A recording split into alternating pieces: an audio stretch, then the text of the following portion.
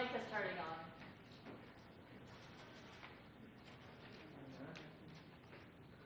As it comes on, I will begin.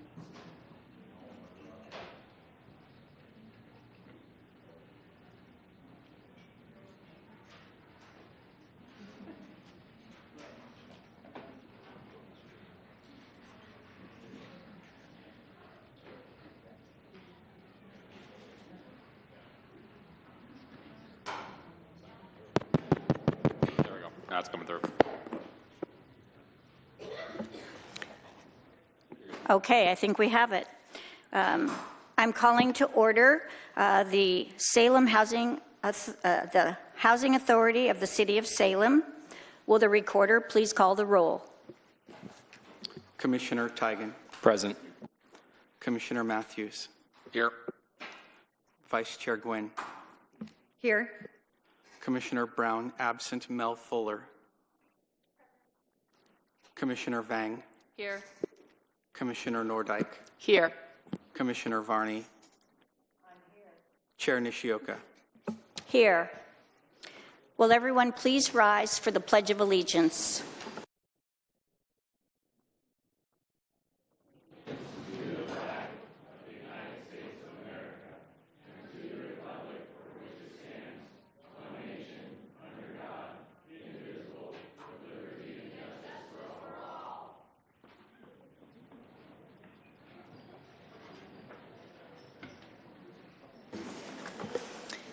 All right. I'm going to introduce a guest commissioner. Mel Fuller is with us. She is also on the Budget Committee, and she's sitting in for Councilor Brown, who is unable to attend tonight. Would you like to say anything? I'm just really happy to be here. Thank you for having me. Great. Thank you. So, Vice Chair, do we have any additions or deletions to the agenda? There are none. Great, thank you. So we are in public comment for Salem Housing Authority. I just want to make clear for those, especially those that don't regularly attend or watch our meetings, we're currently in Salem Housing Authority meeting. We will go through our agenda on this, and then we will get to the City Council meeting. So just know that we're going to be gaveling in and out, so I just want to make clear for that. So we're at public testimony for the Salem Housing Authority. We have a few people to come forward. What I'll do is call out two names, and then as one finishes, I'll call another name so that you can try to get to the podium as quickly as possible. You have 3 minutes for testimony. There's a little button that you push to see a green light come on to be able to be heard. When you announce yourself, you please give your name, your address or your ward number, and your testimony. Great. So the first one is Katrina Osborne and Jerry Ambrose, if I'm saying it correctly.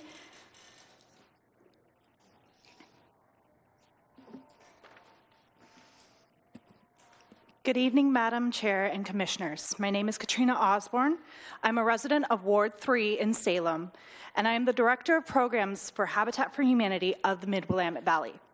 I'm here to share how our homeownership program works and what its benefits are for members of our community.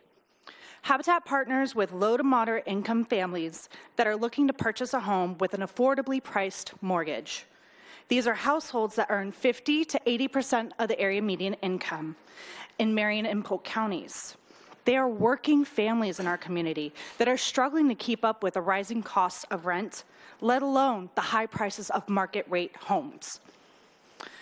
Our program is application-based, and Habitat home buyers must meet a list of financial qualifications, including a credit score of at least 640 and certain debt-to-income ratios for their household size. Additionally, applicants must be first-time home buyers that already live and or work in our service area, which includes Salem and Kaiser. The benefit of purchasing a home through our program is that the mortgage for a qualified buyer is affordable. That means that the mortgage is set at 30% of their monthly payment, of their monthly income. This includes the principal, interest, property taxes, and homeowners insurance. We also partner with families to provide a silent mortgage to help subsidize what a family can afford for a mortgage and what the price of a home is. This is not a mortgage they have to pay on, so as long as they are making their regular monthly payments. And at the end of their 30-year loan, that subsidy is forgiven. Selected families work with our local lenders and title companies, and they're enrolled in financial education courses that provide the foundations they need to be successful. And our homeowners have proven time and time again that they are successful. Out of the 103 families we have partnered with, it has been extremely rare that a Habitat home is foreclosed upon. In fact, most stay in their homes longer than families that purchase on the open market because they have an affordable mortgage payment. Our homeowners take pride in their homes, making improvements to make it their own. This newfound confidence and stability gives them the opportunity to advance their career, and in fact, some start their own business. The success of homeowners isn't just limited to the adults. Children of Habitat homeowners succeed as well. The graduation rate of children who grow up in a Habitat home is 12% higher than the state average. Becoming a homeowner through the Habitat program means stability and empowerment and the ability to plant deep roots. And this is why I strongly support our partnership with Salem Housing Authority. Thank you very much. Thank you for your testimony. After Jerry will be Adina Milkinson. Good evening, Madam Chair and Commissioners. My name is Jerry Ambrose, and I represent Habitat for Humanity of the Mid-Willamette Valley, which is in Ward 2. I have been the executive director of this Habitat affiliate for the past 13 years. During that time, I have watched the landscape of affordable homeownership change drastically. 13 years ago, we could buy a buildable lot for around $40,000. Today, that same lot costs 3 times as much. Meanwhile, working families can still afford the same mortgage of roughly $160,000. Housing costs have skyrocketed, and today, the median-priced home is $435,000, which is completely out of reach for these families. That's why Habitat's homeownership program is more important than ever. We work with local businesses that donate materials, skilled contractors who donate labor, and hundreds of volunteers who help build homes. Even with all of that community support, creating affordable homeownership has become increasingly difficult because of rising land and construction costs. We often say that if building affordable housing were easy, everyone would be doing it, and we wouldn't be facing the housing crisis we have today. Building new homes takes significant time and resources. We have to purchase land and complete design and engineering work. Most of the time, we have to install infrastructure, which requires its own permitting process. We can then build the home. This process can take years to complete. One of the biggest advantages of Salem Housing Authority partnering with Habitat is by rehabbing existing homes, we can avoid most of these hurdles, reduce costs, and bring affordable homeownership to working families in a shorter amount of time. I know you haven't had the opportunity to tour the scattered site homes, so I'm showing you a few examples, which I was hoping to show, of what we found when we toured the homes. Bare subfloors with no flooring, kitchen and bathrooms that need full renovations, plumbing and electrical repairs, and that's just to name a few. If these homes are sold to the open market, they are unlikely to pass lender inspections and will be purchased by cash buyers who will most likely convert these to market rate or short-term rentals. Habitat is prepared to address the deferred maintenance that these 33 homes come with. Along with the normal renovations after a renter moves out, many homes need major system upgrades, including heating and cooling systems, new roofs, sidings, windows, and doors. And once we open the walls, we may uncover structural issues like no insulation, dry rot, or mold that will need attention. This partnership will allow us to renovate these homes faster and at a lower cost than building new homes from the ground up. That means more working families can achieve home ownership sooner. The homes will return to tax rolls more quickly, and perhaps more importantly, we will preserve these community assets as affordable housing for generations to come. Thank you for your time and your opportunity to speak this evening. Thank you. And then after Adina will be, I think it's Reston Ehlers and Annie Batty after that. Go right ahead. Good evening, Madam Chair and Commissioners. My name is Adina Mickelson, and I am a resident of Ward 4. I'm the Director of Resource Development at Habitat for Humanity of the Mid-Willamette Valley, and I'm here to also express my support for the partnership with the Salem Housing Authority. Last year, the City of Salem published the Housing Production Strategy, and I want to thank everyone who was a part of that, making that report possible. It gives our community a clear, data-driven look at our housing challenges and practical recommendations for addressing them. As someone who writes grants and raises funds for affordable homeownership, I can tell you that this report has been an invaluable resource. The report found that 51% of Salem renters are cost-burdened, and that's compared with 25% of those who own their house. Cost-burdened households spend more than 30% of their income on housing, so that leaves less money for education, transportation, and medical expenses. The report also shows that a working family earning 30% of the area median income, someone like a dental assistant would fall in that category, that family can afford a home price between $137,000 and $164,000. But as was mentioned, the median home price in Salem is $435,000. That's not a budgeting problem, it's a housing supply problem. The Housing Production Strategy recommends preserving naturally occurring affordable housing, and that's exactly what this partnership does. These homes are already in affordable housing, and we want to preserve those in the affordable housing spectrum. Affordable homeownership creates stability, builds equity, and changes futures. I've shared a lot of numbers tonight, but behind every statistic is a family. Last Saturday, we celebrated with the newest Habitat homeowner during their home dedication ceremony. They never thought they would ever own a home. That dream was always for someone else. But then a friend told them about the Habitat for Humanity program, and they started to hope that maybe they could own a home. On Saturday, their friends and family started loading the moving truck at 6 a.m. By the time they arrived at the dedication, everything was packed and ready to go. Their 4-year-old daughter ran through the front door, eager to discover what would become her bedroom. For her, this house will simply be home. Standing nearby was her teenage brother, who for the first time saw that homeownership wasn't just something that happened to other families. It was a reality for his family. That's what affordable homeownership creates. It changes the trajectory of a family, not just for today, but for coming generations. Thank you. Thank you. The person coming after the Annie will be Leslie Bowl or Bole. Good evening, Madam Chair and Commissioners. My name is Reston Eilers. I currently live in Kaiser, but soon will be living in Ward 6. Speaking tonight in support of Habitat for Humanity as a home buyer. So I met my wife 10 years ago and my first daughter, and one of our first goals was to buy a house. So we both had fairly significant debt, so we started working hard paying that off.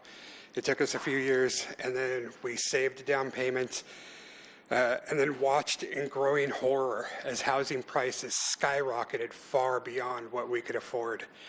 We've since welcomed 2 new little ones, a little boy and a little girl, which has, grown our family and our happiness immensely. But at this point, at current market prices, not only can we not afford a house that will fit our family, we can't afford a house that wouldn't fit our family.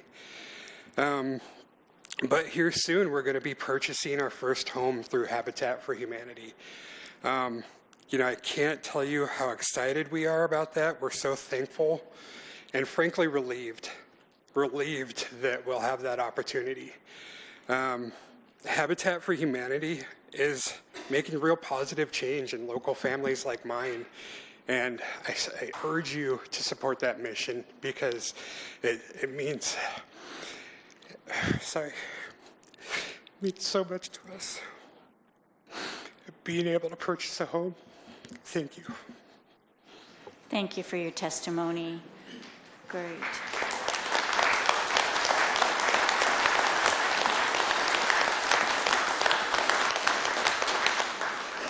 It looks like Paul got in line. Thank you very much. All right, go ahead. Good evening, Madam Chair and Commissioners. I'm Annie Batey, Ward 3. I'm a Habitat for Humanity volunteer that regularly works on new construction as well as the repairs program. Through my volunteering, I've worked side by side with future homeowners and witnessed over and over how grateful they are and how life-changing their experience is.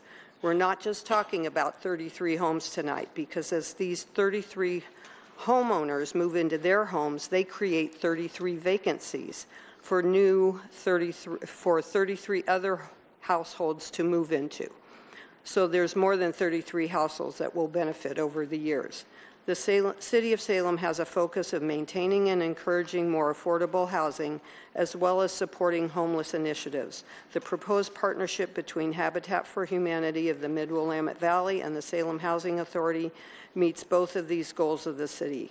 This partnership would allow Habitat to acquire and rehabilitate 33 publicly owned homes, creating more affordable home ownership opportunities for local families through Habitat's home ownership program.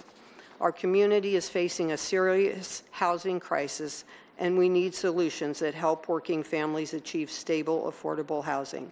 This proposal not only preserves existing affordable homes, but also creates pathways to home ownership that can help families build financial stability and invest in their future. It is my understanding that Commissioner Matthews will be proposing that the Salem Housing Authority sell these homes at market value and place the proceeds into an endowment fund. While that approach may generate income, it would also remove 33 affordable homes from Salem and Kaiser's limited housing supply. Affordable homes are extremely difficult and costly to replace once they are lost to the private market. The Salem area cannot afford to lose 33 affordable homes. Additionally, these homes will become tax-producing once they are sold to low-income home buyers. Habitat for Humanity of the Mid-Willamette Valley has a proven track record of helping families build strength, stability, and self-reliance through affordable housing for more than 35 years with 100-plus homes built. Supporting this partnership is an investment in local families, stronger neighborhoods, and healthier communities. Please support this partnership that also meets the city's affordable housing and homeless initiative goals. To provide more details, I attached to my written comments the Salem Reporter article of July 16th. Thank you for your time, consideration, and commitment to affordable housing in this community. Everyone is invited to come volunteer with Habitat. You don't have to even bring your own tools. We provide them. Thank you. Thank you. The last person behind Paul is Zara that signed up. So go right ahead. Thank you. Excellent. All right. Thank you. Hello. My name is Leslie Bowl, and I live on Ivory Way in Salem. I work locally at a bank and also volunteer with Habitat for Humanity. We have been very excited over the last year talking with the Salem Housing Authority about purchasing homes that can be refurbished and matched and sold to low and moderate income families. This is something that Habitat is very good at. They are known for nationwide and internationally, and now I lost my spot, for their accomplishments in this area. Recently, a new idea was proposed that these Salem Housing Authority homes, they would be sold at market rate, and the money would be used for maybe a down payment assistance program through the local government initiative. So please be aware there are many down payment assistance programs already in effect right now. We are not lacking in this area. So why are people struggling to get into home ownership? Frankly, the cost of homes are too high. You've already heard that. Banks are willing and ready to lend to low and moderate income families for home ownership, especially due to a federal law called CRA, the Community Reinvestment Act. Financial institutions are obligated. They're excited to lend to low and moderate income borrowers, and so they have created many down payment assistance programs already. Even when people qualify for these programs, the cost of the homes are so high they cannot afford the monthly payments that follow, and so they don't buy. If you sell the Salem Housing Authority homes at market rate, they'll be purchased by developers, builders, whoever. They need to maximize profits. That's what their job is to do. The housing will no longer be accessible to LMI borrowers. Conversely, Habitat will refurbish these homes at modest prices with donations, volunteer hours, and then that low and moderate income family can afford to purchase these homes. What good does a down payment assistance program do if there's no home available to purchase? If there is no home to move into, there's no affordable home on the market to even shop around or look at. I will add that I have a family member that was qualified for one of these programs, and when they went to shop for their home, there was nothing available in their price range that was affordable and safe to live in. Finally, when the rates went down by 0.25%, they qualified for slightly more dollars. They were able to find 2 homes in their price range, and they were able to get one of those homes before all the other shoppers. I wonder how many people were vying for those 2 homes, 10, 20, 50? How many people didn't even try? Because there was only 2 homes in their price range. We need more affordable houses available to be purchased first. We do not need more down payment assistance. And I'll just say briefly, what is the strongest tool to financial stability? I would say owning a home is one of those tools. Thank you.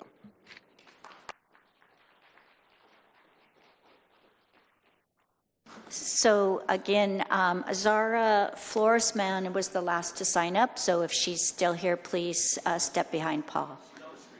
Oh, she's on the screen. Great. Thank you very much for telling me. All right, Paul, go right ahead. Just press the green button. Okay. Madam Chair and Commissioners, thank you for your service to Salem and the opportunity to speak to you this evening. My name is Paul Hamalian. I'm a resident of West Salem in Ward 8. I am retired after 30 years, my entire career of employment with Habitat for Humanity International, the umbrella organization of the local Habitat affiliate. Habitat International, as you may or may not know, is a global and national leader in affordable housing and has worked in more than 100 countries and 2,000 communities across the United States. I'm currently a volunteer on the local Habitat board. I'm also one of your Housing Authority colleagues because I'm the chairman of the West Valley Housing Authority in Polk County. However, I do not represent them today in my remarks. I would like to highlight the Fund for Humanity, which you've heard a little bit about already, and has been Habitat's long-term economic model for affordable housing over the last 50 years. The fund starts when people like you provide initial capital or other donors that we use to then Habitat builds homes or rehabs homes. Families then purchase the homes. People think Habitat gives them away. They actually purchase the homes with an affordable loan. The loan payments return to the Fund for Humanity, and they're recycled into building more homes. So the equity in the properties sold by the Housing Authority to Habitat will provide 33 units now and recycled as affordable housing in this community for generations to come. There's 2 key additional points of the Fund for Humanity that I'd like to articulate. The first is that we use a silent second mortgage. You heard a little bit about this already. That protects the difference between the market value and the subsidized sale price of the homes. So for example, in the case of a client, which sometimes happens, sells their homes in a few years, the silent second mortgage enables Habitat to share the home equity with the homeowners, but not have a complete windfall. Most affordable housing reverts to market rate values in a few years. In contrast, Habitat model shares that subsidized equity with the homeowners, and Habitat is able to take that and utilize it to build additional affordable houses. Secondly, and most importantly, Habitat uses third-party financing that allows us to recuperate the loan equity immediately instead of waiting the 30 years. This is something we developed in the last couple of years. This means that Habitat will recycle the equity quickly and build more than the 33 units over the next coming years. So as soon as we finish one house, we get the equity out, and we're able to continue to build additional houses. I hope you can see that a transfer of these properties to Habitat will create homeownership for 33 families now, and Paul, it I'm will sorry. create more affordable houses for generations to come. Thank you. Your time is up. Thank you. And now we have Zara online. All right. Good evening, Madam Chair and Commissioners. My name is Zaira Flores Marin. I live here in Ward 4, and I serve on the board of Habitat for Humanity of the Mid-Willamette Valley, and I'm also a board member for the Mid-Willamette Valley Homeless Alliance. And I spend a lot of my professional life working in the Medicaid or Oregon Health Plan system here in the Marion and Polk County. And this is a system that's built to care for our most vulnerable neighbors. And I want to speak to you tonight about something I see from all of these spaces that I sit in, which is that housing is health. In my work, I have seen what happens when a family does not have stable place to live. A child with asthma that never settles, a patient trying to recover at home that isn't safe or warm, a parent choosing between paying for their rent or paying for medication. Here in Oregon, we have come to understand that you cannot treat a person's health without first treating where they sleep at night. That is why our Medicaid system has now invested directly into housing. A stable home can prevent more illness than almost anything else that we can prescribe. Habitat has understood this for 35 years. Since 1991, this organization has partnered with 103 local families across Salem and Kaiser. And they haven't done this by just handing out homes, as you heard today, but they've walked alongside people to finally reach home ownership and get them where they want to be. These are our neighbors who work hard and still cannot afford homes in this area because of the extremely elevated private market. Home ownership gives them something a voucher can never do. It gives families roots, stability, and generational wealth, including generational wealth for our future Oregonians. And that is exactly what 33 homes can become. I understand the appeal of selling out market value to build an endowment, but an endowment generates interest. A home changes the trajectory of a family's future. And once these homes enter the private market, they are extraordinarily hard and expensive to ever get back. And the families who your program is intended to serve lose the opportunity for stability and for health. I've seen firsthand what happens when permanent housing becomes achievable. Health improves, children thrive, and parents finally have room to plan for tomorrow rather than just surviving today. Habitat has the track record, the volunteers, the protections already in place to do this right. Current residents keep first claim, and no one is displaced without somewhere to land. Tonight, I am asking that you keep these homes affordable, keep them in this community, and let more Salem families build a healthier, more stable life. Thank you for your time and for your consideration. Please don't measure these 33 homes by their profit. Thank you very much. I do want to thank everybody that gave testimony today for Salem Housing Authority. I really appreciate it. Vice Chair, do we have a motion on the consent calendar? I move approval of the consent calendar. Second. It has been moved and seconded by Commissioner Matthews. To your motion. The consent calendar this evening consists of 3.1.A, June 22nd draft Salem Housing Authority minutes. 3.2A, Salem Housing Authority acknowledgement of HUD confirmed shortfall status. 3.3A, which is adopt the Salem Housing Authority resolution number 2325, authorizing the executive director or designee to enter into a limited partnership agreement with Catholic Community Services Foundation in its capacity as the general partner and the other partners of the partnership. 3.3B is adopt Salem Housing Authority Resolution number 2326, approving the revised Section 8 Housing Choice Voucher Program Administrative Plan effective August 2nd, 2026. Thank you very much. I believe we have some comments. Commissioner Nordyke. Thank you. I did have questions for staff, if staff are available.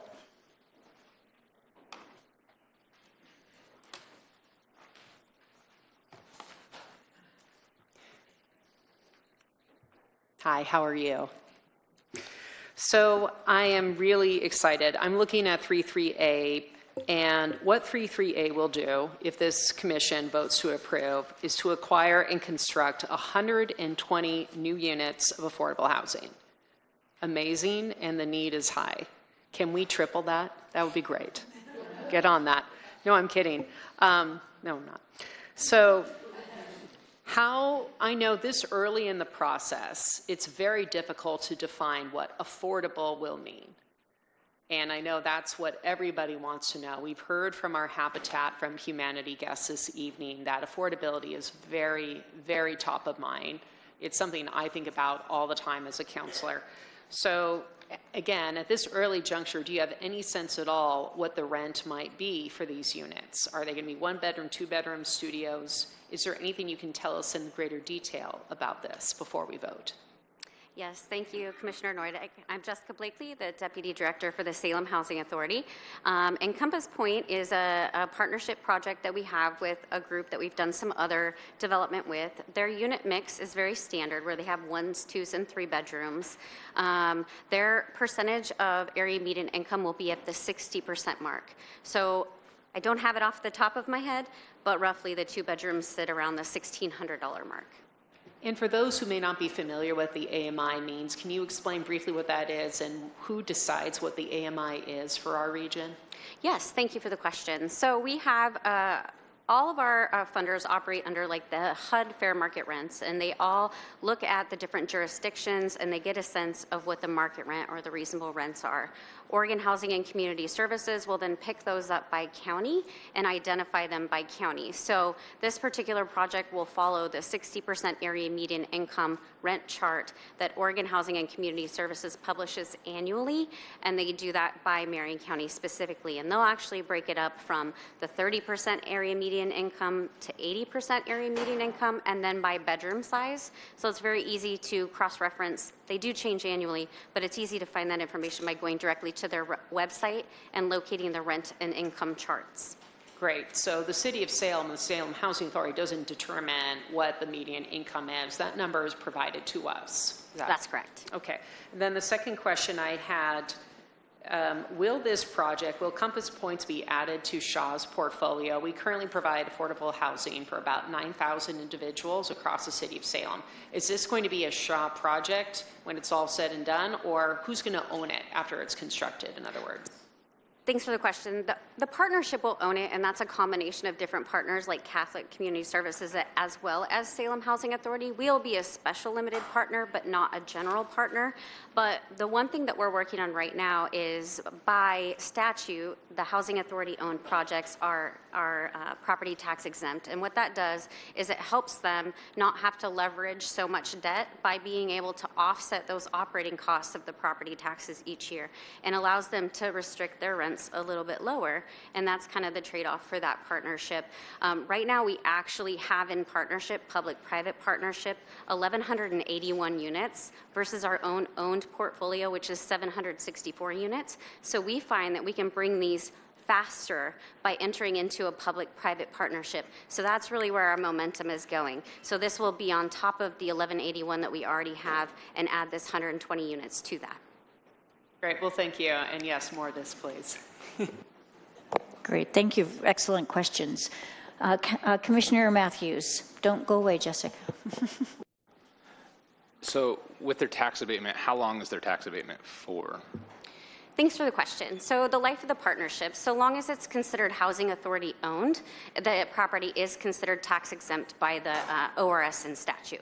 Okay. And then you mentioned it's kind of 1 bedrooms, 2 bedrooms, 3 bedrooms. What would like the average 2 bedroom, what would be the max rent that they could put on a 2 bedroom? It's going to change every year based on the area median income that gets published. I think it's around June of every year from the Oregon Housing and Community Services, but it's roughly around the 1,600 mark. And I can send you the chart after this meeting so that you have that. Okay. And then what is the average market rate right now for a 2 bedroom? I'd have to go back and look at that, but I do have a rent reasonable chart that shows the market rents that we do a lot of research on every couple weeks. Okay. Okay. Yeah, I'd be interested in that. Okay. I'm sorry, let me ask one more question. What is the project? What's the projected tax amount that we're basically waiving? So, I mean, obviously we don't know how long it'll be in, the Shaw will be involved in the project, but let's assume for the next 10 years. Like, what's the projected taxes that we're waiving versus the actual amount that we're anticipating the reduction in a monthly rent to be. So like you mentioned, they could be up to $1,600 for a 2-bedroom. If market rates say, let's say $1,800, we're about a $200 difference every month. How much are we actually waiving in taxes though to make that happen? So under our statute, we're actually allowed 80% AMI or below. So the 60% is actually a further reduction from that 80% AMI requirement. I don't have the actual figures because it's bare land at the moment, so I'm not exactly sure how to estimate the taxes, but their deed restriction will be for 60 years because they are receiving that state subsidy, and it will restrict them at the 60% mark long-term for that. Okay. But as far as like, we don't have a projection based on other projects we've done like this to know how much taxes that looks like in exemption. Yeah, once I receive a little bit more information about what the real market value would be and be able to look at one of their tax statements, that's when I would be able to tell you what that offset might be. Right now, the only project that we have that is not state subsidized, that one we looked at what would be the offset of the market rate versus the benefit that they're getting for the tax exemption. And obviously, we want to make sure that it's beneficial to the group. So when they do come to us, oftentimes we're looking at these pro formas before they ever come before you. So one of the last ones that came in at all 80%, that's when we'll have to manage a little bit more closely. That's when we look at their offset. And we're able to, because they aren't tax exempt before and not bare land, that gives us a little bit better opportunity to do that math calculations. But I work closely with Bradley Dawn at Marion County. She's an awesome reference there, and oftentimes she can get me some of those valuation questions. So I'm happy to research that and get that. Yeah, my biggest question on all of these is just obviously for any tax exemption that's going to happen, we want to make sure we're getting the biggest bang for the buck. We want the biggest subsidy that's actually going to happen. And so not knowing exactly where market rent is and not knowing exactly what these are going to be at makes it very tough to know exactly what our actual benefit is yet. But I'm assuming that based on the partner and those sorts of things, that this kind of all been vetted out behind the scenes. And so, okay. That's correct. And with our attorneys. Okay.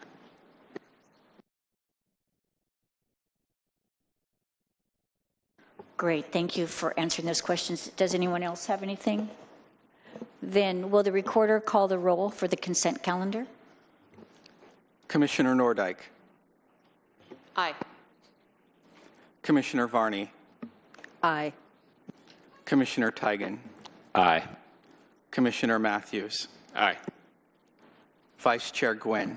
Aye. Commissioner Brown, absent. Commissioner Vang. Aye. Chair Nishioka. Aye, the motion passes. We don't have any public hearings or special orders of business.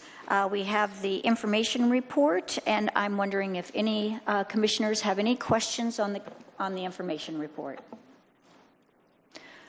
Wonderful. Then the Salem Housing Authority meeting is adjourned. Can we take a short break before we go to Yes. council? We're going to take a short break before we get into the council meeting.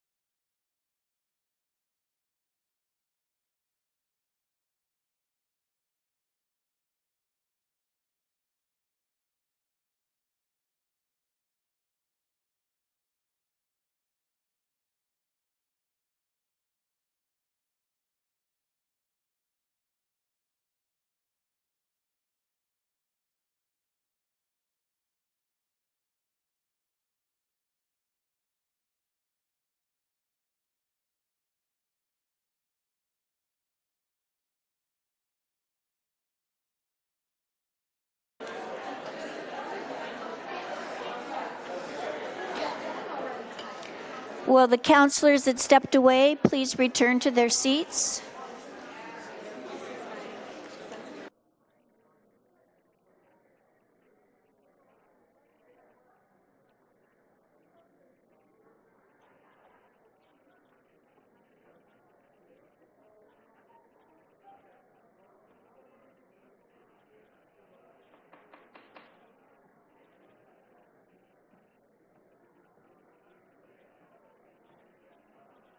Everyone, would you please get back to your seats? We are live.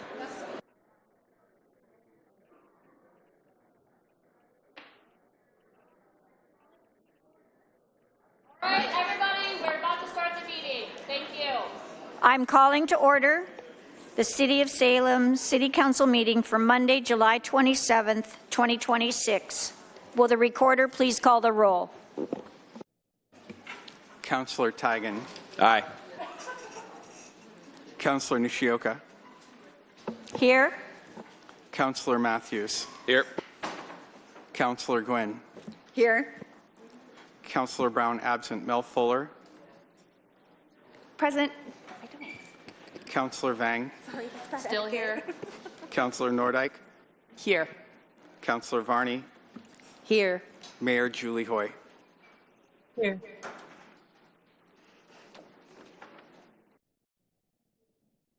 Thank you, everyone. Do we have, so just to let you know, Councilor Tigan will be stepping in as Council President Pro Tem for this meeting. Councilor, do you have any additions or deletions? Yes, we have an addition. I'd like to make a motion for additions to the agenda. Second. It's been moved and seconded by Councilor Gwynn.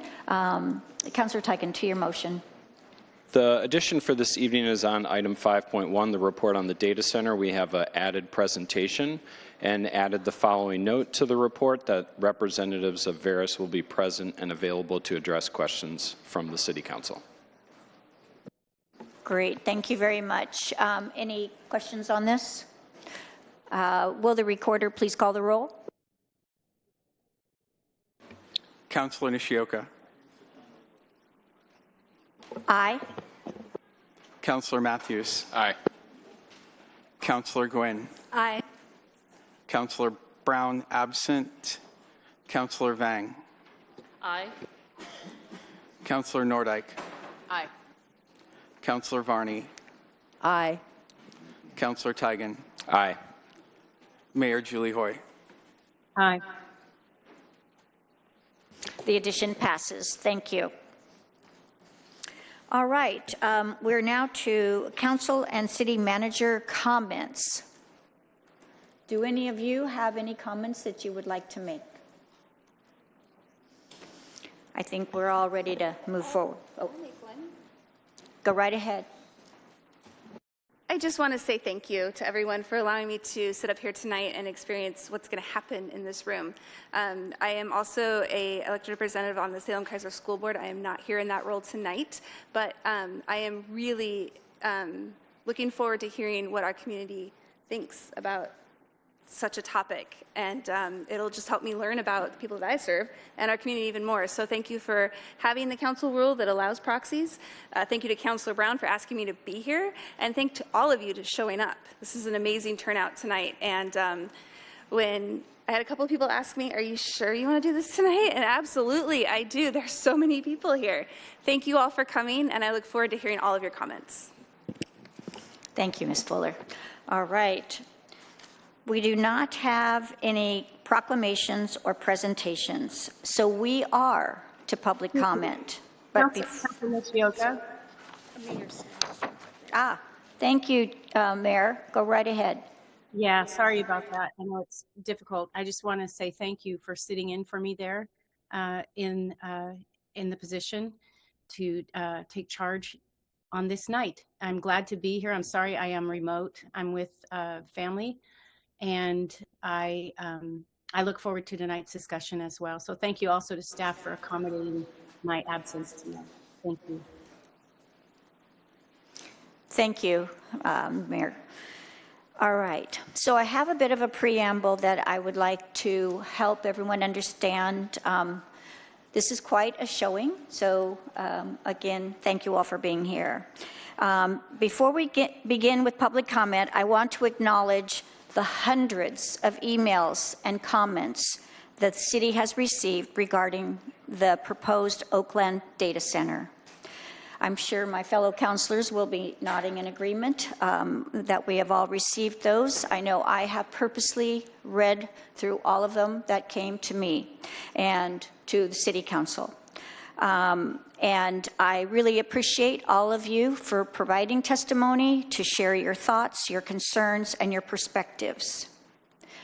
To help us address tonight's agenda and realize that we still have an agenda to go through, that we will take at least one break and probably a second just to kind of keep things managed. And right now, we have at least 5 hours of testimony.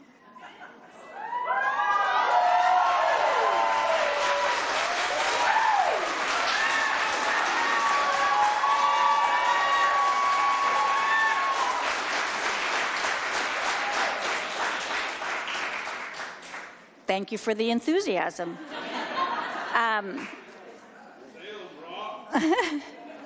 It is clear that I think all of us may struggle if we're here for 6 hours of testimony. So we may need to decide if we stop for a bit and then get to our agenda and either come back, or the audience that's here that wishes to give testimony, you can make your choice if you would rather send it in, or we may have another time that will be presented to you. We will have another time. So I just want you to know that we're all learning how to get through this, and I want everyone to be aware that this will take time. Some of the things that can help us is when I again will do as I did earlier, call up a couple names and then continue to add names. And as quickly as we can get through the process, that will help. It will also help if people reserve clapping and cheering and making comments, simply because that does take up the person next time, in the sense that all of us are trying to do this together. So please be conscious of that fact, and let's try to be respectful for everyone's time. Let's see if there's anything else. Was there anything else you felt I needed to add? Oh, and again earlier, when you step up to the podium, I know everyone gets nervous. When I've been there, I've been nervous. We're here to hear you, so don't worry about that. Please do provide your name and your address or the ward that you live in. And then you will give your testimony. You'll see the clock, and you'll have 3 minutes. If you finish early, that's great, but you have your 3 minutes. The microphone will likely be off if you go beyond, so just be aware of that. All right. I see somebody's hand. Maybe someone could come and answer your question for you, so we don't take up that time. All right, so we will begin. Do you have the list? All right, starting with page 1. Please forgive me if I mispronounce your name. I will do my best, and sometimes I may have to get a little help from the audience. So the first 3 are Melinda Yost, Hannah Hendricks, and Ben Corrado. Those are the first 3.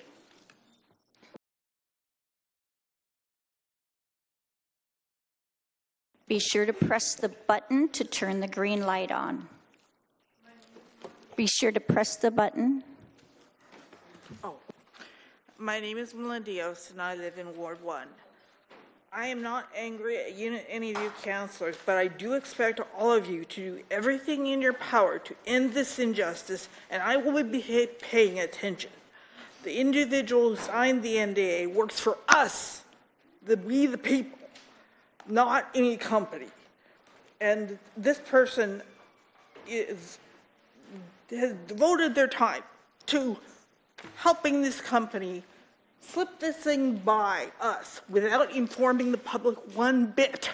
And that infuriates me. That is the people's money, not any company's money.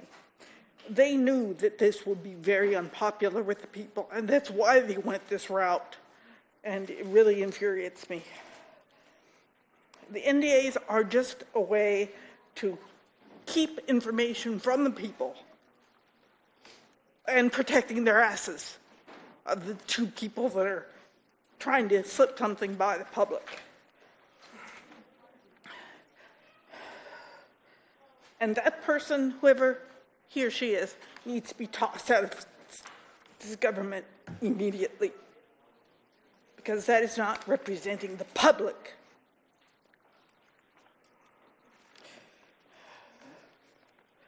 Without any input from we the people who pay for this government. We also need, I just wonder what kind of backroom deal this really was. And I want everyone to think about that.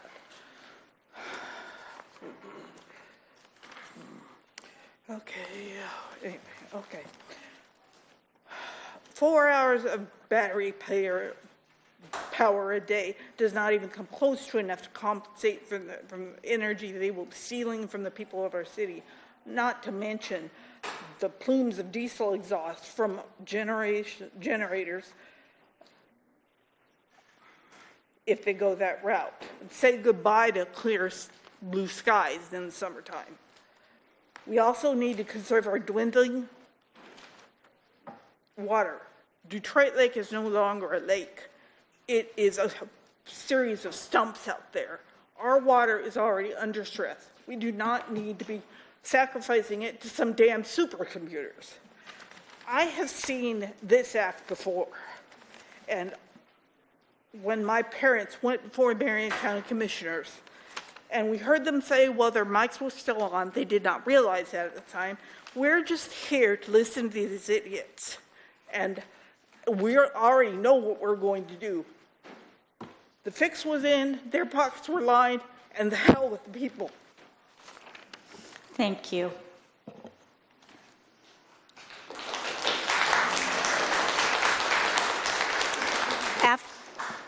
After Ben is Devin Schill. Hi, good afternoon. Thank you for giving me the time to speak to you today. My name's Hannah. I live in Ward 2. Hannah Hendricks, I didn't say that. I'm a Salem resident, and tonight I'm asking you to shift from passive observers of the Oakline Data Center proposal to active protectors of Salem's future.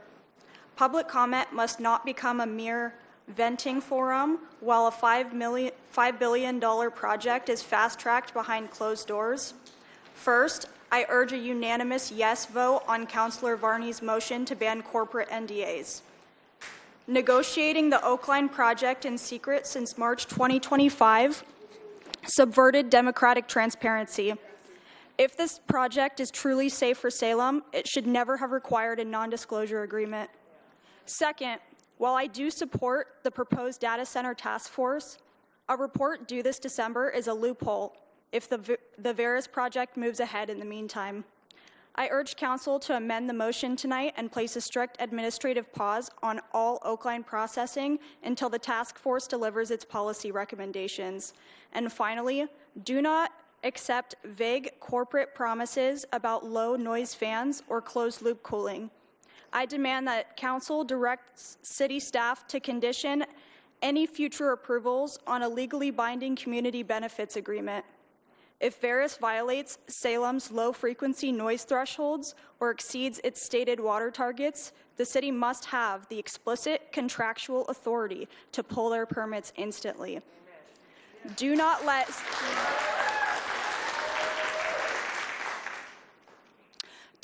Salem be out-negotiated by big tech.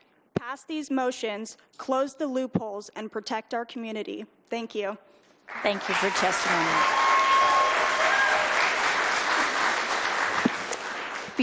Before Ben gets started, Stephen Parsons and Aaron Stickney will be the next two. Hi. Hi, my name is Ben Corrado, and I'm at 3616 Wiltsey Street, just up the hill from the proposed Ferris site. I'm an electrical engineer and entrepreneur who owns 2 companies operating in the data computing space here in Salem. Based on my experience in recent events, I'm asking the city to critically analyze any noise study, including receiver locations, to ensure they include the most demanding foreseeable operating conditions. The plan identifies an existing residential area approximately 865 feet away, but should also include the mixed-use property directly across from Turner Road that advertises 390 acres of mixed-use 3 zoning with substantial residential and multifamily development plans directly across the street on Turner Road. These people that might inhabit this in the future should be able to enjoy the less than 55 dBA maximum ambient noise too. On the Ferris plan, there are 92 generators. As an example, a Caterpillar 2 megawatt generator is rated at 81 decibels at 7 meters with similar output power to a train locomotive. All generators in use add an additional 20 decibels on top of that. And using the generator positions and the scale shown in the concept plan, my preliminary free field calculations show approximately 70 decibels across the road on Turner Road. This is before adding any data center building or specifically engineered sound barriers. And granting that those might be 10 decibels of shielding leaves approximately 60 dBA before cooling noise is added, which cannot be dismissed as a background noise. While Ferris claims they'll use batteries for primary backup, which is great, they will use secondary backup generators. Data centers require a monthly typical testing load of 30 minutes at full operation for each generator, plus typically a full load test annually of all generators. These backup loads are at least 2 full days a month of noise above the ambience. Additionally, simultaneous hot day cooling and backup generator operation is foreseeable. In May, June, and July of this year, the Federal Department of Energy has authorized deployments of backup generators at data centers during a heat wave on the East Coast to save grid capacity. Then they issued substantially adopted procedures requiring participating large loads to be ready to move backup generation within 15 minutes to backup generators. This demonstrates the generators described as emergency backup in a plan can and will become grid reliability resources precisely when cooling demand is the highest. In addition, here in the Northwest, we're seeing forced power shutdowns and red flag warnings that compound this issue. I urge you to put strict rules in place for noise studies and require— Thank you. Thank you.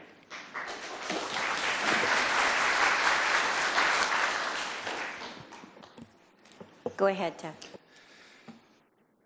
According to Ferris, their cooling systems are going to be using this recycled water. While it may use less water, they haven't really provided the exact measurements or any real proof behind this. Further, it's still going to put an extreme amount of stress on our local water supply, doing things with like chemical treatments and cleaning. That stuff will go directly into our watershed, our waters. This is going to impact our local wildlife, the Chinook salmon, all of these things. Mill Creek is not too far away from there. This is a matter of great importance, not only to everybody who, eats fish, but also our local indigenous folks. Further, with the placement of the center at the 4625 address, this puts it really close to both of our dog shelters. These sounds are going to have extreme impact on our dogs.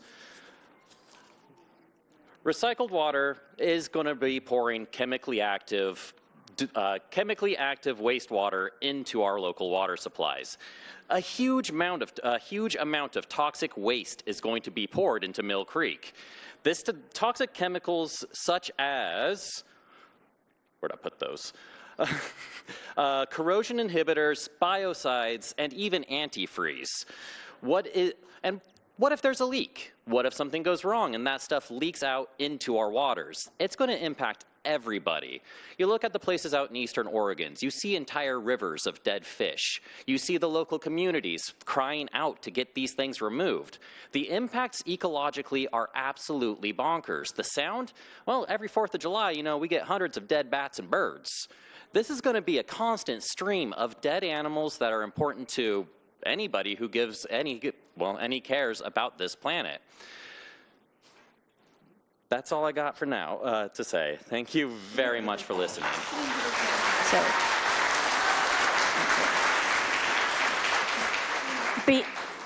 before you begin, Devin, I just want to let you didn't say your name or ward. Would you just slip back real quick and say your name and your ward?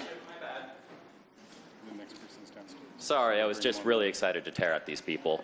My name's Devin Schill, and I'm part of Ward 1. Great, thank you very much. And I believe you are Aaron, is that correct? I am. Aaron so, Stickney. So just before you begin, we have someone else before you. So we're gonna, so just step back for a moment. Thank you. Stephen Parsons. Stephen Parsons, go right ahead. Greetings, Salem. My name is Stephen Parsons. I'm out of Ward 3. I live at 5063 Linda Court, Southeast here in Salem. Let me start by introducing myself. I'm a disabled retired U.S. Army veteran. I was a specialist. I served 4 years during 2012 to 2016. I was a 94 Foxtrot computer systems detection repairer. And now I work here in Salem as a veterinary technician at Salem Veterinary Emergency Clinic and Liberty Animal Hospital. I'm going to start with the company. This is a fledgling company. They have not even completed one data center to include in their home state of California. There is any sort of research that they could put forth that's going to show that this is going to drop down on their consumption like their website claims. On their website, the company literally states in bold words, data centers will be obsolete in a few years. And this website was clearly written by AI with many grammatical errors. There's been little transparency to this. The city itself has to sign a non-disclosure agreement. That is in the injustice of transparency within our own city. We should all be disappointed in ourselves and within our own government. And we give little time for citizens to weigh in. Salem has known about this for months, and then they give us this brief moment for public comment. This seems to be corrupt. I don't agree with this. This is a fledgling company. It's disappointing that our citizens and our city have to deal with this. Does EMS have the tools and training to handle a disaster that might happen at this data center if it was an extreme electrical fire? We have difficulties just putting out fires of electronic cars that are now hitting the market. You have to use special foam just to put out fires of these cars. Every single computer in there is going to have a lithium battery, and lithium batteries can generate their own oxygen by burning hydrogen off of the water molecules within the atmosphere. This is not safe. I don't think that we should be doing this. It's not fair to our citizens. Who's going to pay for all of this? And if it ends up increasing our cost of living here in Salem, every citizen should absolutely and adamantly be against doing such a thing. This is unfair to everybody involved. And I think that we should probably definitely take this to a vote at the bare minimum, even though I don't think that the vote would be fair or impartial if the city has to sign that they don't know what's going on and pretend like they don't know what's going on to their citizens. Thank you.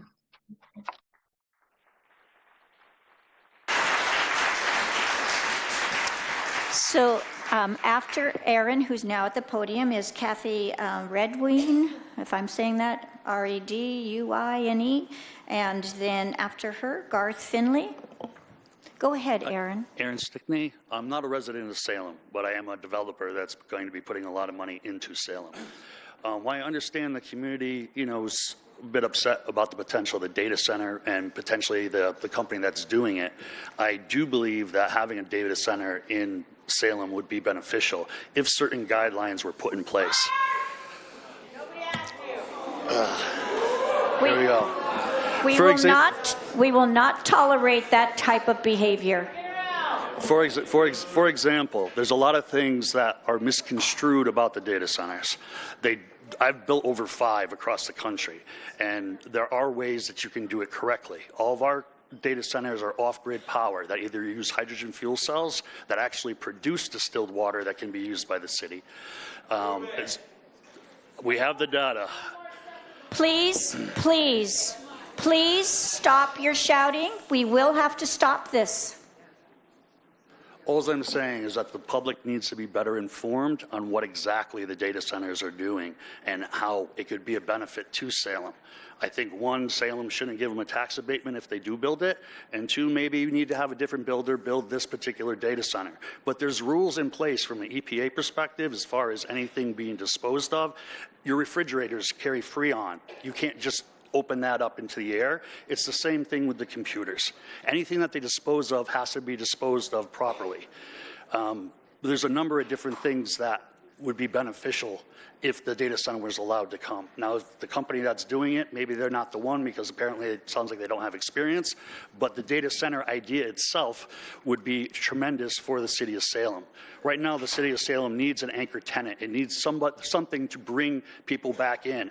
I'm looking at putting over $300 million into the city of Salem, and please, no outbursts. Through the cannery. We're redoing the cannery, which everybody knows about. In order to bring other people like ourselves in, you need to allow things like this to happen. And I just say you just need to do it right. There's rules in place. Well, something needs to change. Thank you. That's it.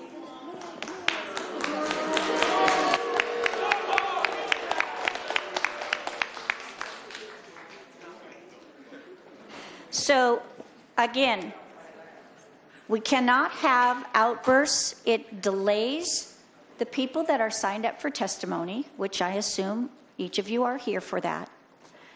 And so we need to allow each person to give their testimony. And if not, we will have to stop this.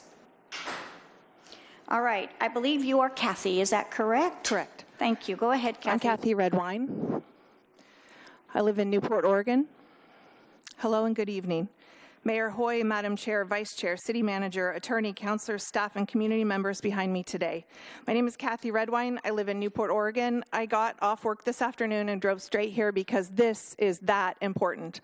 I was born and raised here in Salem and still visit almost monthly. My sister, Susie Sendelbach, who is also here this evening, was born and raised here too and still lives here today. Our elderly parents have lived here for over 50 years and still live in the same house in Southeast Salem, just within a few miles of the proposed data center. My old friends live here, my memories too.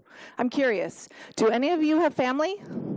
Do you have parents? Do you have kids, grandkids, friends, pets, neighbors, church members, anyone that you care about at all? What do you want for their future? Do you want them to have a future at all? Building this massive data center here would severely affect and harm them all, every single creature within its reach. If you've done your research or listened to 1 ounce of reason tonight, you know the facts, or you should. The harm done by massive data centers is far-reaching, and that's just what we know about them so far. Human health issues too long to list, noise pollution, massive effects on bees, insects, other pollinators, birds, wildlife.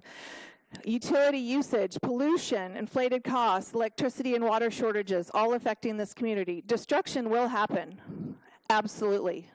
Why would one person or one small group of people have such a say in destroying so many lives in this city? Secret NDAs? We all know when that happens, the good of the people doesn't exist.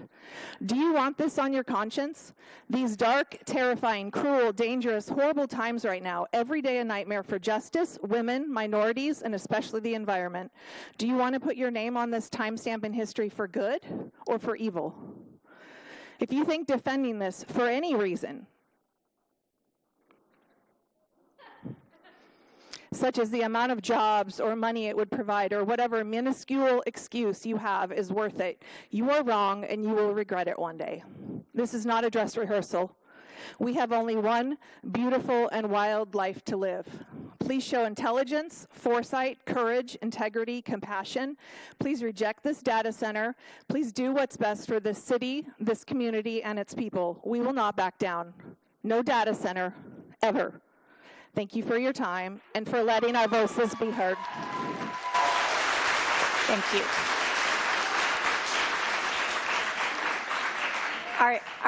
Are you Garth? Yes, ma'am. Thank you. Garth Finley, North Coast States Carpenters. Good evening, Mayor, Council. I'd like to ask you to think about this proposal different. This is not a vote about AI. It's a vote about who pays for Salem's future. Today, the city of Salem depends heavily on residential taxpayers to fund the services we all expect. Police, fire, parks, libraries, streets. Every time we struggle to fund basic services, the conversation comes back to asking more from Salem families. A project like this changes that equation. The proposed data center represents more than $5 billion in private investment, an amount that is roughly 1/3 the size of Salem's current taxable property base.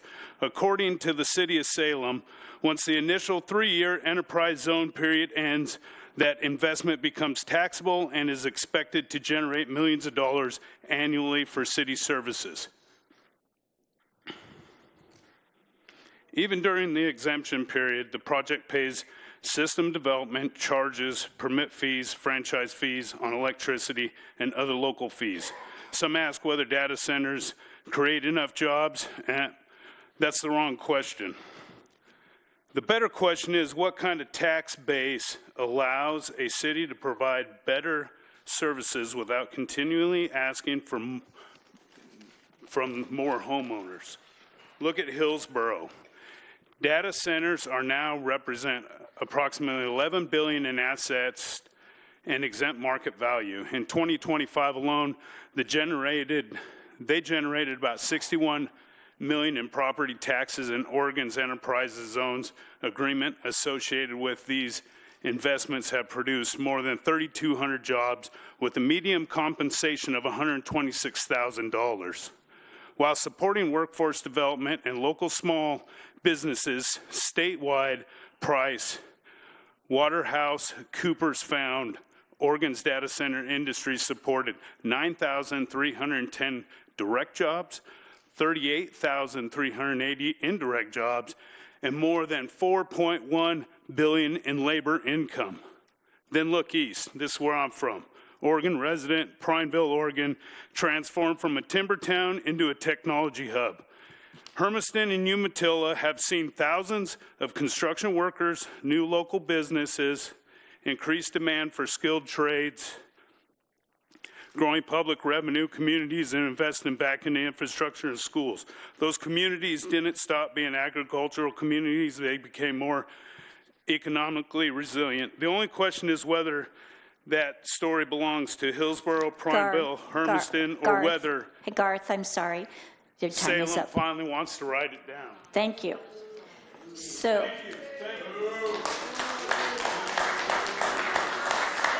so now we have Jesus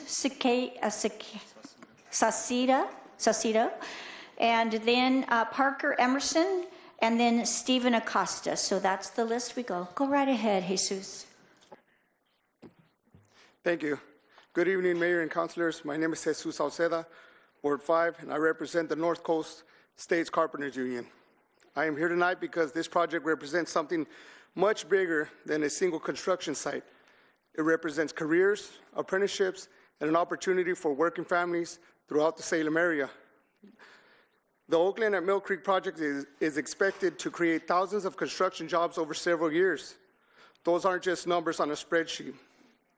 There are opportunities for local residents to earn family-supported wages, receive health care, retirement benefits, and build careers in skilled trades. There are also opportunities for apprentices to work alongside experienced journey-level workers, developing the skills our region will need for decades to come. As our economy becomes increasingly digital, the infrastructure that supports it has to be built somewhere.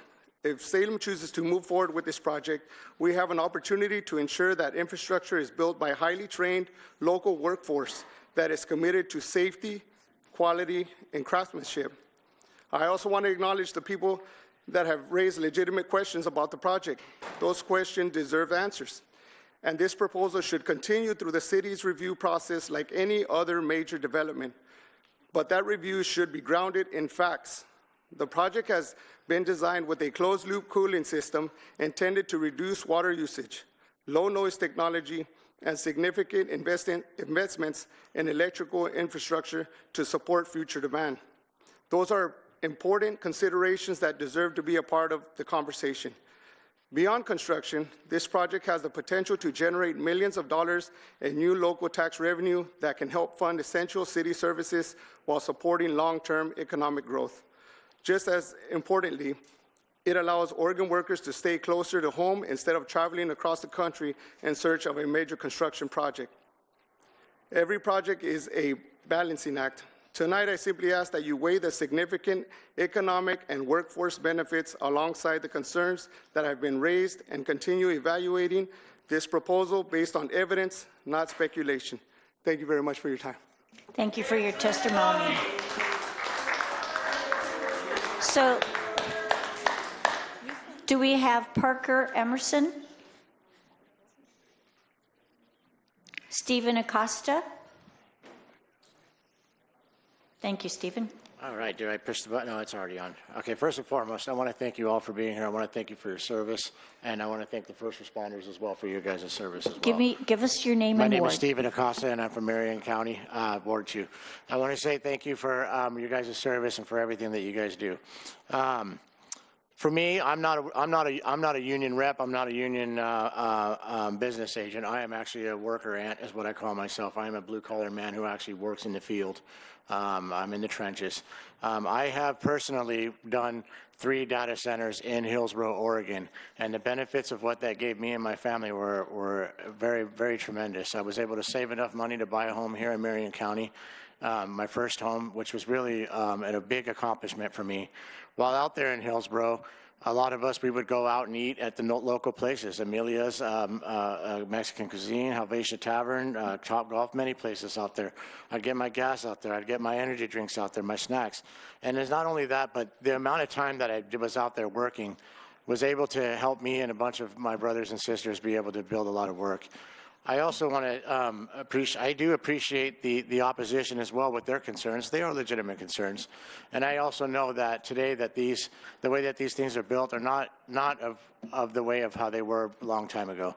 So with me, you know, having this data center here in Marion County would help me a lot. I would be able to go to my daughter's cheerleading functions. I'd be able to go to my son's basketball games, other games, things that I would be able to be in the community and do with my family, which is something that I don't really get that option to do very much.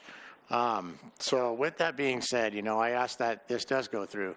There are benefits to it that are very, very beneficial to the community as well as the community members. So for me personally and my personal endeavor of doing these things has been very beneficial to me, and I want to say thank you again. I personally voted for a lot of you as well, because I believe that we have the same ideologies, that we want to build, but we want to do it responsibly. We want to make sure that it's done safely and that it's very fruitful for us in our community. So I want to say thank you. Thank you for your testimony. Please again, please again.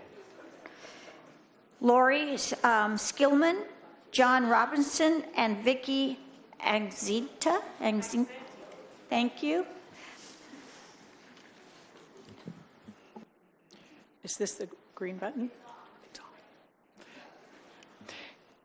Good evening, Madam Chair, Commissioners. My name is Laurie Skillman. I'm from Ward 7. I've been a longtime Oregonian and Salemite. I believe that Oregonians and Salemites strongly share core held values. The first is a belief that the environment is precious, clean air, clean water, our forests, our coasts, and pride in livability are important to people. Another shared belief I believe people hold dear is a belief in connected community, which includes mutual respect, trust, collaboration, consensus and transparency. And I think the reason that there are so many people here to speak to this data center is because the approach to this data center siting has been troubling because it kind of flies in the face of a lot of those values. The NDA, the secrecy for a year, the total lack of involvement with the community, indeed kind of ignoring the community, has sown seeds of distrust, and that's going to be hard to build back. Now is the time for Versus and the city to execute a major course correction on this project. I urge you to consider the values of transparency and communication and community involvement and meet those value needs. Versus has given this community the impression that since there's no prohibition on data center zoning and they have a lot of money, they don't want or need to engage with the community. I'm positive that they knew that data centers were controversial when they came to this project. I think that those needs are for this data center or any future data center or any different person.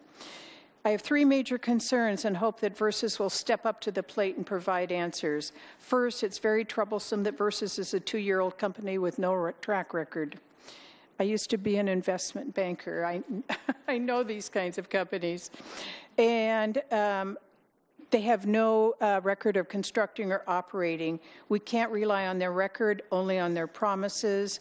The potential noise is extremely troubling. And finally, I'm very concerned about the financial incentives that will be provided and the risk reward and the ROI really on those tax investments. I really applaud all of the commissioners for putting forth some new ordinance about the process for these data centers. Thank you for doing that. Appreciate it. Thank you.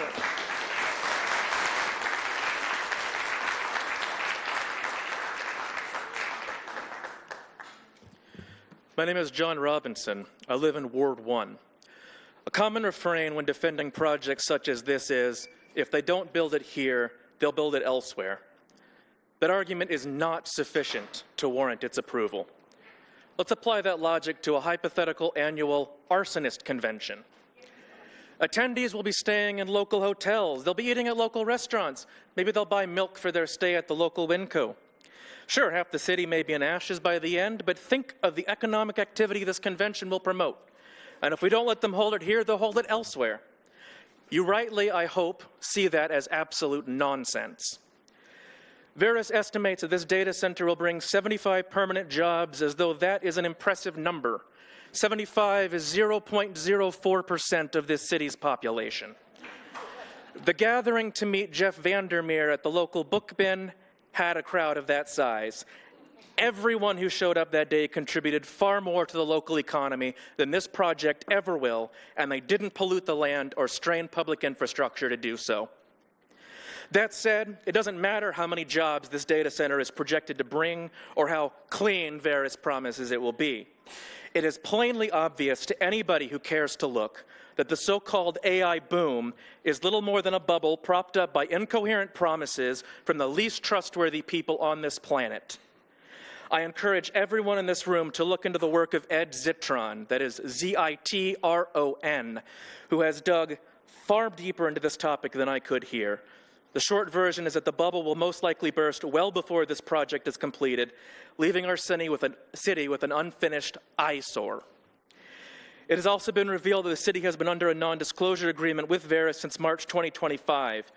Comments from the Planning Commission meeting suggest that this NDA was lifted because of an unintentional leak. If that is indeed the case, then it is not a stretch to imagine that the NDA would have remained in force had the leak not occurred. Think about that for a moment. We would not be having this conversation right now if not for somebody's simple mistake. That the NDA was in effect for so long tells me that all parties involved in the signing were well aware that this would be an unpopular move and wished to delay public disclosure as long as possible. That is unacceptable, period. Finally, while I'm aware that the land is zoned for industrial use, I wish to close with this. How many of our residents could we feed? How many could we securely house? How many could we heal with this land? Why is so much more consideration given to projects like this that will drain the community over projects that would meaningfully nourish it? We do not lack the resources to care for our people. We simply lack the will and the imagination. We can do better. We must do better.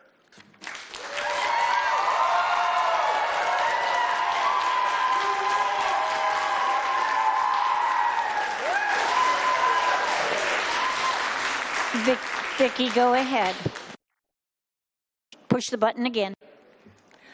I am Vicki Accenti. I live on Val Vista Avenue in Northeast Salem, and I thank you for the opportunity to talk with you today. My question for the decision makers is this: has extensive research been done to determine the definitive consequences of the data center on our community? I've just learned tonight that Barris has not built any of these so-called green data centers in other communities, so we don't even know if they have been or could be successful in long-term doing no harm. Are you taking their word for it? Salem is not the place to experiment with pie-in-the-sky green technology. Western Oregon's dwindling water supplies cannot be compromised for 75 potential permanent jobs on 75 acres of land to produce nothing of tangible value to the people who live here. The proposed drawdown of Detroit Reservoir may cause severe water shortages all over the valley. Do we want to waste water on this? Do we want to risk contamination of our groundwater? Data centers use precious, vital resources that benefit wealthy corporations and provide nothing of value to the communities that they ravage. Can your children drink AI water? Can crops be irrigated with AI water? Can you fish or swim in AI water? Can families live in AI houses?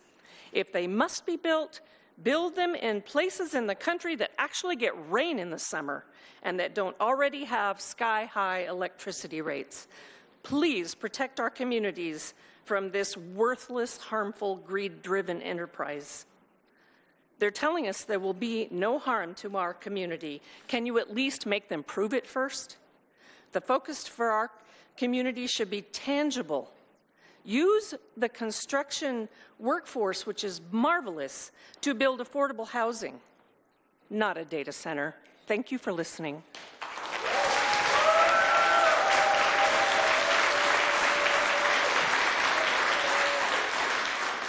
The next three are Keisha Keller, Hannah Shooting Bear, and Russ Beaton.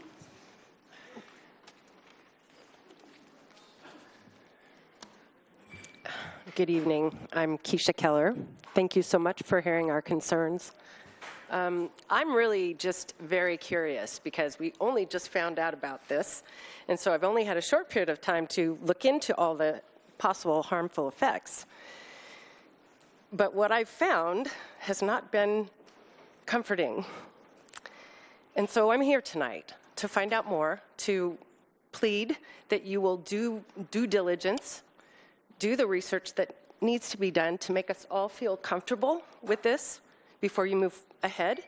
And so I'm asking that you would maybe at least do a moratorium until we can all feel better about this.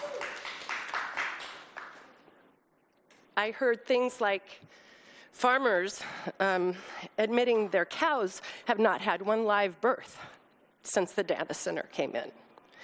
If the cows can't have babies, what's it going to do to humans? I don't know if that's true, but please, can we look into this? Can we not rush in? Calmer heads prevail. I understand these guys need the jobs, they want the jobs, and I get that. And I know why they're here, and they're pleading for you to accept this. But I think the way it's come about, the secrecy makes us not feel like everything's transparent and on the up and up. And I just want to find more. You know, Erin Brockovich, she's taking up the fight now, and she says, Superman's not coming. And I think that we have seen that. And so that's why so many people are here and why we have 5 hours of testimony. I think people are saying, okay, we have to show up. We have to stand up. We have to speak up. Or we're just going to have to talk to our kids in 10 years and say why we didn't. And we can't do that. People are complaining about the noise, that they can feel it, that it's not so much a decibel that you can read, but you feel it, and it's making them crazy. Can you guys guarantee, can they guarantee that our rate hikes, that it will be protected and there won't be grid problems from this? Can it be guaranteed first before you approve it? There's a lot more. I'm here to find out more information. Thank you for listening. Thank you for having this. Thank you for agreeing to do another one so that we can all be heard. And please just don't do anything else in secrecy. Include us. Thank you for your testimony.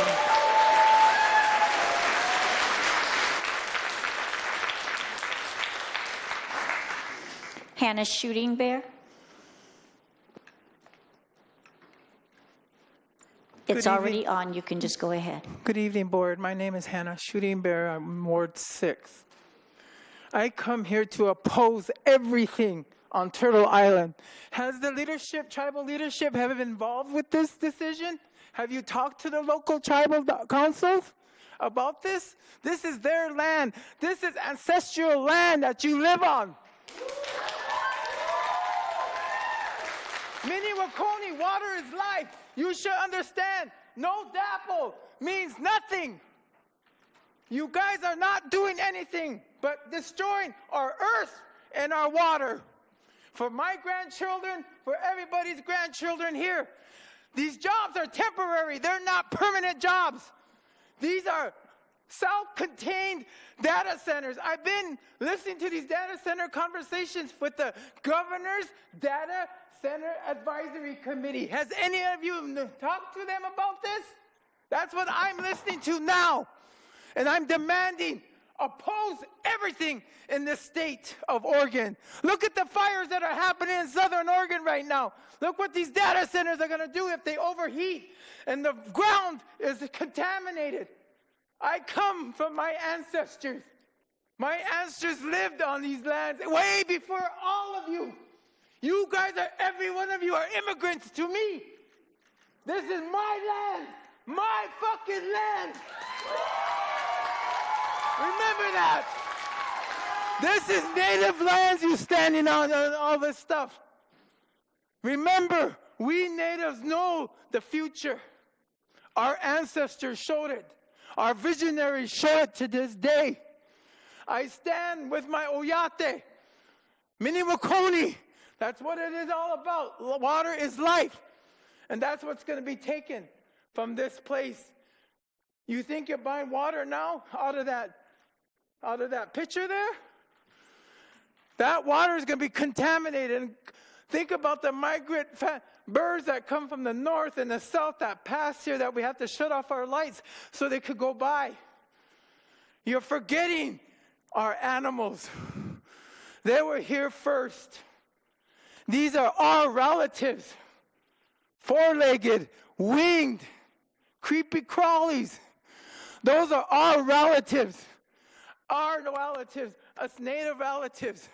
Those who we belong to and we're related to the water. Once again, I oppose this. And if this moves forward, I'll be coming back sooner. And I will start going and controlling this the way I feel. Because this is native lands. Remember that. And one thing before I go, I forgot my phone. But remember. I'm sorry, your time is up. But I'll say it really fast. No one owns the water. No one owns the land. No one owns the ocean. No one owns the sand. Thank you. These are given by our mother. The planet provides for free.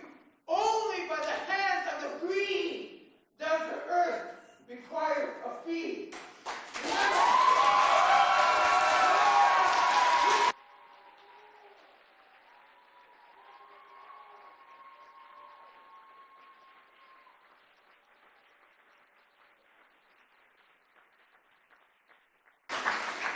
Before you begin, Russ, let me call a couple more names.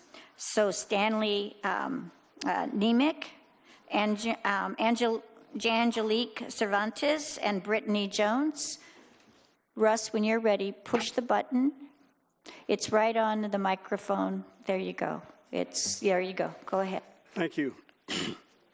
My name is Russ Beaton, and I live in Ward 1. I'm an economist. In 1981 or 82, I co-directed a study for the city of Salem called Project 90. Its purpose was to develop a plan for Salem's economy for the next 10 years, given that the entire state economy was in dire straits with interest rates in the 10 to 12% range. Incidentally, my co-director was a guy named L.B. Day, who was Tom McCall's main buddy. He handled the PR for that study, and I oversaw the economic analysis. Specifically, there were two main results of that project. First, Salem acquired the property that is now Fairview Industrial Park. Second, SEDCOR was formed. It's incidental to my testimony that SEDCOR has been the main entity organizing the proposal for a data center, but my point is I've been around for a long time and I've seen a lot of economic development proposals. I think I've got 5 studies of a convention center feasibility for Salem. Thank God we got that one built finally. Using standard criteria for assessing development proposals, this is one of the worst I've ever seen. Let me explain. Any economic development proposal requires a range of resources. The hope is that the main need is for lavish human resources and that many jobs are created. Thus, a successful proposal creates a maximum of jobs with a minimum of use of other scarce resources, such as water, land, and energy. This creation of the maximum economic impact with a minimum of resources is almost a textbook definition of economic efficiency. Here is where this project fails miserably. It is virtually the reverse, a maximum drain on scarce energy and water resources for a minimum of jobs. As an economist, I sympathize completely with the construction industry workers who anticipate the many upfront jobs. However, what towns and cities across the nation are learning is that these centers can create a dangerous and financially ruinous boom and bust economy that ultimately threatens their water, energy, and their livability. An important related issue is the status of AI itself as an industry. The actual business plans to make the trillions being invested pay off are somewhere between sketchy and non-existent. It is all about power and control. The data centers themselves are already excessively overbuilt as the 7 billionaire-controlled companies compete with each other for dominance and ruin the climate in the process. My sources for reaching these conclusions largely include such left-wing rags as the Wall Street Journal. What we need is a moratorium on further data center expansion in one of 3 ways. Russ, I'm City sorry. Council vote. Your time is up, Russ. I'm sorry. Thank you for coming. All right.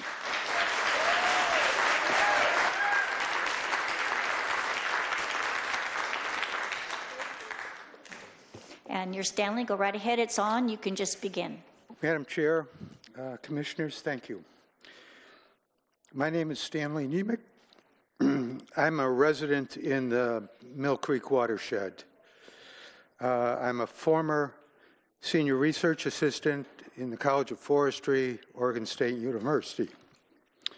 And while I was there, I ended up as lead author and PI of a publication entitled Hardwoods of the Pacific Northwest. I'm here tonight to speak for the trees. Regarding the proposed conservation easement that the company is projecting to protect the site's Oregon white oaks, a conservation easement is a legal land use covenant to protect the land, and it does not protect or guarantee continued existence of any of the living entities thereof from either harmful or lethal external forces, whether they're natural or whether they're human caused. Be aware that Oregon White Oaks, there's only about 2% left. This planned AI center is a threat to them primarily, based on my understanding, due to the emissions of heat being radiated into the air from the apparent external cooling technology.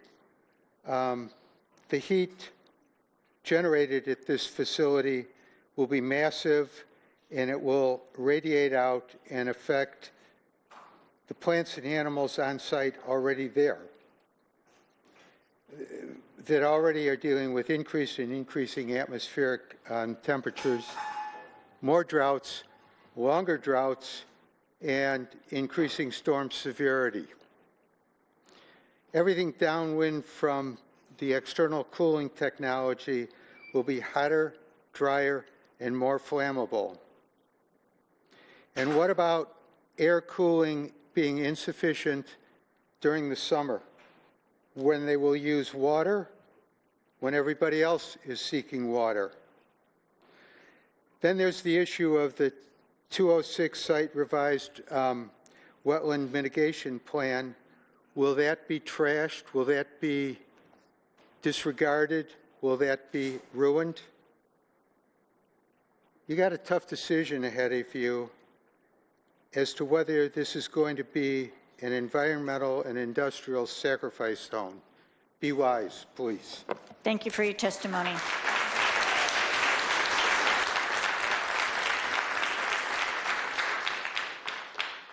Angelique, it's on for you. You can go right ahead. My name is Angelique Cervantes, and I live in the southeast Mill Creek neighborhood. An update real quick. Sorry, Joe, I'm going to steal your thunder. Hillsborough just banned data centers an hour ago.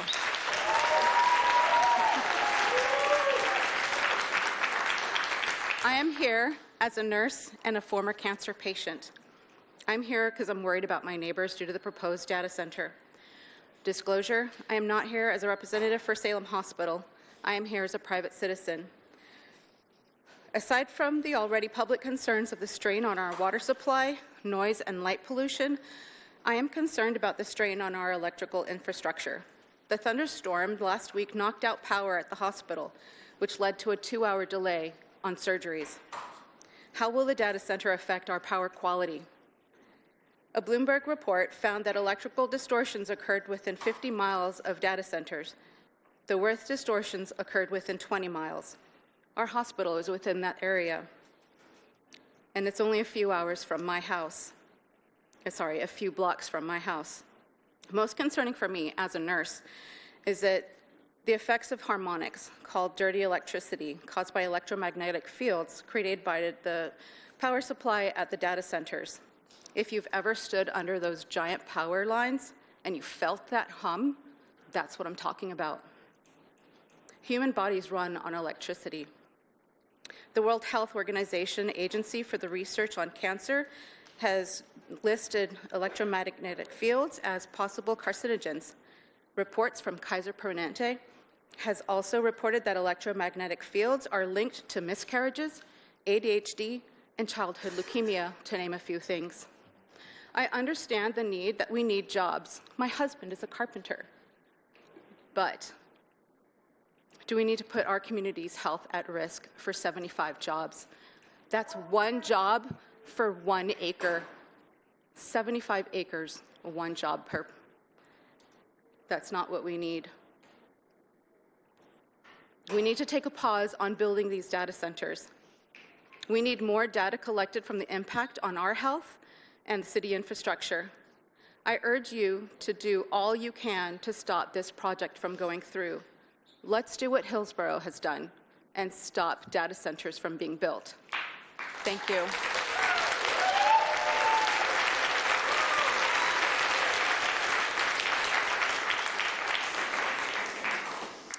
I think Brittany is stepping forward, and before you begin, Brittany, the next 3 will be Sage Pitzel, William Swanson, and Orion White.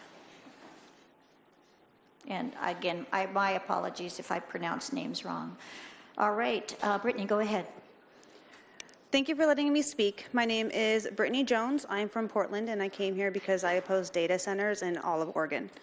I am a reconnecting native of Potomac descent, here with my mentor and friend to support the land back movement. She just got a standing ovation, and I'm honored to be working with her.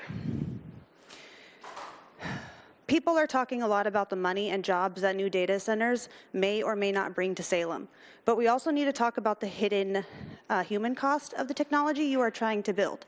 Data centers need a massive amount of backup power so they never turn off. To do this, they use thousands, sometimes millions of large batteries. These batteries require huge amounts of raw metals like lithium, cobalt, and copper. In fact, for every single megawatt of power a data center uses, over 60 tons of metals have to be dug out of the earth. Right now, there's a massive rush to mine these metals in the United States. The problem is that most of these minerals are located on Native American treaty lands and on sacred sites. Because of this rush, big mining projects are digging up sacred tribal lands and historical burial sites. This is destroying deeply important cultural history and violating treaties. To make things worse, the government often rushes these mining permits through without getting the permission or agreement of the local tribes who have lived on those lands for generations, which is a challenge to tribal sovereignty. There is also a major safety issue. When massive mining camps open up near tribal lands, they bring in thousands of temporary workers. Historically, this sudden influx of workers has caused a rise in local crime, drug problems, and violence against Native American Two-Spirit women and children. Data centers like to market themselves as clean, high-tech, and green, but we cannot let our city's growth happen on the backs of exploited communities and broken tribal rights. And we all know how they use and pollute our water. I'm here to demand that Salem City Council ban data centers in this city. We can't eat and drink money, and our governor has already publicly declared that our environment cannot handle more data centers. You may not be building a mine, but make no mistake, approving a data center in Salem supports and enables the continued death and genocide against First Nations of Turtle Island. If you approve it, I will personally lead the charge for an initiative banning all data centers in Oregon. Thank you for your question.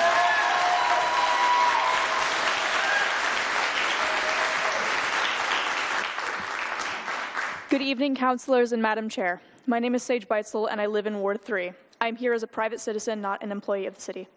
As a college student, I can understand and empathize with the ever-growing usage of technology. It is important now in our day-to-day lives, and especially in education, to improve efficiency, accessibility, and our abilities to teach and learn. However, AI does not contribute to any of these things. Oregon is known for our green, lush forests and our beautiful ocean. I moved here from a state in the Midwest, one that's mostly flat and without forests, and Oregon was a beautiful and welcome change. We are meant to be a place of nature and community, but this data center will only accelerate the jeopardization of the wildlife we hold dear. On a more personal note, I have close family members who live near where this data center is being proposed. They own horses and chickens, so do their neighbors and many others in their community. Are we damning these animals to unavoidable tinnitus for the rest of their lives in Salem through an unnecessary data center? Finally, with most of the state currently in a drought and over 1 million acres currently consumed by wildfires, I ask all of City Council to please strongly consider if this data center is really worth the damage it will cause to our city's residents and climate. Thank you. Thank you, Sage.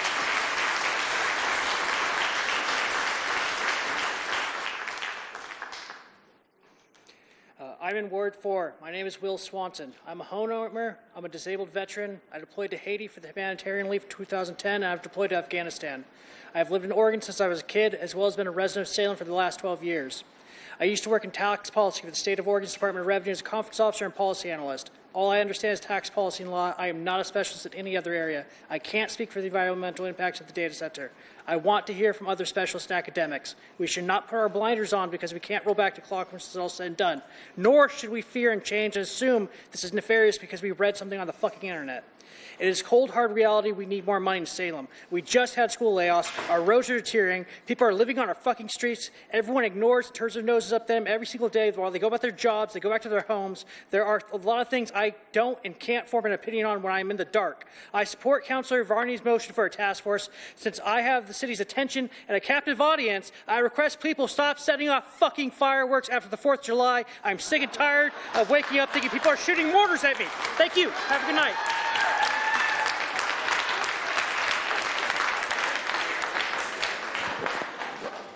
Wait just a second.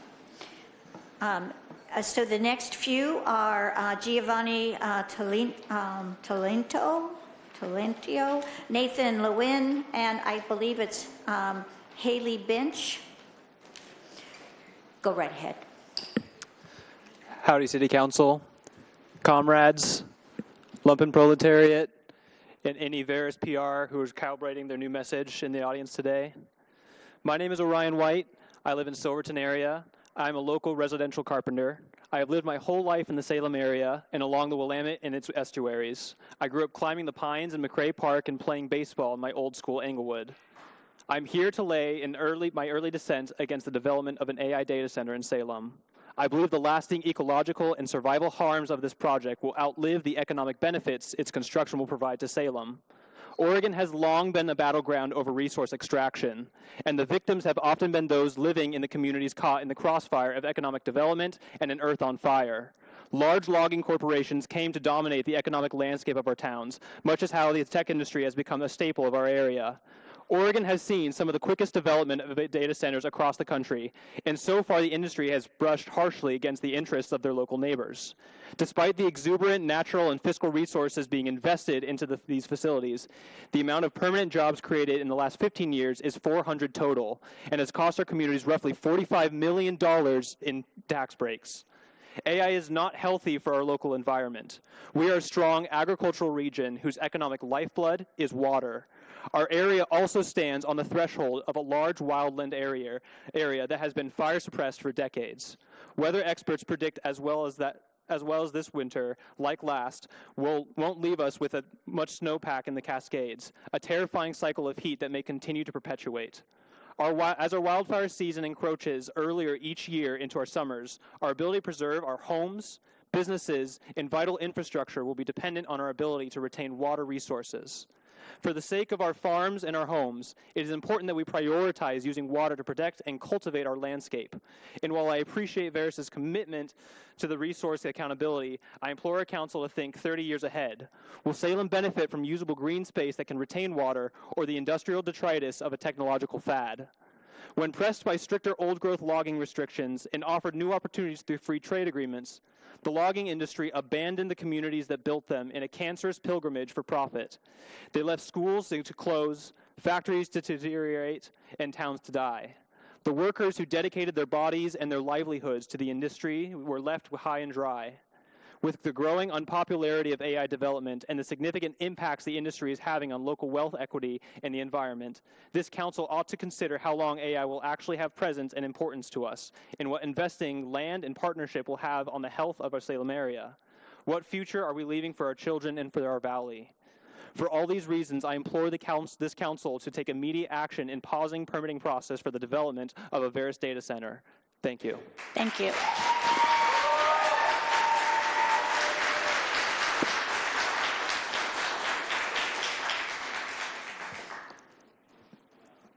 Go right ahead. You're ready to speak.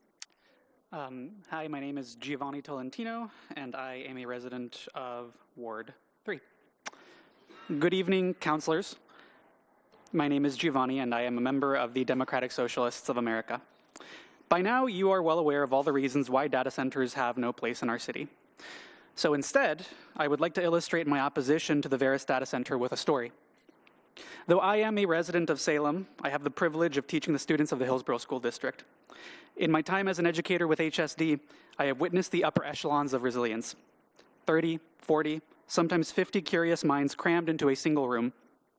Students walking into class without a notebook or a pencil because they cannot afford it. Educators paying for supplies out of pocket as they are forced to take up second jobs. And yet they still show up. But the question has to be asked. Why did we ask the parents, students, and educators of Hillsborough and Oregon to persevere through this much?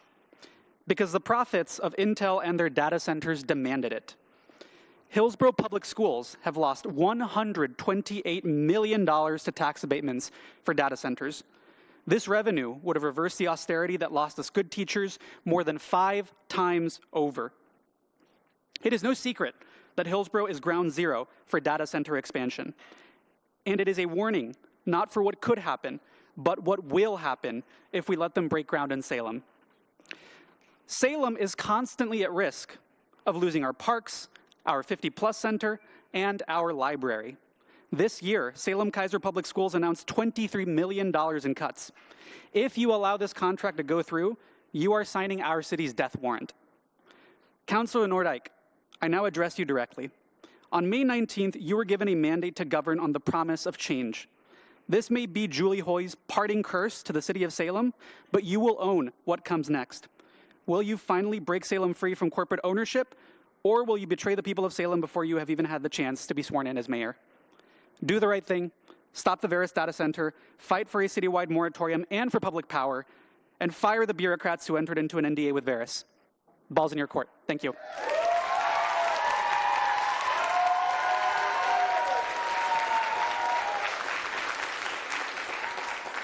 Good afternoon, council members. My name is Nathan Lowen, and I'm a resident of Ward 3. I hope you're not falling asleep yet, because this has been a long meeting. And so just to get started, I shouldn't be here.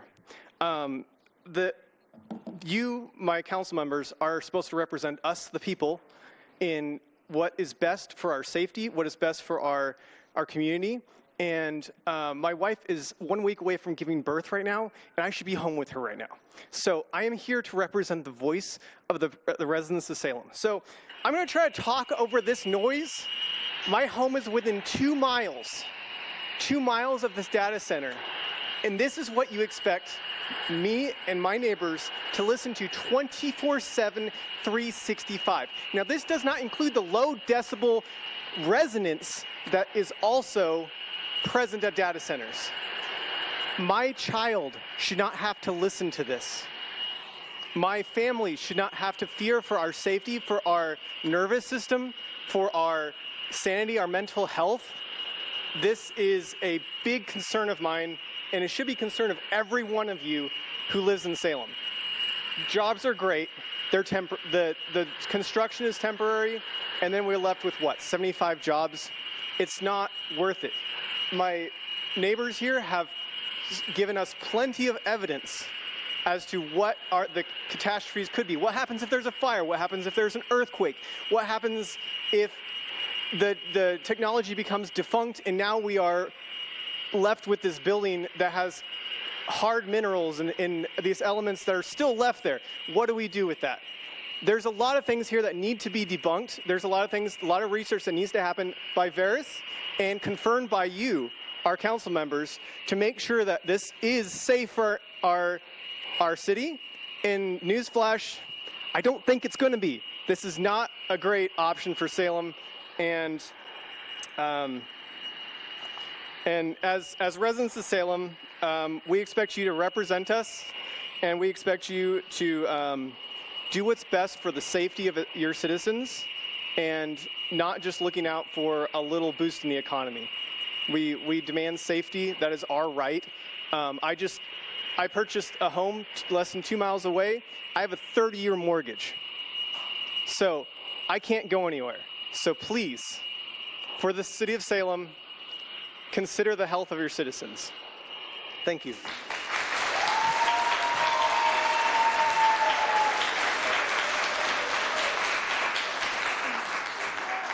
Haley, before you begin, I'm going to call the next few names.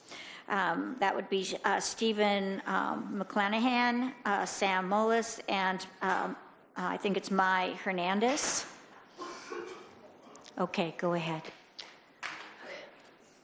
My name is Haley. I live in Ward 3. I'm here today as a concerned resident of the city of Salem, and I am in strong opposition of the Mill Creek Data Center.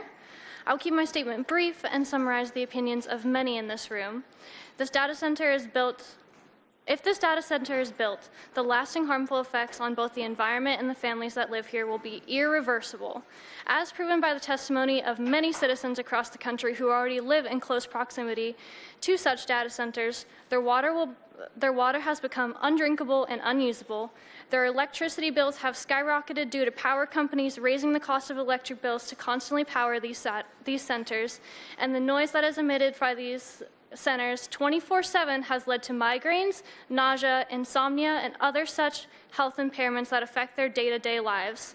While data has become an important part of today's society, and I understand and respect the jobs of labor workers who may be provided a financial opportunity, I would rather they create jobs that produce an actual benefit to the people of the city, such as the data center that we are currently standing in.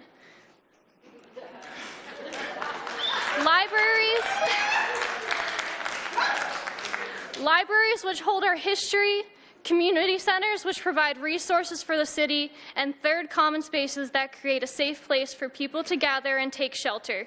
We don't need more data centers, we need more cognitive thinking from our leaders and our city council members.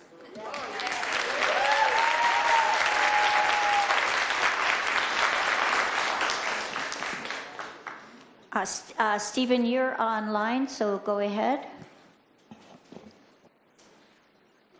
Hello, I'm Stephen McClanahan. I'm a resident of Ward 1 here in Salem. I've been a Salem resident for about 10 years, and Salem has been my backyard for as long as I've been alive. Thank you to City Council and to the City of Salem for taking the time and giving me the opportunity to speak on this piece. And I would like to express my disappointment at the lack of infrastructure in providing me and my fellows who shall speak soon enough with the equity of having our comments placed on the floor amongst our fellow citizens, that I might look you in your eyes as I say this. Better ledgers than I will speak on the numbers and the statistics and the data. I am here today simply on the concern of power and ethos. The city of Salem is clearly against this exploitative project. What more need be said? That should be the end of the discussion. The spirit of Salem overflows in the rooms, halls, and floors of this library in resistance to this proposed poisoning of our earth, air, water, and very culture itself. The non-disclosure agreement demonstrates suspicion from Veris, Salem City Administration, or both, I suspect, as to Salem citizens' feelings on this matter, creating an air of conspiracy around the leadership in this city as to your true motivations. However, the light at the end of the tunnel is that it is not too late to do the right thing. This NDA is a definitive blow to our trust in the city of Salem and in city council. But the only time to do the right thing is now. Not then, not in the future, now. Do not give in to quick profits at the expense of our will. That same will that has put you in the position of power that you are in. As a brief off-script note, the fallacious argument made by proponents of this project that the jobs, that economic stimulus are a benefit of this project cannot stand against any scrutiny as to the infrastructure needs of the city of Salem, as expressed by countless others before me. City Council, Salem will remember your choice. Please choose with us wisely.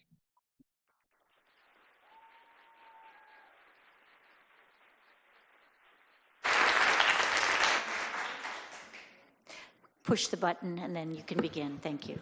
All right, thank you. Good evening, councilors. My name is Sam Moles, and I'm the apprenticeship coordinator for the Western States Training Fund. Every day I work with people who are trying to build a better life. Many are out of high school. Many of us have come to us as a second career, some in college debt. The many of who are trying to change careers because they want a stable family supporting work. They're not looking for any handout or any favors. They're looking for an opportunity. That is why I support this project. A project of this size means years of work for apprentices who are learning a skilled trade right here in Salem.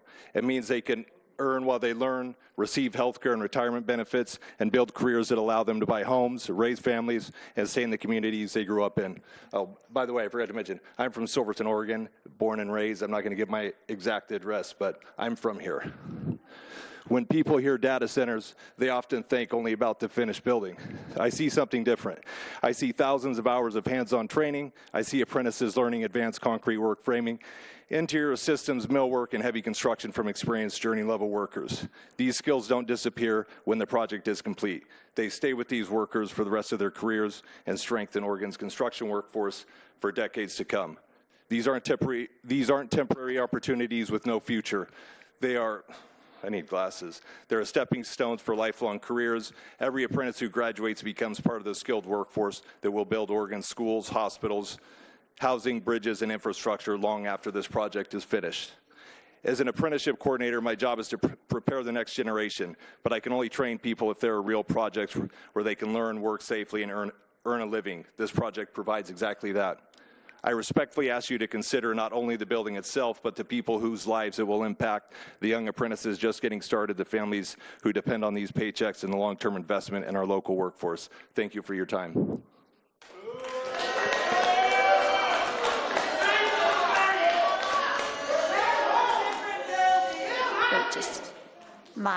Wait just a second. I'm going to call 3 more names.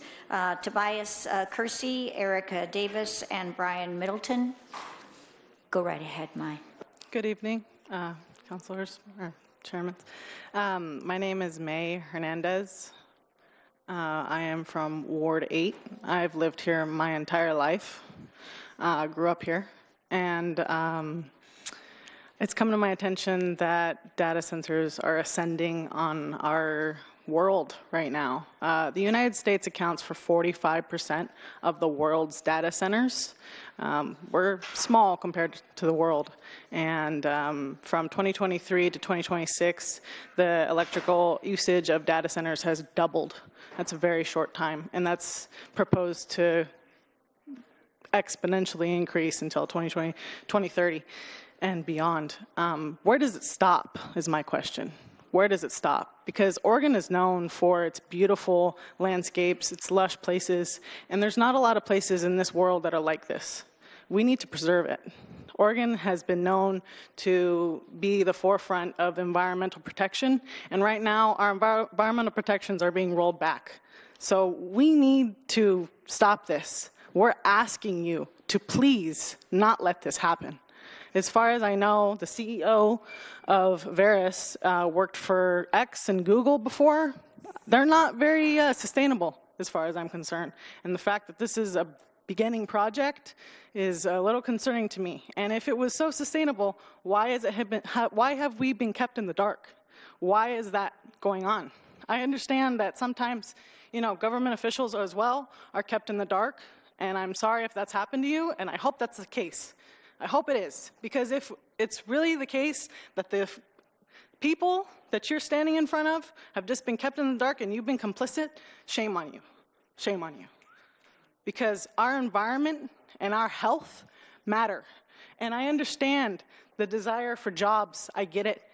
My partner is a blue-collar working man as well. I'm right there, union. But you know what? He knows that he wants a future for his children. We want a future for the children of the world, because it doesn't just stop with us. It's not just about our jobs, not just about our clean air. It's about the generations that come after us. What does this mean 100, 200 years in the future? If we allow this one to happen right now, that we're just opening the door for more to come? Why can't we follow in the suit of other places who have put moratoriums or bans on data centers? Because it's not proven what they do, but we've seen the short term. We've seen the impact they're having on our health and our environment. So please, we don't need to learn more. We don't need to be another guinea pig. We've already got the proof. Just look at it. Look at any news about data centers. Please don't do this.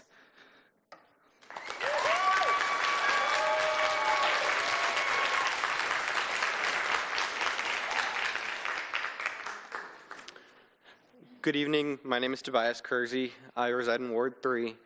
I'm here as a member of Salem DSA, and I'm an ICU nurse, but I do not speak for Salem Health. I'm here to share concerns that I have regarding the Verus data center.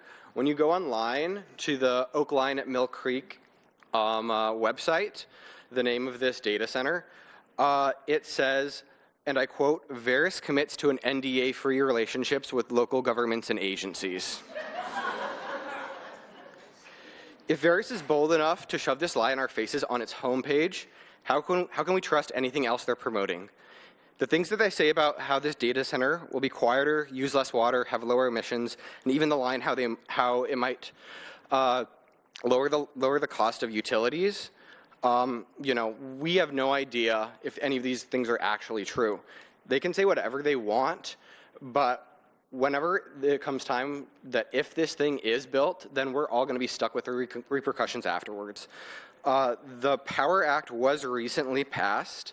The Power Act is the goal of it is to prevent the cost of infrastructure development for these data centers being passed on to consumers. But the Verus data center is, excuse me, sorry guys.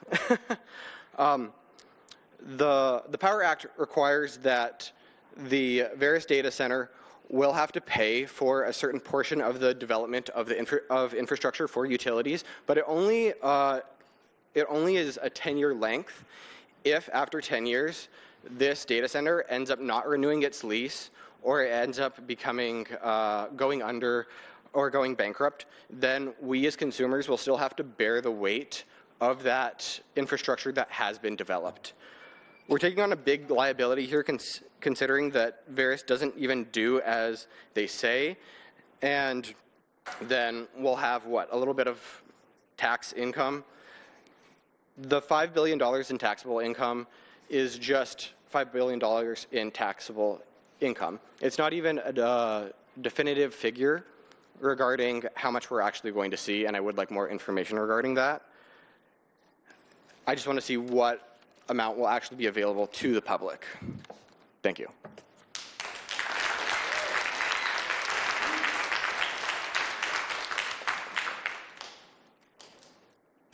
My name is Erica Davis, and I live in West Salem, Ward 8. I'm a mother, a lifelong resident of Salem, and a labor and delivery union nurse who belongs to the Oregon Nurses Association. I'm here today on behalf of the Salem Democratic Socialists of America. I am deeply concerned about the potential Verus data center building and the consequences that Salem's working class will face if the proposal is not stopped. We know that in March of 2025, the City of Salem entered a non-disclosure agreement with Verus without the public's input and awareness. My own City Councilor Micki Varney found out with the rest of us this month. During that secretive 16-month period, as Verus was allowed to plot and scheme and dream big with our land and our resources, Salem's working class only faced rising costs in virtually every basic need, such as groceries, utilities, housing, and healthcare. Those with the most power in this city have made the needs of Verus a priority, while daily life for the rest of us has only become more challenging. Verus and data centers like them are notorious for making promises about employment, community contributions, and ethical operating methods, and not following through. We have every reason to doubt them based on their disturbing behavior and track record in Michigan, and the destruction and harm that corporations like them have already caused in this country. If they change their mind about energy usage and wastewater management, decide they need fewer jobs, or even abandon the project in the future, holding them accountable will be virtually impossible, as evidenced by cities actively struggling with these very issues throughout the U.S. In my role as a nurse, I carefully assess each patient intervention to ensure that the benefits outweigh any possible risks. Using this lens, I encourage you to listen to your community as they tell you that what we are risking is non-negotiable. We do not want to risk our health, our clean air, or our water. We're not interested in exposure to harmful noise pollution or forever chemicals. We cannot afford to risk increases in energy costs, and we cannot risk destroying the land and our natural habitat. The net benefit of this transaction falls only in favor of Verus, as they win tax breaks and profits and make largely unenforceable promises that fall short of our needs. You have an opportunity and obligation to demonstrate what it looks like to place the people of this city over the profits of corporations. Salem workers deserve more. We deserve to have our health and livelihood prioritized over the interests of AI tech corporate greed. To protect the community that is here before you, the same one I'm incredibly honored to care for, I urge you to say no to Veris and issue a citywide moratorium on all data center development. Thank you.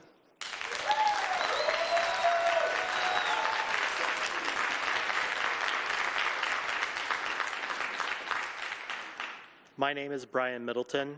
I live in Ward 8. I am a board certified behavior analyst. My work is studying what consequences actually change behavior, and to that topic I'm going to be speaking tonight. I want to also point out that most are not aware that the City Council was not aware of this NDA, that it was a bureaucratic process that disrupted the democratic process. And most are unaware of the power that you do and do not have here on this project.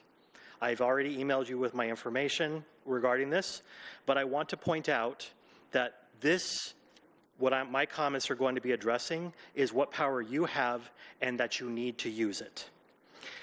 This project has been negotiated for 16 months. We found out at the beginning of this month. There is no community benefits agreement. The city's own language does not even commit to negotiating one. The staff report says that the city will, quote, evaluate whether a community benefits agreement is an appropriate tool. This is not a commitment. This is a placeholder. There is a matter of also the enterprise tax zone abatement.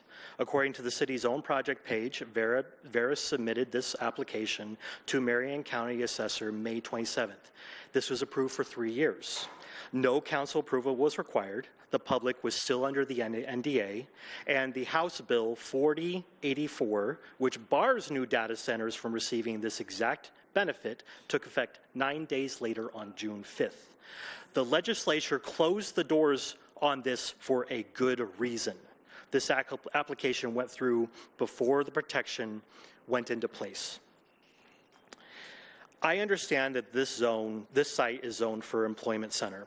I understand data centers are an outright permitted use. I understand that no formal application has been submitted yet. This is precisely my point. Right now, before the application is filed, this is when the city has the most leverage to negotiate a binding terms. Once the permit is issued and construction begins, the leverage is gone. My ask is specific and it sits within your authority. Do not execute any city agreement with Veris until a binding community benefits agreement exists containing, at the minimum, enforceable limits on noise, air discharge, water discharge, and all operational byproducts, a hard cap on metered and public reporting, liquidated damages secured by a letter of credit, a remediation bond covering pollution cleanup and damage to health and property, independent third-party monitoring. Your time is up. I'm sorry. I am dyslexic and I'm invoking the ADA to use the remainder of my time. That as required by the law.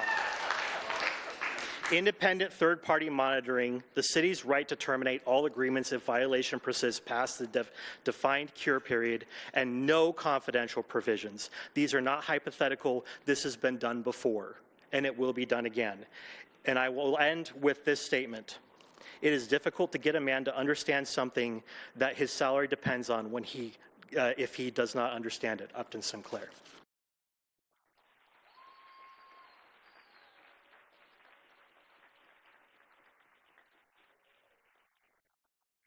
We're going to take a 11-minute break.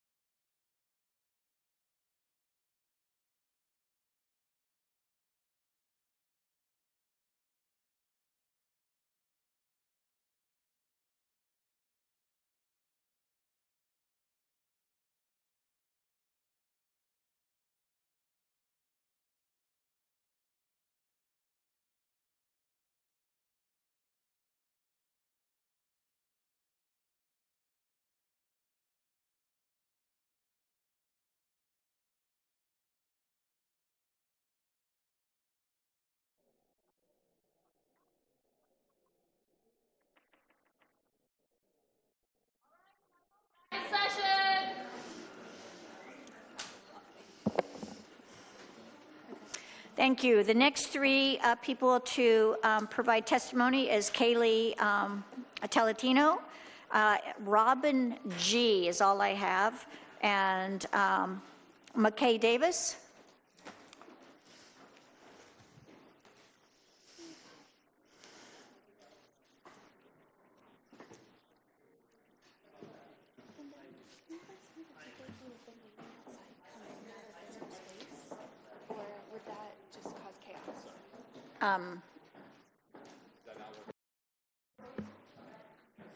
Thank you. My name is Kaylee Tolentino from Ward 3. I'm here today with the Salem Democratic Socialists of America.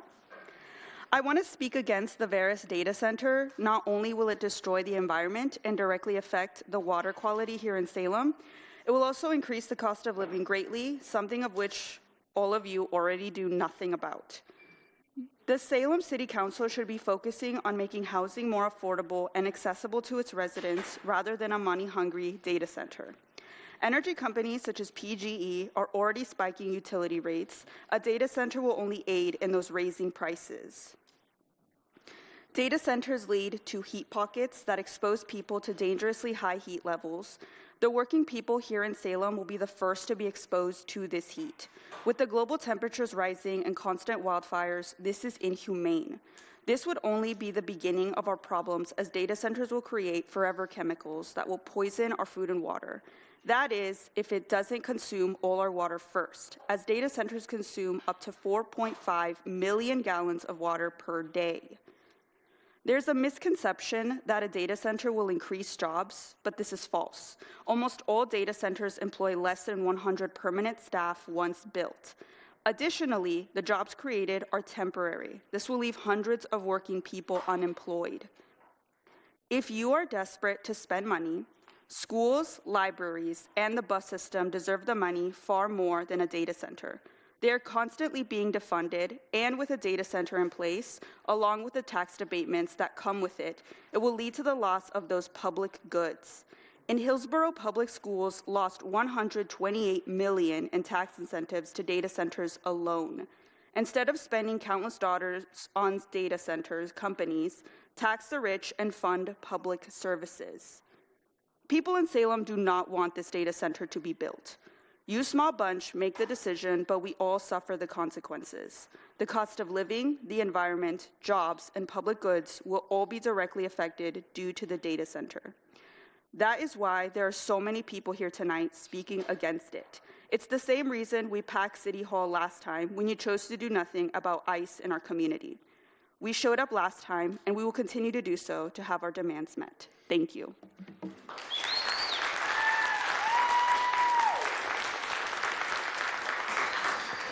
Are you Robin? I am. Thank you. Good evening, councilors. My name is Robin. I live in Ward 3. I want to address the Veris data center that's been proposed. Frankly, I am concerned that the parties involved in negotiations with Veris are more enamored by the price of the project than they are concerned with the cost of what data centers will do to our ecosystem and our population.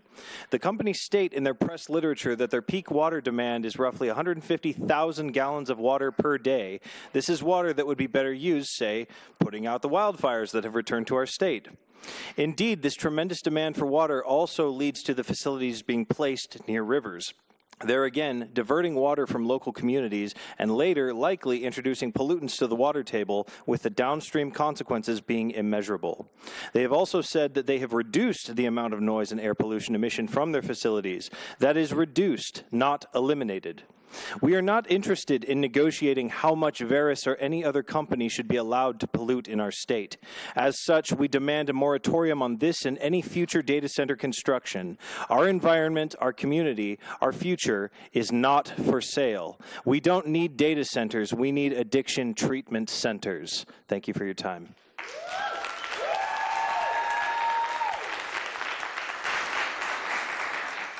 Great. I believe this is Micah. Micah. Yep. And the next names are Karen Goodness, Chloe Taylor, and Melissa Gouger. Go right ahead, Micah. Hello, my name is Micah Davis. I live in Ward 8, and I grew up in Salem, and I'm raising my kids. Micah, just turn your mic on. Sorry. Hello, my name is Micki Davis, and I live in Ward 8. I grew up in Salem, and I'm raising my kids here with my wife. I'm here tonight as a part of the Salem Democratic Socialists of America to demand a citywide moratorium on all data center development. You've heard the concerns from your community about the secretive process that Veris used to circumvent public input. They've bragged about how they don't need to involve the public in this decision. However, you all, as Salem's elected leadership, have an obligation to oppose this type of arrogance. Billionaire weirdos and their bootlickers in government are preaching the inevitability of AI and the need for more and more data center development. These billionaires are willing to sacrifice the air we breathe, the water we drink, and our general health and well-being to extract every penny of profit for themselves. They're willing to watch undemocratic and parasitic utility companies jack up our bills if it means they can squeeze out one more dollar from our community. Salem's workers deserve housing, health care, and democracy for all. In short, we deserve more. We deserve more than to have our elected officials sit on their hands and do nothing as corporate greed ruins our community. We deserve more than NDAs and backroom deals, more than a handful of jobs at the expense of our community's well-being and ability to thrive, more than forever chemicals that poison our food and water. We deserve more than bureaucratic explanations about zoning or excuses about how your hands are tied. We deserve more than a task force with no teeth and or a task force stacked with Veris stooges willing to throw our community under the bus. I'll say it again, workers deserve more, which is why we are demanding that you stop Veris and implement a citywide moratorium on all data center development. Thank you.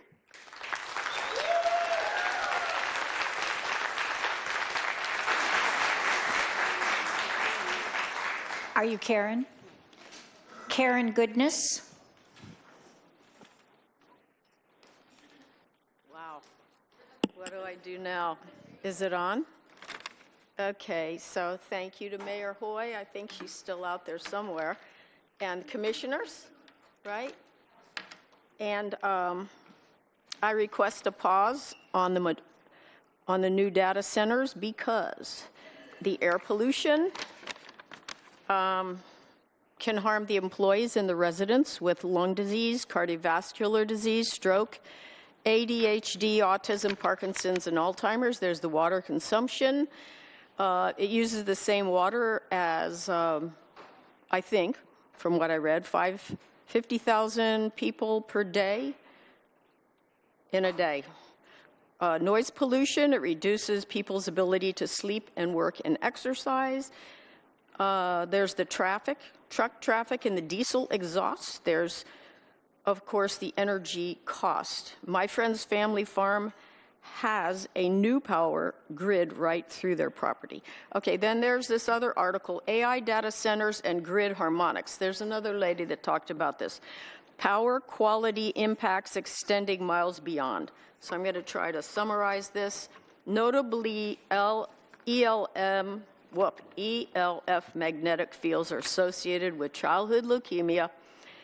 Let's see, increased miscarriage risk, and that includes somebody who was talking about their animals are not producing. ADHD, obesity, and asthma. It also affects the employees and the nearby neighbors.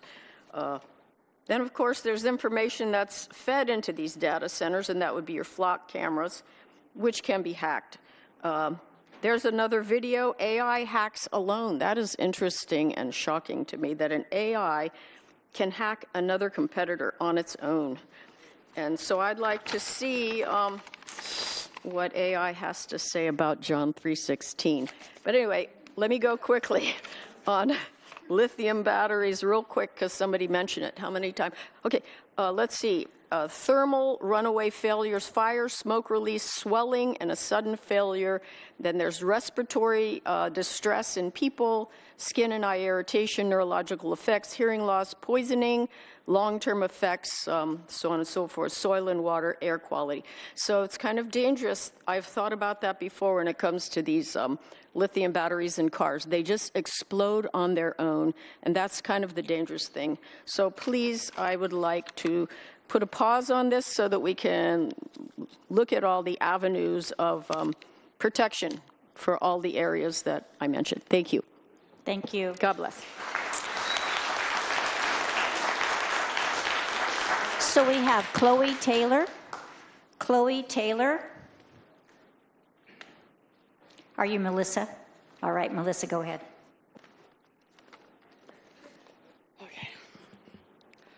Hello, my name is Melissa Gauger. I live in Ward 3.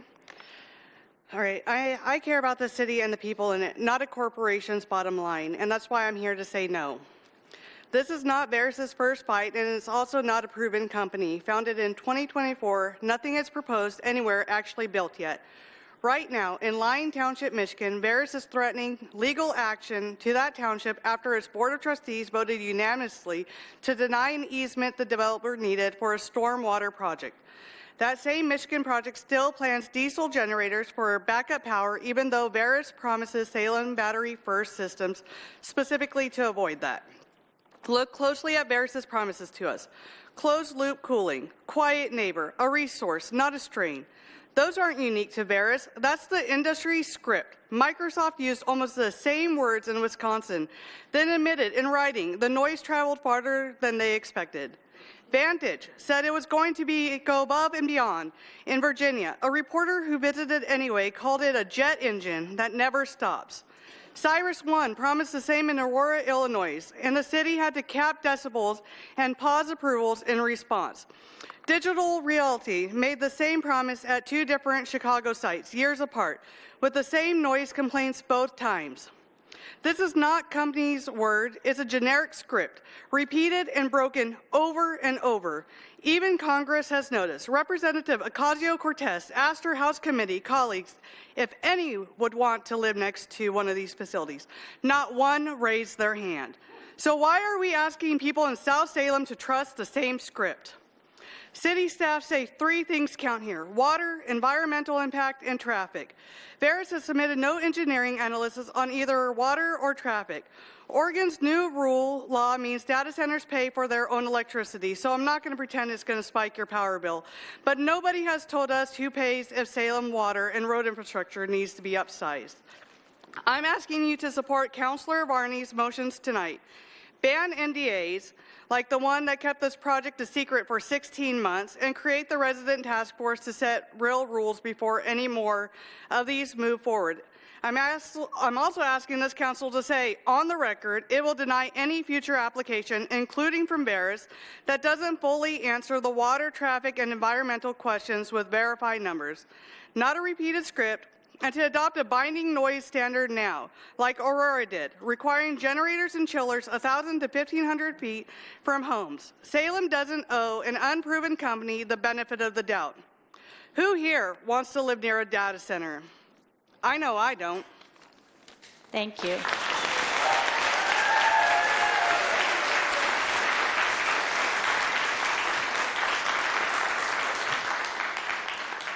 Next is Vivian Bliss. Vivian Bliss. Robert Magnuson.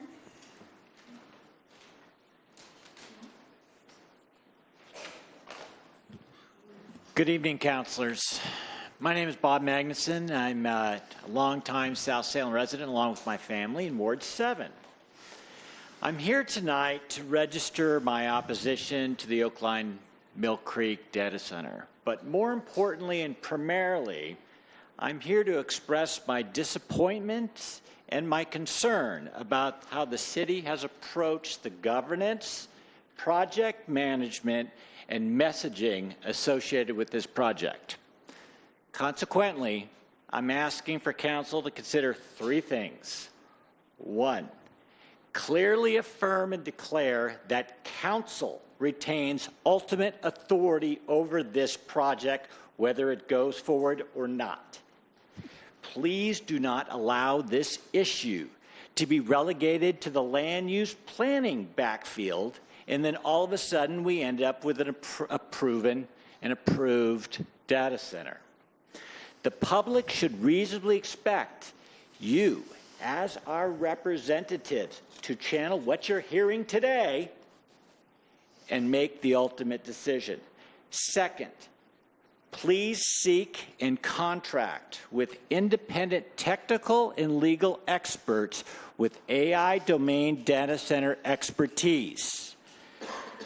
The developers and their partners will have access to some of the most sophisticated experts in the field, period. Their presentations will be compelling. Their analysis will be spot on and buttoned up. And their conclusions will sound authoritative. I apologize for the analogy, but we don't need to bring a knife to a gunfight.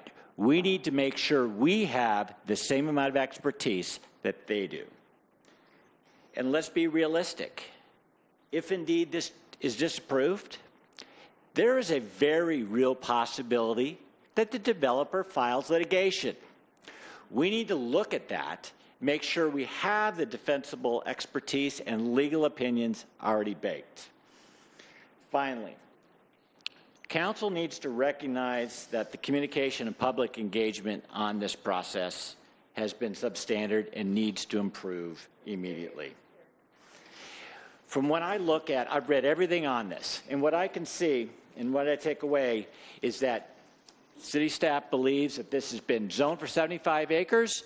If the developer meets all the requirements, it's a done deal. That's what I get, message number one. Message number two is if you don't have technical experience and technical opinions, then it's not going to be consequential. I think the term was, if you want your feedback to have oomph. I disagree with that, and I oppose this data center. Thank you. Thank you.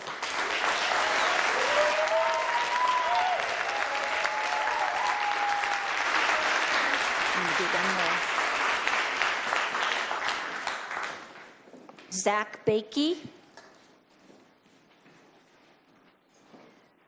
Okay. Are we going to make a motion? Okay. Go ahead, Paul. Madam President, I'll make a motion to pause collection of public testimony at this moment and move to item 5.1 on our agenda. Second. Why is your shit more important than ours?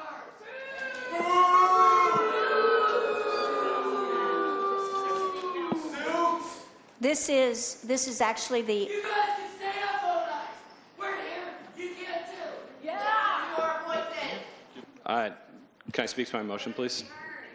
So I am not asking that we end our public testimony. I'm asking that we move to discussion of the proposal from the city and from Veris. At that point, we can return to public comment.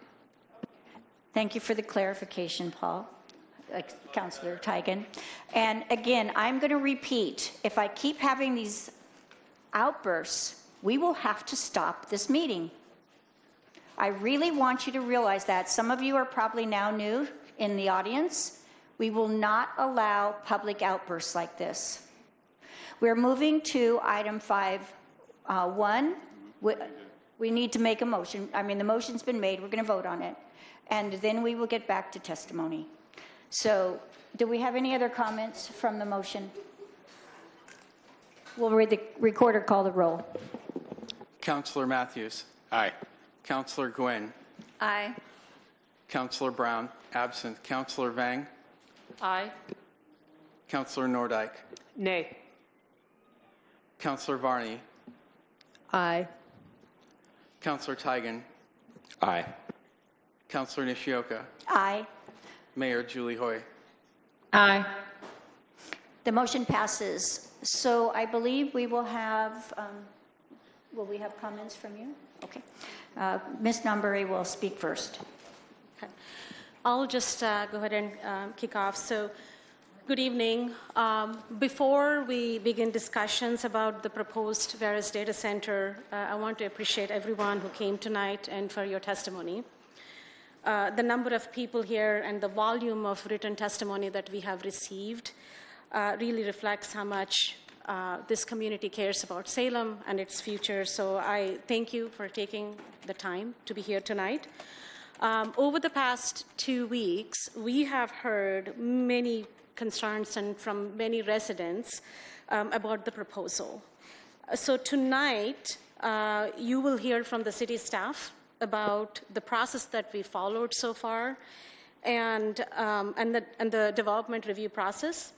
Our role, the city's role, is to explain the city's process and Veris's role is to explain its proposal.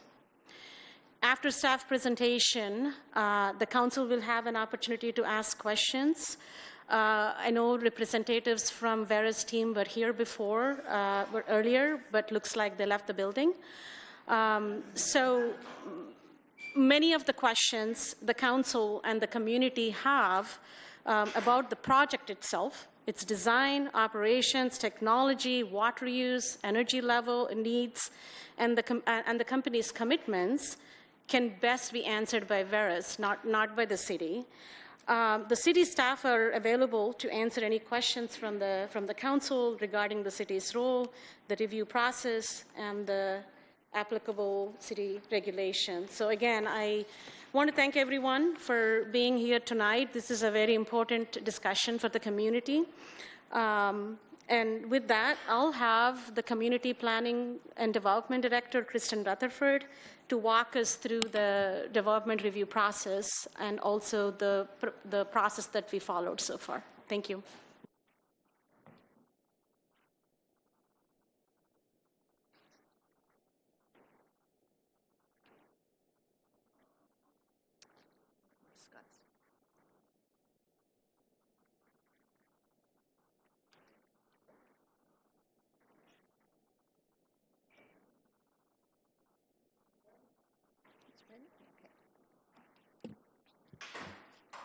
Good evening. I'm Kristen Rutherford, the city's Community Planning and Development Director.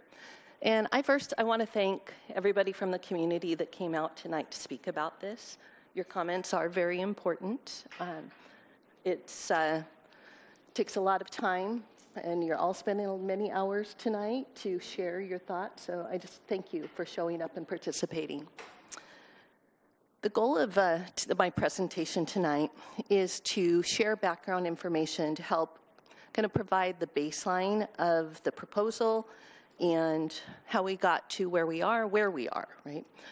So this presentation will cover what is currently known, where the proposal stands, and how the land use process is expected to work, and then the role of the City Council under state law under this land use process.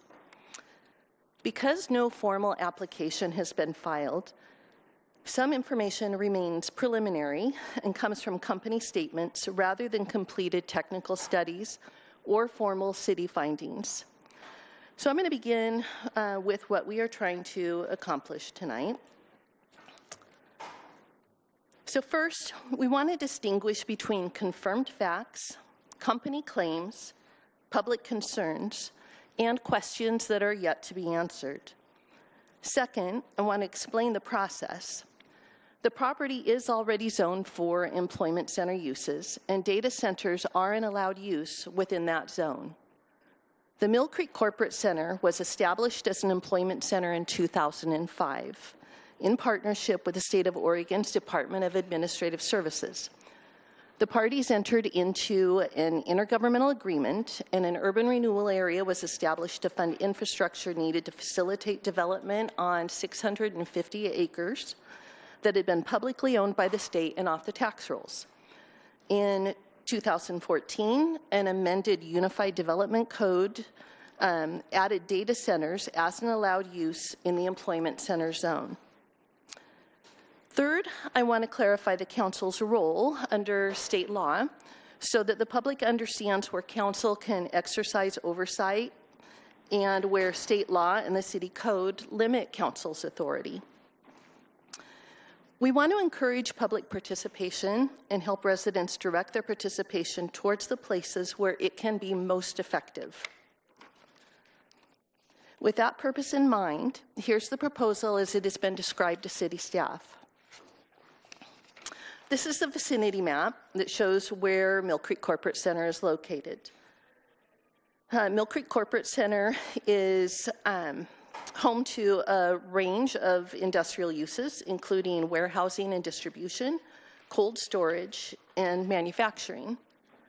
This is the site plan that was provided to city staff by the company.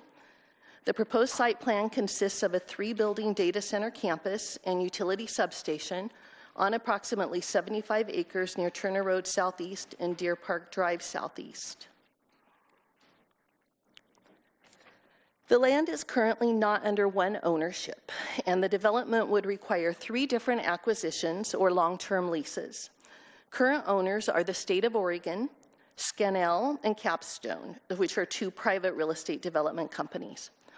The company has discussed an investment exceeding $5 billion and approximately 75 permanent jobs in addition to construction employment. Veris has also stated that the project would use closed-loop cooling, battery-first backup systems, native landscaping, low-impact lighting, and a grid interactive electrical design. The company has expressed a commitment to preserve the oak trees on the property through a conservation easement. These are important statements, but they shouldn't be treated yet as verified findings. A formal application, technical studies, permit conditions, and enforceable agreements will determine what is actually required. This proposal is not currently at a land use approval stage. The city entered into a non-disclosure agreement concerning the project in March of 2025. During the confidential exploratory period, staff participated in 1 introductory meeting and 3 technical meetings concerning matters such as site design, transportation access, utilities, environmental issues, and the oak trees. The city was released from the NDA on Wednesday, July 8, 2026, and the city manager briefed council publicly on Monday, July 13th. As of today, the land use or development application has not been submitted to the city. That means the city does not yet have a complete site plan, final utility projections, a transportation analysis, a noise study, or proposed conditions of approval. The public discussion is very important and appropriate, and the formal evidentiary record doesn't exist yet. A great deal of concern has been expressed about the non-disclosure agreement, and I'd like to take a moment to talk about this and why communities enter into them. First, I want to be very clear that no negotiation, no decisions, and no commitments occurred under the NDA. NDAs in economic development are an extremely common tool used when companies want to locate or expand in a community. They exist to facilitate exploration without resulting in what can be negative consequences for the community. They're not just to protect the company, but also the community. Generally speaking, it's often the case that a community won't even know the name or sometimes the industry of a company at the time they're entering into a non-disclosure agreement. Signing an NDA then allows the company to explore siting in a community, and it allows the community the opportunity to learn about the company and if it might be a good fit. So some of the benefits to a community are that the NDA allows local officials to see the full picture. It can provide an opportunity to look at wage estimates or what kind of environmental impacts there might be or long-term hiring projections. And it can enable the local staff and local officials to properly evaluate whether the business is a good fit for the region. Refusing to sign a standard NDA can immediately disqualify a community from consideration for a company. Signing it keeps the municipality in the running along time competing regions. And this is speaking broadly, not specific just to data centers or this project, but why communities enter into them more broadly speaking.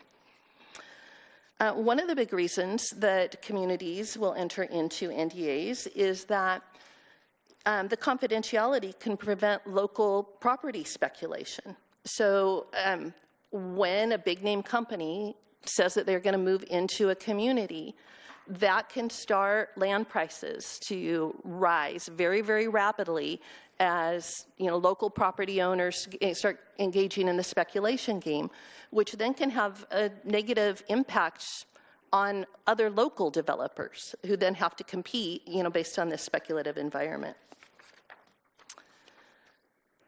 Also, maintaining confidentiality prevents premature poaching rumors from employees, wage inflation scares, or disruptions to existing local businesses while a deal is still very hypothetical.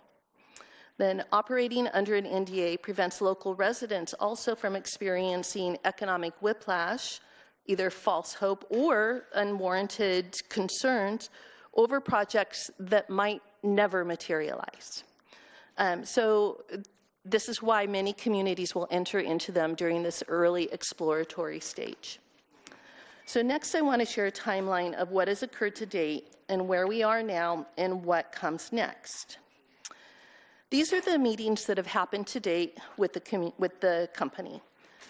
It's typical that in most projects in the exploratory phase, whether it's an economic development project like this, a housing development, or commercial development, it's common to have a pre-application meeting and maybe a few follow-up discussions with staff.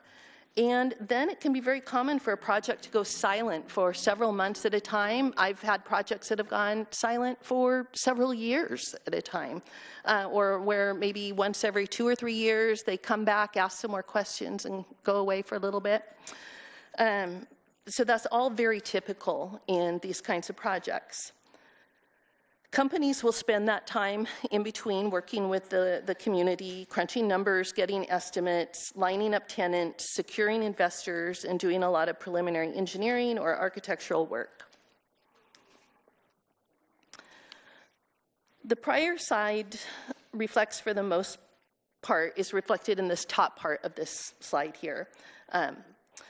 This is where we are now at the formal development application process. That would be the next step. So we haven't entered that yet, but this would be kind of the transition of where we are from the early exploration to then an actual application.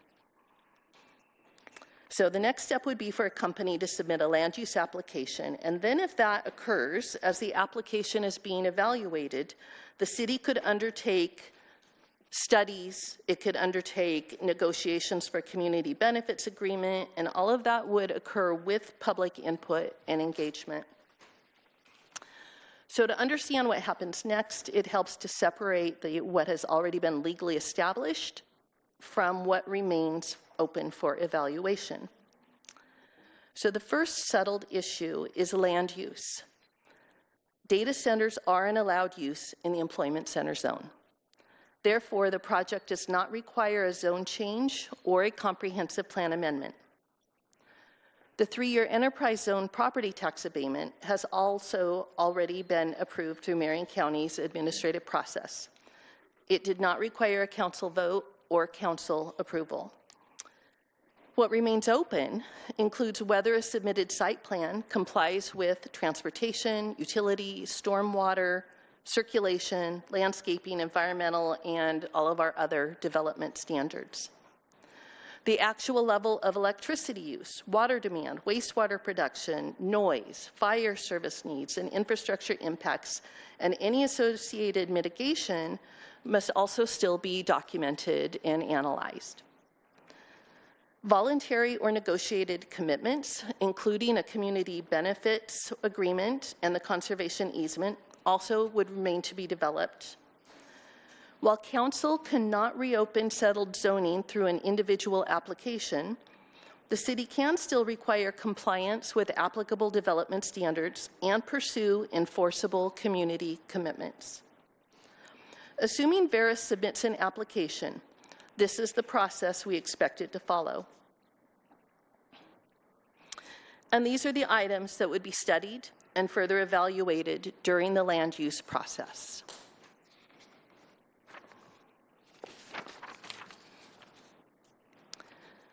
Based on the size and complexity of the project, the anticipated process is a Class 3 site plan review handled as a Type 2 administrative procedure.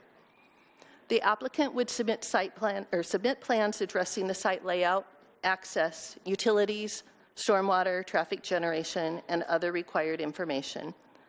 Staff would first determine whether the application is complete. Once complete, notice would be sent to the appropriate neighborhood associations and nearby property owners. The public would then have a 14-day period to submit written comments. Staff would review the proposal against the applicable approval criteria and issue a decision to approve, approve with conditions, or deny the application. After the decision is made, there would be a 15-day appeal period. An appeal would most likely be to the Salem's hearing officer. The hearings officer is a private attorney on contract with the city to provide hearings officer services. An appeal would include a public hearing before the hearings officer. State law, ORS 197-195, was amended in 2024 and limits the procedures for limited land use decisions, like site plan review, to only the procedures set forth in the statute. This means that the site plan review decision may not be reviewed or called up by City Council. Public comments are most useful when they identify a specific impact, connect it to the approval criteria or a technical study, and request a clearly defined condition or remedy. That brings us to what this review can meaningfully address and what it cannot. The review can examine transportation impacts, including trip generation, access points, emergency access, and safe circulation. It can examine whether water, sewer, stormwater, or other infrastructure are adequate and what improvements may be required. It can evaluate compliance with applicable noise standards and review information regarding cooling equipment, generators, batteries, and operating practices. It can address grading, lighting, landscaping, tree protections, and other site development requirements. Staff may impose conditions where those conditions are supported by the code and evidence in the record and are required to ensure compliance with the applicable criteria. What the review cannot do is treat an allowed use as though it were a new zoning proposal. If an application demonstrates compliance with the applicable standards, the decision is not a broad policy referendum on whether Salem should allow that use at that location. Broader policy questions remain legitimate, but they must be handled through future legislative actions rather than by changing the rules during an individual application. Within those legal boundaries, the community has raised a number of serious concerns. Residents have raised concerns including water consumption and whether closed-loop cooling merely shifts some environmental impacts elsewhere. Electricity demand, including grid capacity, reliability, infrastructure costs, and potential long-term rate effects. Noise from cooling systems, electrical equipment, batteries, and backup generators. Whether the approximate 75 permanent jobs stated by Veris represent sufficient community benefit for a project of this size and resource intensity. Concerns about transparency and whether the public was brought into the discussion soon enough.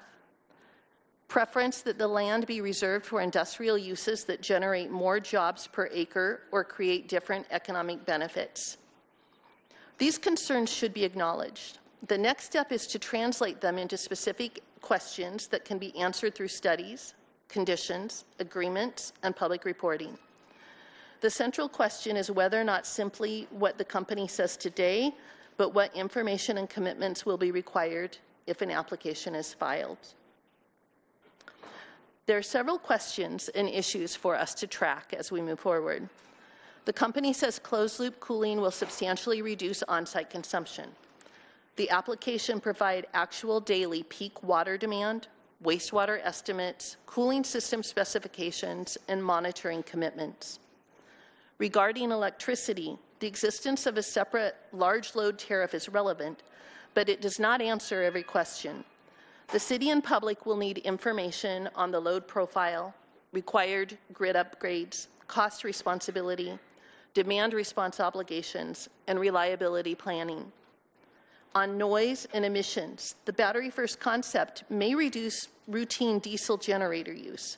The city will still need a noise analysis, generator testing schedule, emergency operating assumptions, and information regarding any applicable air quality permits.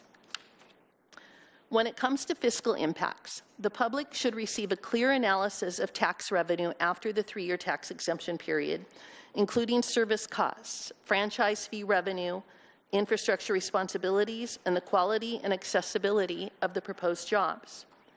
Regarding the oak trees, an expression of intent is helpful, but it is not the same as an enforceable easement. The final document should address boundaries, monitoring, maintenance, enforcement, and what happens if ownership changes. The city should neither accept company marketing as verified evidence nor assume that unanswered questions prove a negative conclusion. The appropriate response to uncertainty is documentation, analysis, and ensuring enforceability. Even though council may not have a role as a decision maker for the land use decision, council can receive public testimony and hold listening sessions and make sure specific community questions are forwarded to staff. Council can direct the public information remain current, understandable, and accessible. Council can request briefings concerning utility capacity, emergency response, fiscal impacts, infrastructure responsibilities, and community benefit agreement negotiations.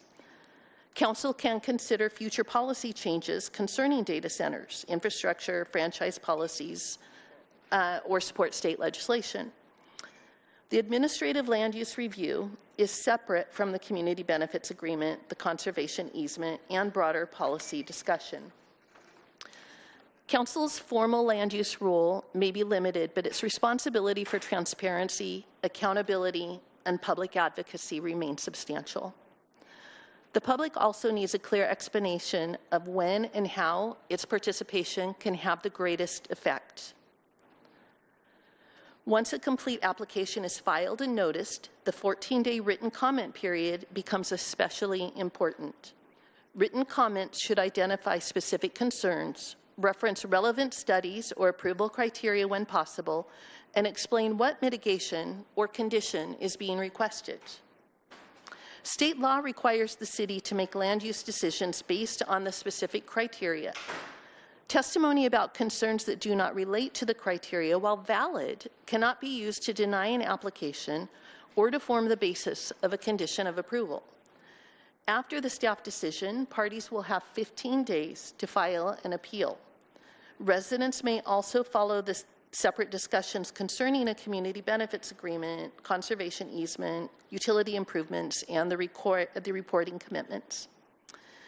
A useful public message is continue commenting now, but make sure the concerns are submitted again during the formal comment period so they become part of the land use record. So to recap the current status, I'll let you read this here. You keep submitting your questions, watch the city FAQ, and ask for issues to be resolved, tracked publicly. When that application is complete, again, pay attention to that 14-day comment window and be specific in citing criteria. After a decision is made, use the 15-day appeal period if there's a legal basis. And then that parallel accountability to track the community benefits agreement and the other documents that would be a part of this process.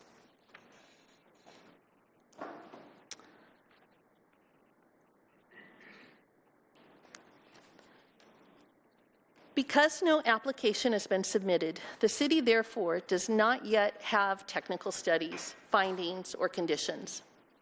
Data centers are already in allowed use in the employment center zone, so the anticipated review is an administrative site plan process rather than a council decision on whether to rezone the property. Public comments will be most effective when they connect concerns to specific impacts, evidence, standards, or mitigation.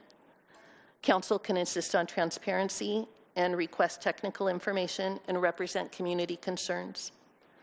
Broader questions about whether Salem or Oregon should change its policies towards future data centers remain legitimate, and they should be addressed separately from the legal review of this particular proposal. The goal should be a process that is transparent, technically credible, legally defensible, and responsive to the community. We will continue to provide council and the community with updated information as the proposal moves forward. At this stage, our responsibility is to keep the process transparent, preserve a reliable public record, and make sure that any future decision is based on the adopted standards and the best available evidence. So that concludes my presentation, and I will answer what questions I can if you have any. Thank you very much. Appreciate that presentation. I'll turn to my counselors and see if anyone has any questions.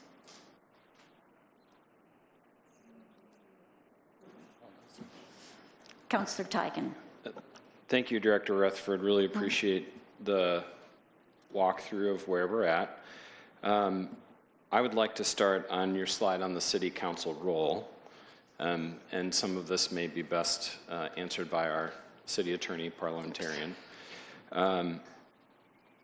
In general, my practice, and I think practice of most of the councilors, is that when there's an active application before the city, as councilors, we take on a slightly different posture with the community because we try to preserve our ability to make a decision in a future land use hearing, which is quasi-judicial. I'm trying to understand what you've laid out as a most likely path forward doesn't involve the City Council in that role. So I'm curious what the advice is to us as how we should interact with the community if things like the community benefits agreement and things like that are being discussed in the community. Is that something we should be a part of? Would that taint a quasi-judicial, impartiality that we're trying to hold? Sure, Dan Atchison, City Attorney. So first, just to kind of explain what the rule is, there's the ex parte rule that applies to quasi-judicial land use proceedings. So those proceedings are when you have an application, you've got someone who's requesting a permit or something like that. State law in our code, prohibits the decision makers, which it could be City Council in this instance, from having communications with not just the applicant, but any person basically about the substance of the application. Those communications can't happen outside of a public hearing. If those communications do happen, we have to disclose them at the hearing, and then the content and nature of those discussions have to be disclosed at the hearing as well. If those aren't disclosed, it can lead to legal action through the Land Use Board of Appeals, where a city's decision to, say, deny an application could get reversed, or conversely, a decision to approve could get remanded and be done again, depending on the nature of those contacts. So in this particular case, as Ms. Rutherford spelled out, we anticipate that this would be a site plan review decision, administrative decision. However, it's possible that other things may be needed based on the company's analysis when they actually submit an application. So there's a potential there that different types of land use decisions may be needed. In addition, for land use decisions, there's also a concern about bias by the decision makers. So in a lot of situations, if decision makers make public statements prior to, apologize for that, if they make decisions prior to the hearing or prior to making a decision that shows that they're biased in favor or against a particular application, to the extent that they can't make a decision based on the criteria, that decision can be invalidated. So in a hypothetical, if the decision were to come to City Council and City Councilors were speaking publicly about there's no possible way that we're going to approve this application, or we're going to ban them, that sort of discussion, and then the city ends up rejecting an application, the applicant could have the opportunity to go to the Land Use Board of Appeals and say that, well, they obviously showed they had prejudged the issue, they weren't making their decision based on the criteria, and so that decision would get rejected, get reversed, and then most likely the city would also be responsible for attorney's fees and that sort of thing. So thank you for walking through that, and you confirmed my understanding on a general basis how we operate. I also heard you say in that answer that because we don't have a full application yet, we don't really know that it's, 100% certain that it wouldn't come back to us as decision makers. And so we should be considering that as we move forward. That's correct. And like we've said, there is no application right now, so there is no ex parte rule. That application could come in tomorrow, and then that rule would apply. But more broadly, beyond the ex parte issue is just the bias issue. So just our advice to you is just to be cautious in statements that you make regarding this proposal. Thank you.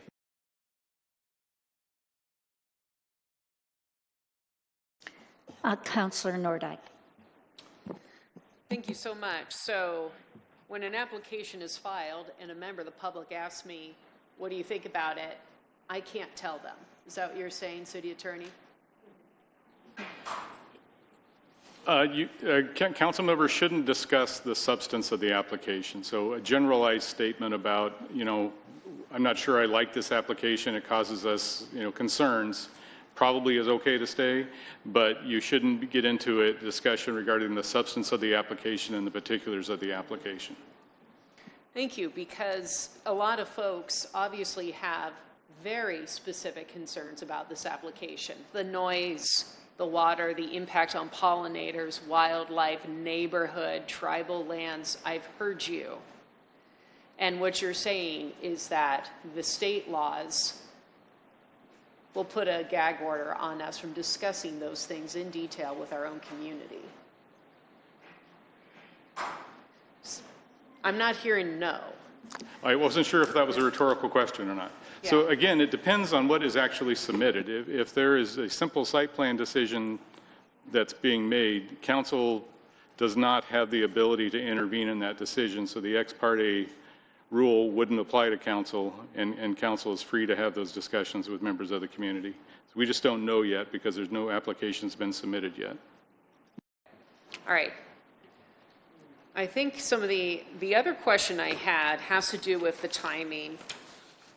We had testimony tonight about the community benefit agreement, and given where it shows up on our slide in terms of timing, the community benefit agreement process would only happen after a formal development application process. Why does it have to occur in that order?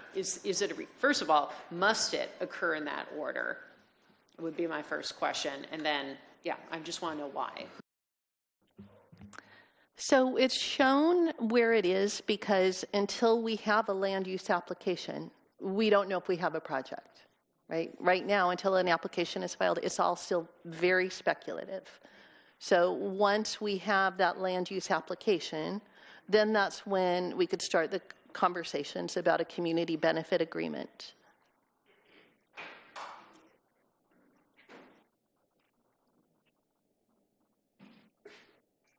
Councilor Varney. Thank you.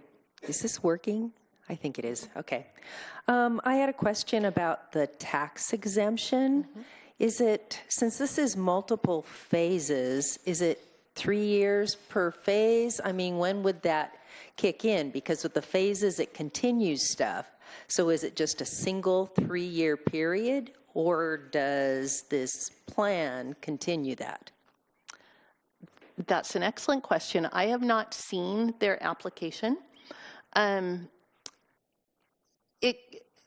They can be handled, I think, in a couple of different ways. So the tax assessor's office does valuations throughout a construction process, right?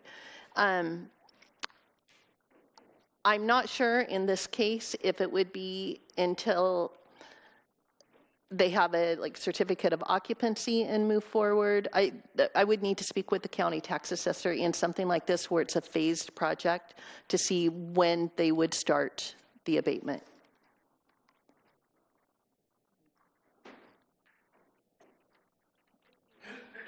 Councilor Matthews. I am sure, like everyone else up here, have probably a dozen questions, but mostly for Veris. I do have a question just based on the slides. It talked about kind of the analyses that we would be doing to verify noise, water, electricity, waste projections. do we control the results that are acceptable, or what's determined on what's an acceptable result on those? And how do we verify, I think someone else mentioned, kind of making sure that we have experts in that field that are getting the real results that aren't just guesses? Yeah, so what I've discussed with the Public Works Director is that we would look at bringing on independent consultants that have experience with the industry to conduct that kind of analysis. But would we I guess, what body determines what's an acceptable rate in each one of those? So we would go by what is defined in public works standards and in code. Okay. So all of these things are already predefined. I see.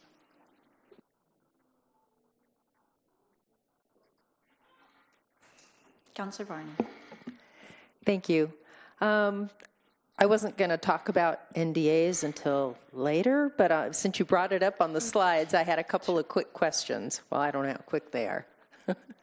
Okay, one is, do you have input into these NDAs before they get signed? And did the city, the county, and the SEDCOR all sign basically identical ones? I don't know if the county had an NDA. Was not party to any of that information. I do know that SEDCOR had an NDA. I don't know if each entity receives the same document. I have not seen SEDCOR's document, so I don't know if it's exactly the same as the one we received or not. We do have input in terms of an ability to review it, and it goes through city attorney's office for vetting before it gets moved on for execution. Okay, thank you. I understand the reasons behind non-disclosure agreements, and you listed a lot of them here. My question is, why was this one different? Because I know we had non-disclosure agreements, for example, with airlines that were looking to come in, or the Salem Center, or it could be a grocery store or whatever. And yes, we sign an NDA. I understand that based on the reasons that you have here. But we generally say, hey, there's a grocery store company looking at this piece of property. Or we'll say there are 3 airlines that are considering coming in. Or, for other reasons. Why was this one different? Why couldn't you say something? I would say in my experience that this one was not treated differently than, for example, Amazon or Dollar General, or the bigger economic development ones.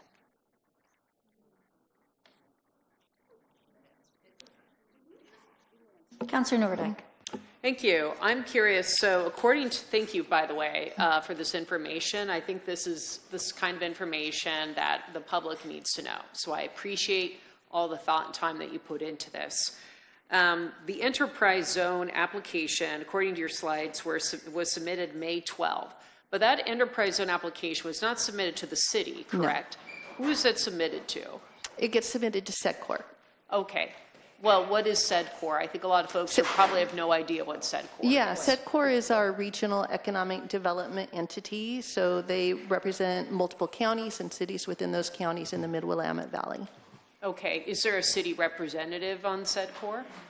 The mayor is on the executive board, and I think the city manager also is allocated a position on the board. They don't always participate, but there's a designated seat. Understood. Who signs who approved the enterprise zone application for this project? Let me see if our SEDCOR representative is here, and maybe we'll have him speak directly to that if you would like. Sure. Yes.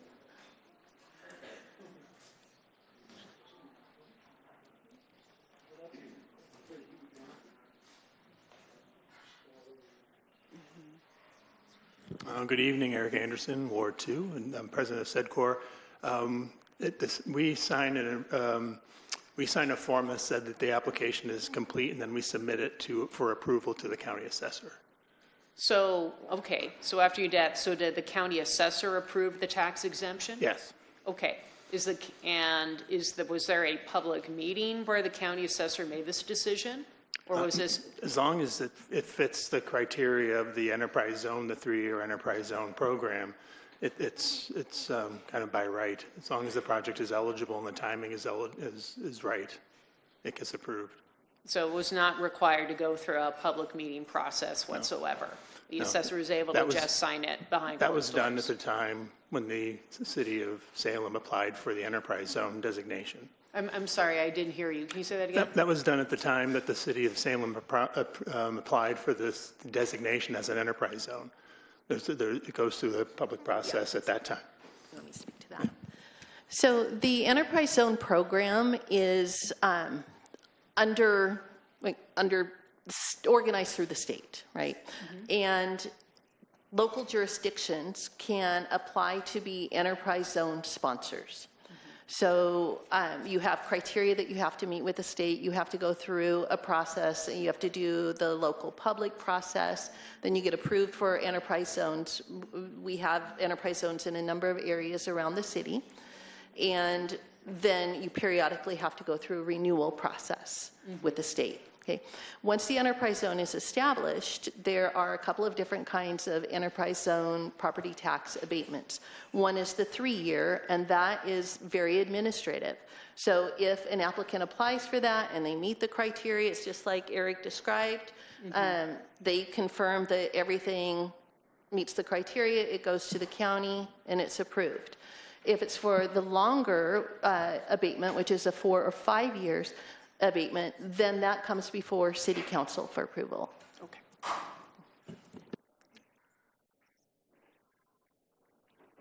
I think that's it. Yeah, thank you. I'm going to go ahead again, Ms. Rutherford. Thank you very much. This was an excellent presentation. I simply want to have those in the audience and online to understand. I know that there's been a lot of frustration, feeling that an NDA was signed without providing any information to the public. But I do want to reassure you that all the rules were followed. The process was done correctly. And so, again, I'm not trying to say that I understand your frustration. I'm not saying that. This was something that even my fellow councilors and I were unaware of until about July 10th, of just a couple weeks ago. And so this is something that is, I know that the testimony and the frustration that you have sometimes gets very difficult for us to read. I'm going to guess that all of us received some very angry emails accusing us of doing something or accusing our staff doing something that was inappropriate or not legal, and that is not true. So I really do want to say that things were followed correctly, and it became the decision of our city manager to make sure that the public was aware of this. And that's why we're here today. So again, I just want you to all realize that this is a process for all of us, and we are respecting all of the comments from all of you, and we are taking those in. So again, I just want you to know that you are being heard. Councilor Tigan. Thank you, Madam President. Director Rutherford, I think for folks who are new to the land use approval process and the permitting process, I think it's also helpful to know at what point is it the city's burden to pay for all of these studies to make sure that Veris's claims in their application are correct. So do we process these applications on a cost recovery basis, or are we paying tax dollars to consultants to hold these companies accountable? So we do charge permit fees through an application process, and the permit fees, at least for the land use planning side of things, are designed for cost recovery for the staff time that is spent doing the work.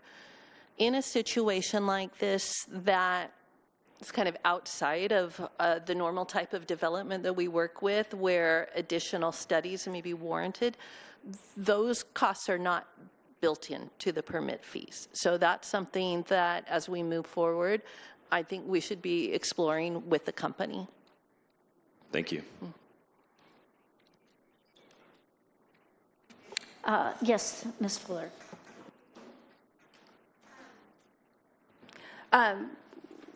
Talking about recovering the fees of the study, I'm wondering, because it sounds like a lot of that is going to fall to the city to decide what to do, and the councilors, but I'm wondering, because the county and SEDCOR have also been involved in this. In fact, it wouldn't be here with the city if it weren't for those two entities.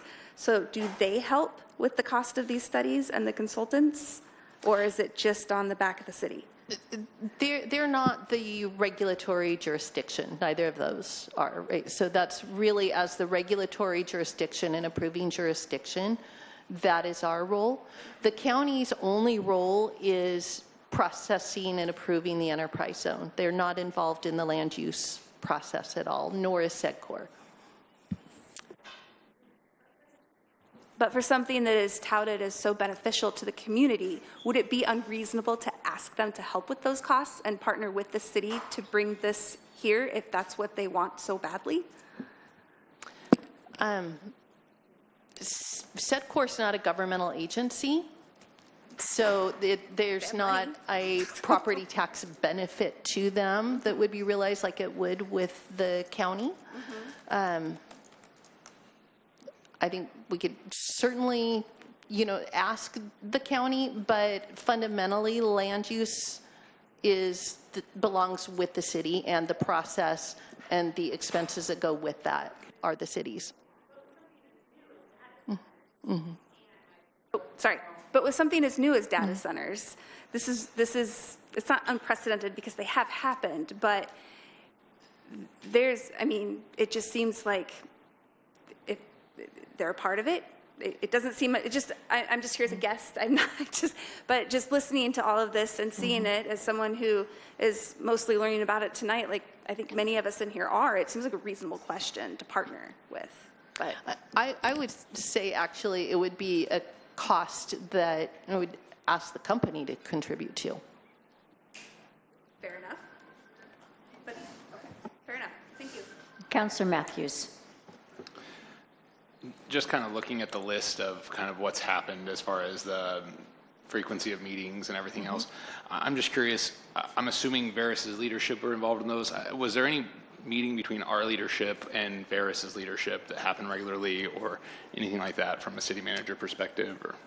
There was an initial meeting right after the non-disclosure agreement was signed that it did not involve the CEO, but it involved some other higher level folks within Veris.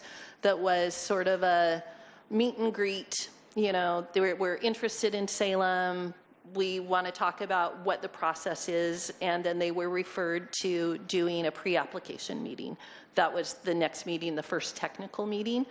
And then the following meetings were really technical staff and their consultants for the most part. It was not higher level folks.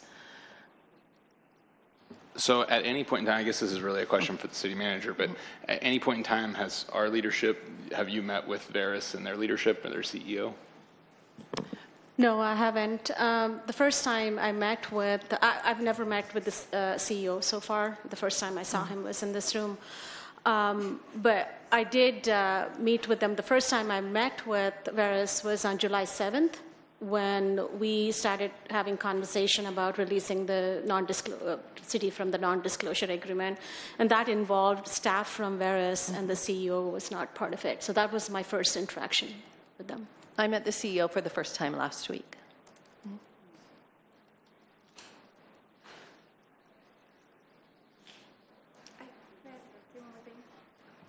Okay.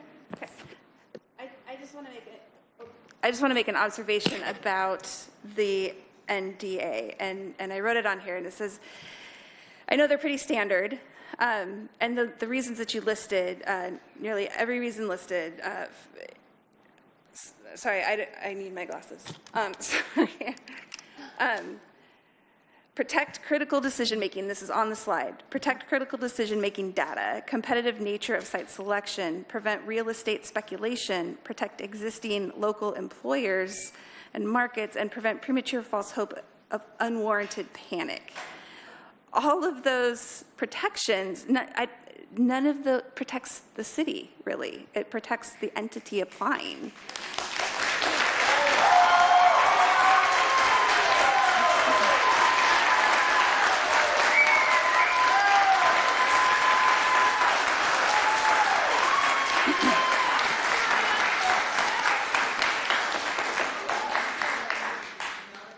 So real estate speculation can have, it has a much broader impact. Sure. For example, if you are a developer, another developer, completely unrelated to this project, and you've got a Facebook that's, for example, going into Prineville, right? And folks learn that.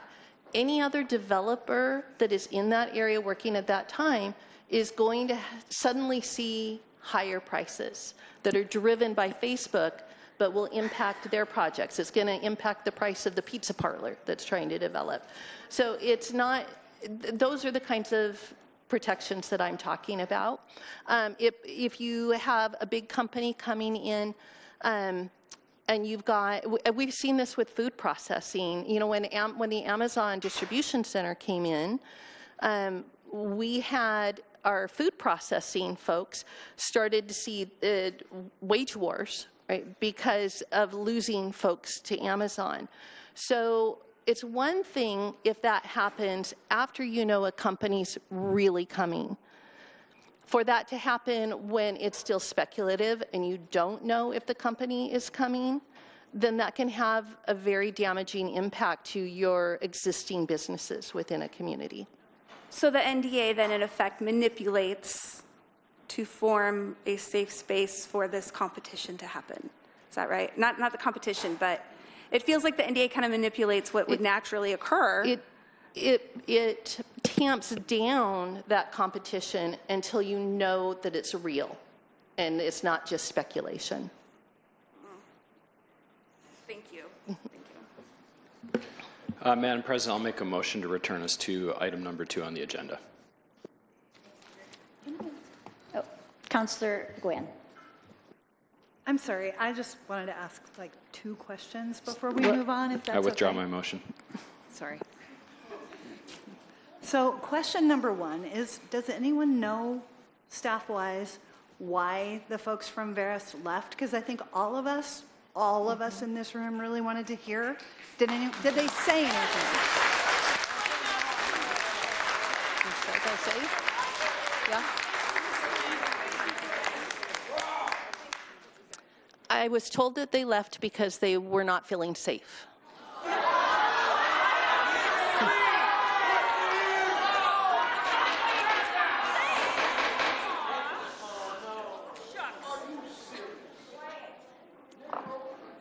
Thank you for that. I just was curious.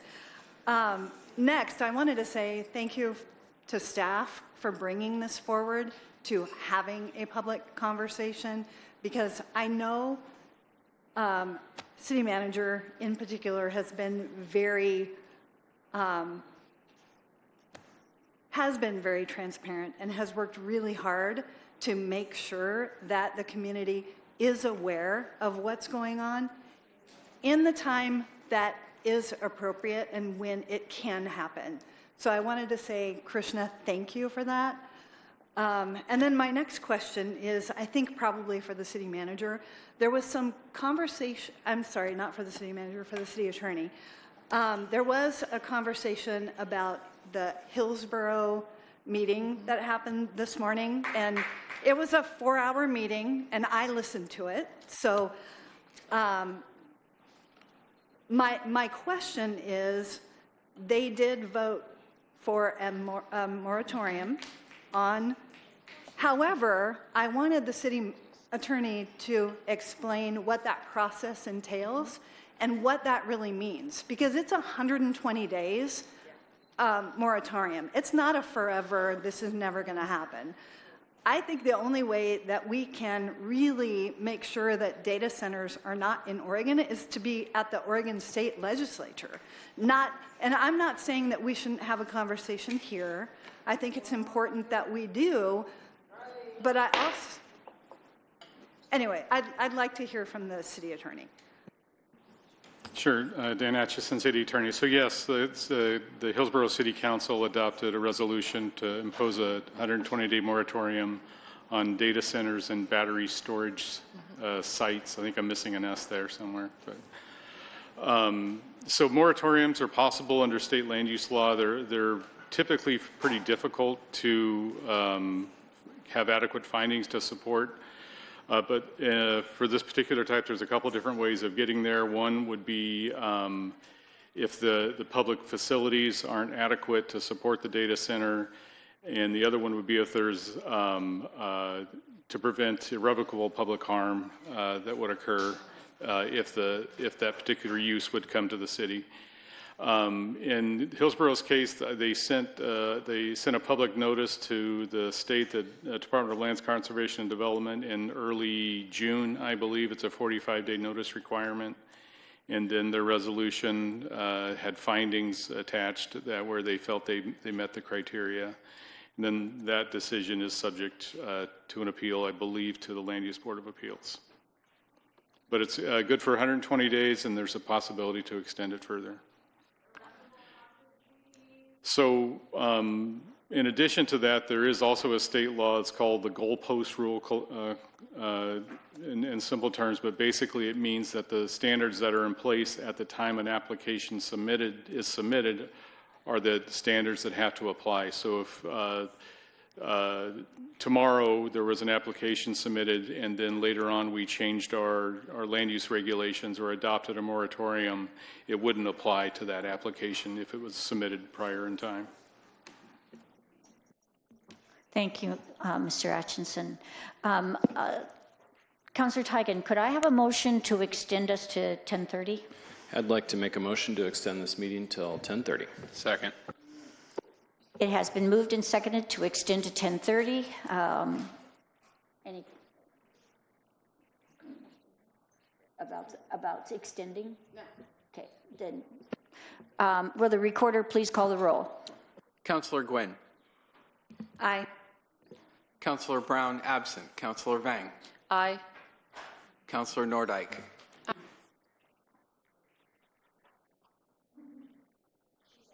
Aye. Councilor Varney. Aye. Councilor Tigan. Aye. Councilor Nishioka. Aye. Councilor Matthews. Aye. Mayor Julie Hoy. Aye. The motion passes, so we go to 10:30. Let's go back to, okay, I guess one more question. So you just described, Attorney Atkinson, the goalpost, and you said we cannot, or the council or the city could not change the criteria once the application came in. That application has not come in yet. We just talked about that. So what is the process for changing the goalpost before it comes in? I wasn't on the mic, was I? Sure, Dan Atchison, City Attorney. So typically, to change our zone code or our comprehensive plan, it's a legislative land use amendment. There's a minimum 35-day notice to the Department of Land Conservation and Development, which also has to include a copy of the ordinance that you're proposing. So typically, and then typically there's a public interaction where we talk about the proposed change to the public before we bring it to the Planning Commission or the council. Conservatively, a normal amendment to our zone code, it takes anywhere from 6 to 9 months. A more finite, precise amendment could be done much quicker, but at a minimum, it's 35 days of notice to the state. Can applications still come in during that period, or are they stalled while that process is worked out? They can still submit applications.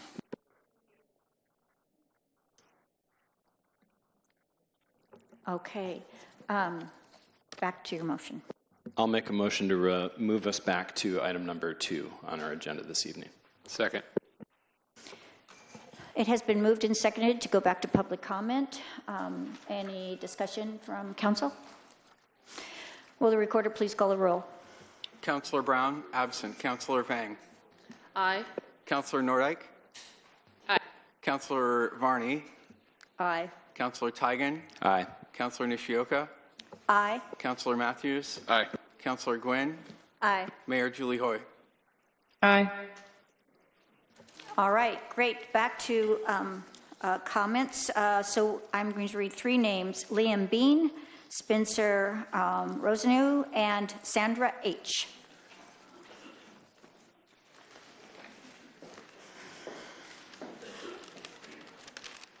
Oh, you just turned it off. Oh, it was on. Dang. Howdy, council members. My name is Liam Bean. I'm a resident of Ward 2. The opinions that I'm expressing today are my opinions, not the opinions of my employer. City staff has said several times, and Veris has stated, that NDAs are typical for large developments. And while I can't speak to large-scale economic development like bringing in, an Amazon fulfillment center, I am an Oregon land use planner, and no project that I have ever worked on required an NDA with a local jurisdiction that I represented. I do not believe that even if they are typical in this scale of economic development, that makes them right. My comments are all directed towards agenda item 5.2. Most of the time when public staff are creating a record, whether that is a copy of our notes for a pre-application conference or an email, we expect that to be discoverable. Big tech companies are using NDAs as a tool to bully communities, to make us feel like our voices can't be heard, and that is not appropriate. Even if this at one point was a tool that had benefits, it is being misused. Second, the use of NDAs erodes trust in the public process. You see people who are coming today and they are frustrated with that erosion of trust. That means that no matter what, it is bad governance. Even if it is preserving some marginal benefit to our development community, it is clearly creating an uncomfortable governance framework. That is not tenable for a city to be sustainable. Residents fear backroom deals and the old boys club.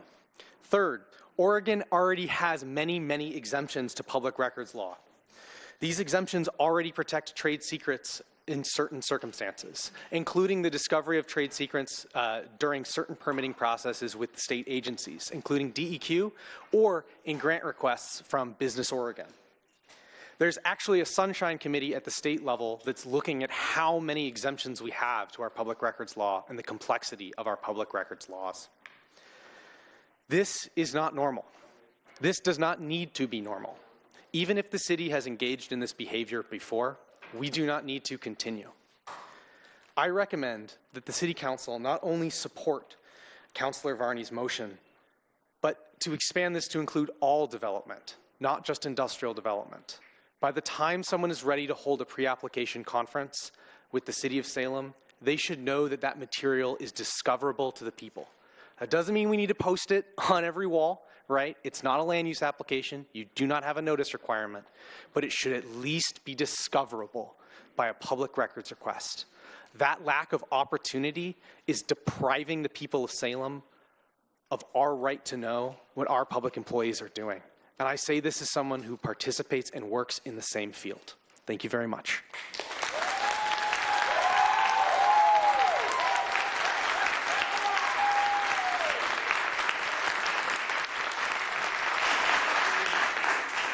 Go ahead, Spencer. Mayor and councilors, my name is Spencer Rosenew. I live in Ward 1. My testimony is also centered on the project's lack of transparency and use of NDAs. As you know, the city entered into an NDA in March 2025, and the public and city council were not informed until earlier this month, over a year later. This is an unacceptable level of secrecy for a project with profound public impact. As Councilor Varney correctly notes in her motion, there are significant impacts involved related to energy, water, infrastructure, and environment. It is imperative that public trust is maintained. For more on NDAs, I'd like to quote Pat Garofalo of the American Economic Liberties Project. He writes, "The use of NDAs in economic development deals causes several concrete harms. They violate a fundamental principle of local democracy, that a community should be able to provide input into the use of public resources and receive information that allows it to evaluate the work of elected officials and public servants." And, in fact, taxpayers and local communities benefit from transparency and economic development. It is only company CEOs who benefit from a closed, private process in which they hold all the information while the public and even elected officials themselves are left in the dark. For these reasons, I implore you to adopt Councilor Varney's motion 5.2 to look into banning NDAs for future data center projects. And I encourage you to expand that motion to also evaluate the use of NDAs in other types of economic development. Thank you.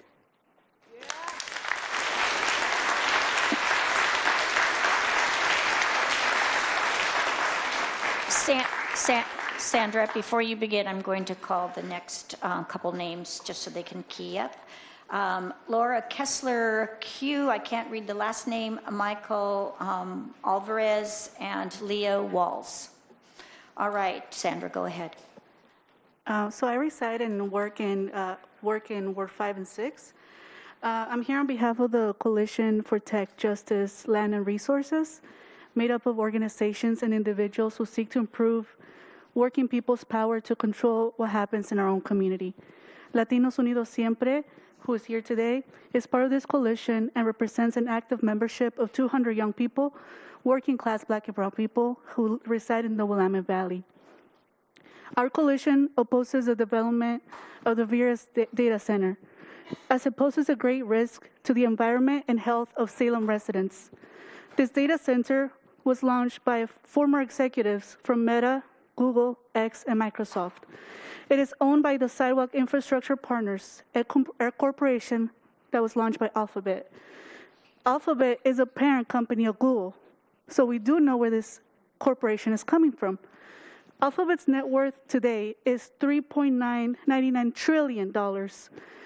I will repeat that again, $3.99 trillion. These are the people behind this data center. It is not a small startup company.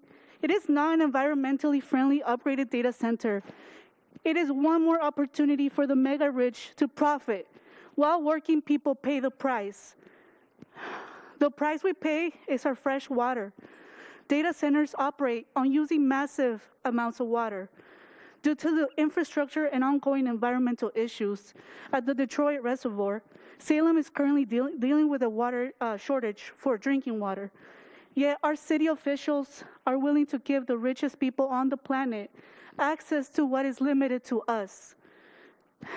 Veras uses closed-loop thermal architecture that is meant to continuously recycle water to keep the data center running. Yet this system has not proven to actually reduce environmental impacts and instead causes new ones. This system needs water to be chemically treated to prevent maintenance issues. It flushes out chemicals used for anti-corrosion, and these chemicals end up in our surrounding areas. We also pay the price of energy. A single data center consumes as much energy as an entire town.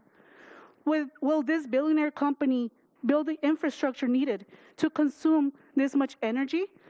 Or will it do what it has done in many other communities, forcing local residents to pay the price by raising the energy expenses of struggling working class people?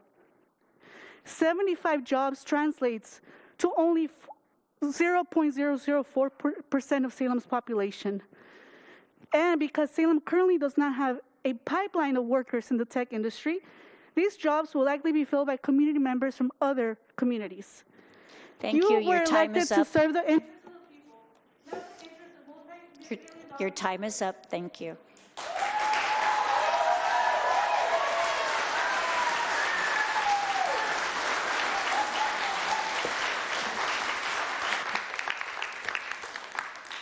Good evening, everybody. My name is Michael Olivares. I am from Ward 3.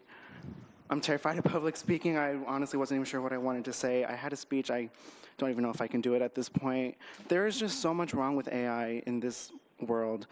When you look at the humans and the animals who have been miscarrying as a result from the electromagnetic fields from the AI data centers, it is insane that we would still allow things like that to just pop up in Salem and anywhere. I'm sorry, I don't even have a speech plan. I'm just so outraged with this whole thing, and I'm shaking like crazy. I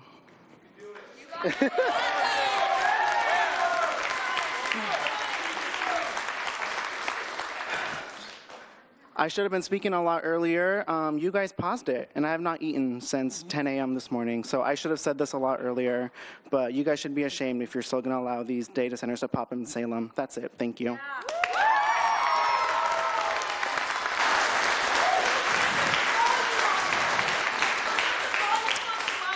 May I ask? It needs to be turned up. We don't have that opportunity. Are you Laura? My name is Leah. Leah, okay. Before you begin, is Laura Kessler still here?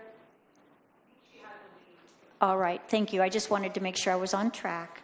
So Leah, go ahead. Thank you. My name is Leah Walls. I live just outside of Salem. I had a speech planned for before you voted, but since you decided to vote before you heard all of your constituents, shame on each and every one of you who decided that it was okay to vote before you heard every one of us. Shame on each of you who voted on yes for this motion before all of us were heard. It is 10:30 at night, and I think each and every one of you should be ashamed of the fact that you are okay with our airs being polluted so that we can no longer see the sky. Shame on the fact that my grandchildren will not drink clean water without a filter because of your vote. Shame on the fact that my children will be paying hundreds of dollars in energy costs that should be shouldered by AI data centers that should not have even been here in the first place. I am disgusted with each and every one of your behavior. There are children who will not see tomorrow because of you. There are children who could have been doctors and lawyers who will not be here because your data center will not allow them past the fissures of their disgusting pollution. Shame on the fact that you are willing to let Oregon's capital be disgusting and littered and polluted. We are known for our forests and our trees and our oceans. We are known for this. This is what we are proud of, and you are proud of your pockets, of your NDAs that you won't even admit you've signed. I don't care who it was. I don't care how rich you feel you can get. Shame. Fire.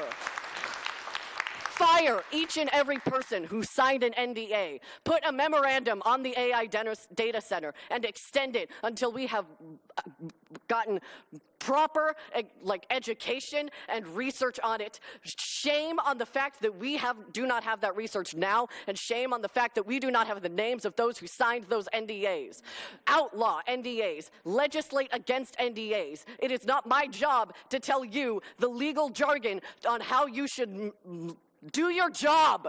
You are here to hear our opinions on these things and then take that into legal jargon and implement it in a court of law.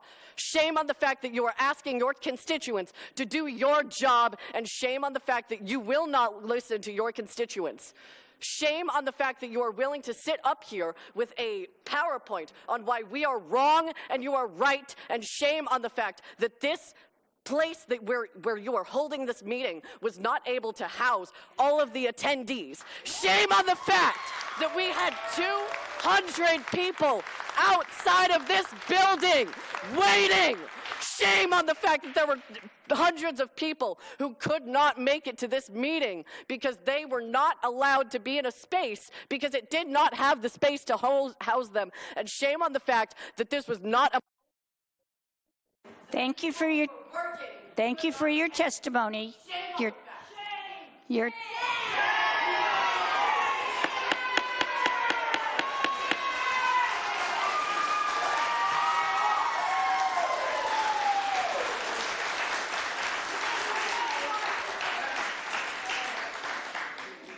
We haven't voted on anything. So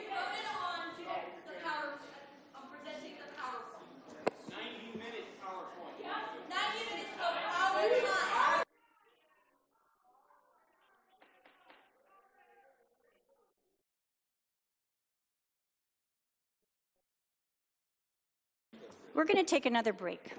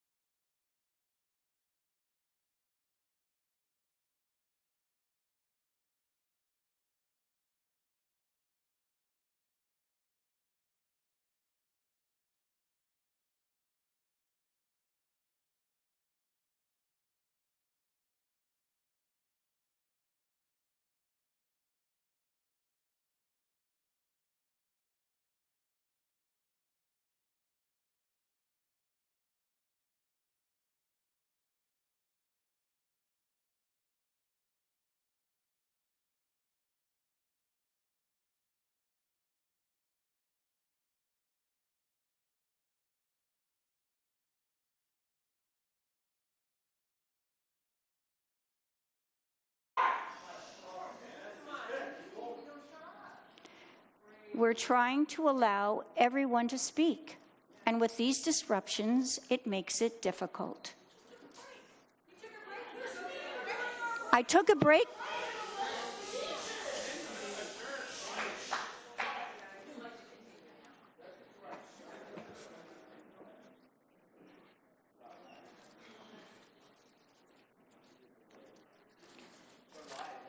Vincent Bass and Isabel Jones.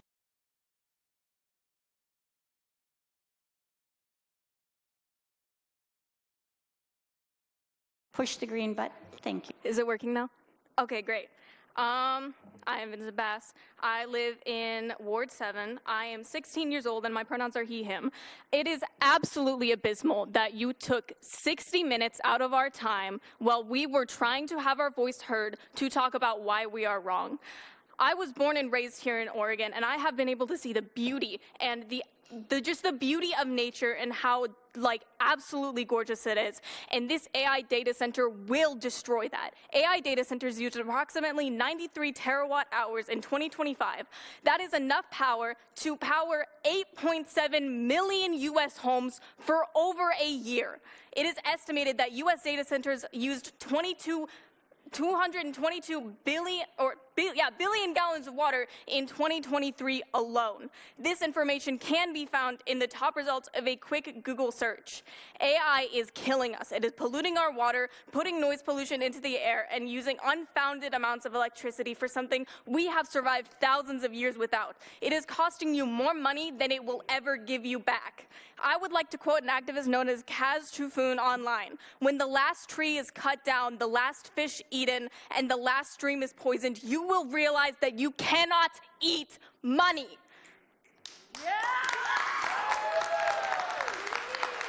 This is not progress. This is not progress. This will do nothing but hurt us. The earth can and will survive, but if we do not stop ourselves, we are hurtling into an extinction, and we are bringing numerous other species with us. I urge the Oregon government to listen to the people and to not allow for this. This moment defines our future and all of your guys' legacy. This defines our future and all of your guys' legacy. You will be known as the people who helped keep Oregon as a haven for wildlife, and to the people who live and are happy in Oregon, or you will be known as the people who let Oregon become an unlivable state. And that is only if we survive this. Your money will mean nothing when the air is unbreathable, the food is inedible, and all the resources are gone. If you vote for this data center to be made, you are making yourself an enemy to the people. Oh, I'm out of breath. Oh, you are making yourself an enemy to the people, and I call for you to be removed from office. Yes. This is a public outrage. This is a public outrage because you signed an NDA and you cannot admit to it. You are the cause of it, and I am extremely disappointed in this office and what you have done. Fuck AI. Thank you. Yes.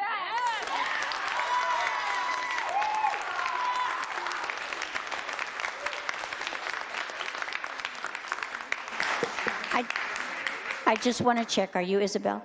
Yes. Thank you. Go ahead. I ask that everyone please stay quiet so I can voice my opinion on this, on the data center. Good evening, Madam Chair and Commissioners. My name is Isabel. My ward is number 4, Vice Chair Gwynn.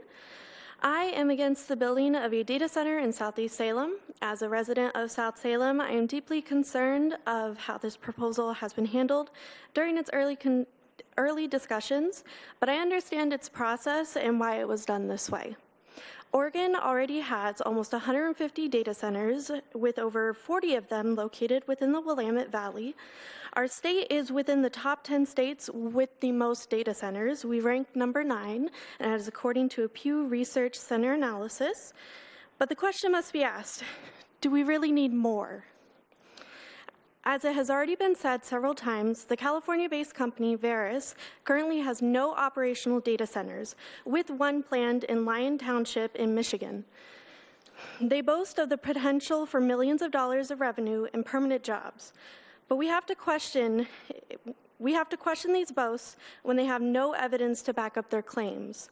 As for jobs, we have to question whether these permanent jobs and construction jobs are guaranteed in writing to both Oregon union workers and Salem residents.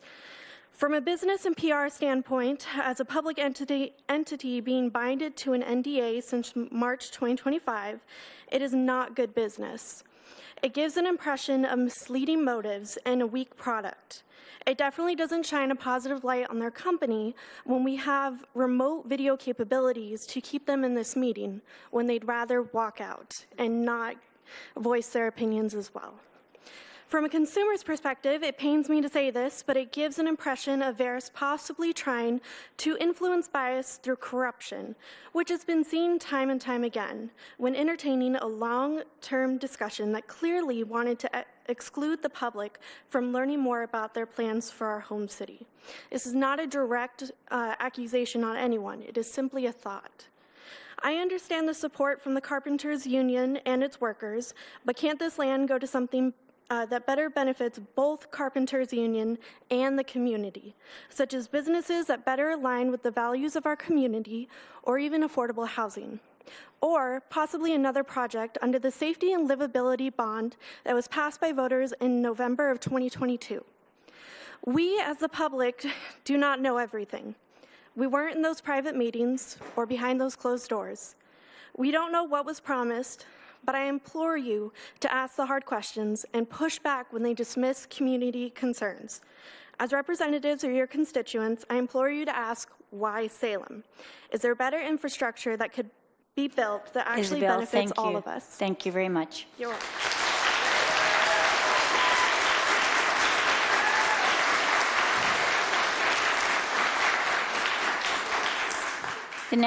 The next three are Angel Ramirez, M. Cleany, I think, and Terry Nujos.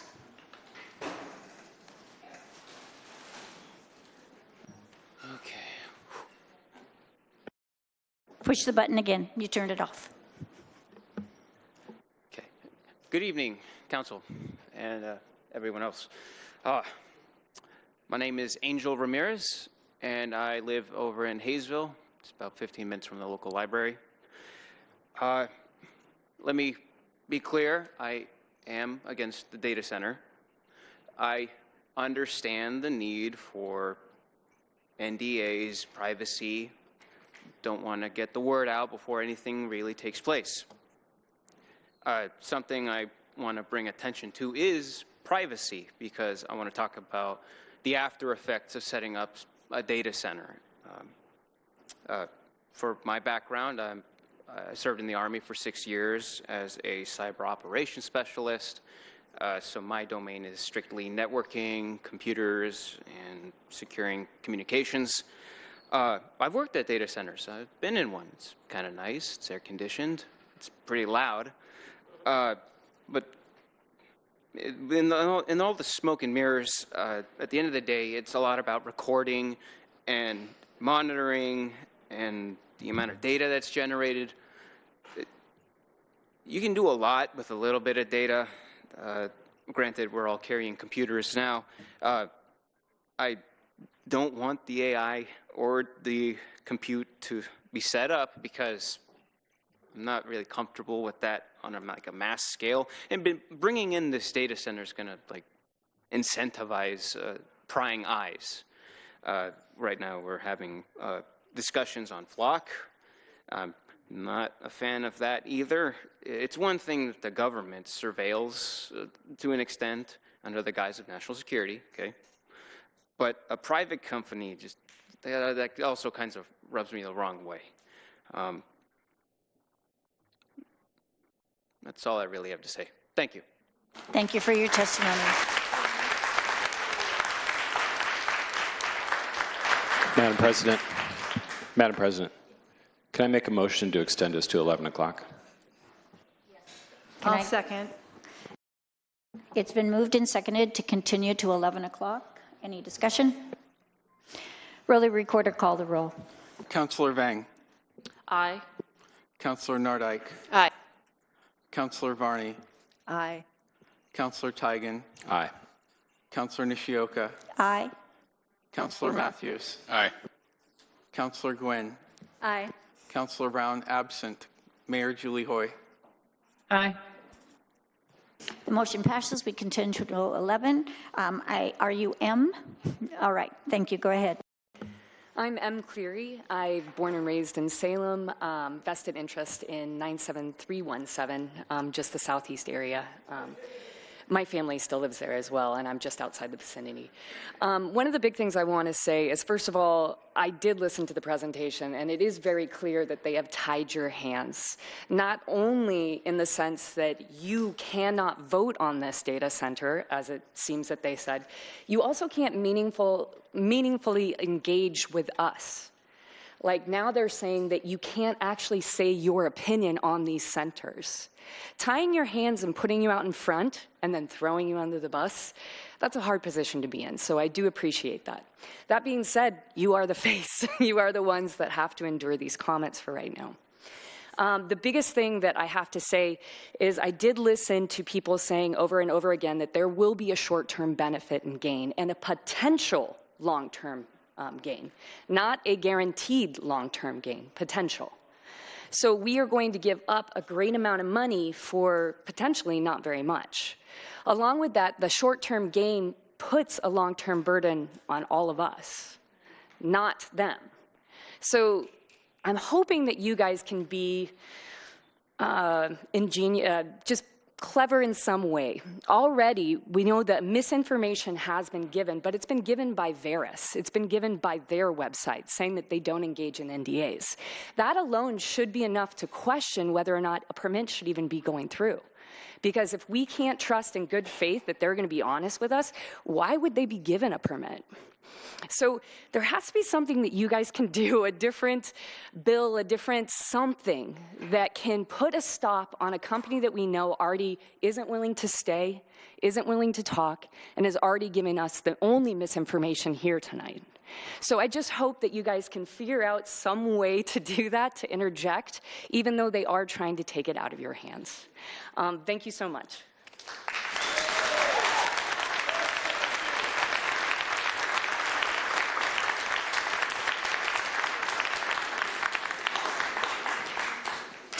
Terry Newhouse, Julia Cleary, and I can't read the first part, but Joe Lackley.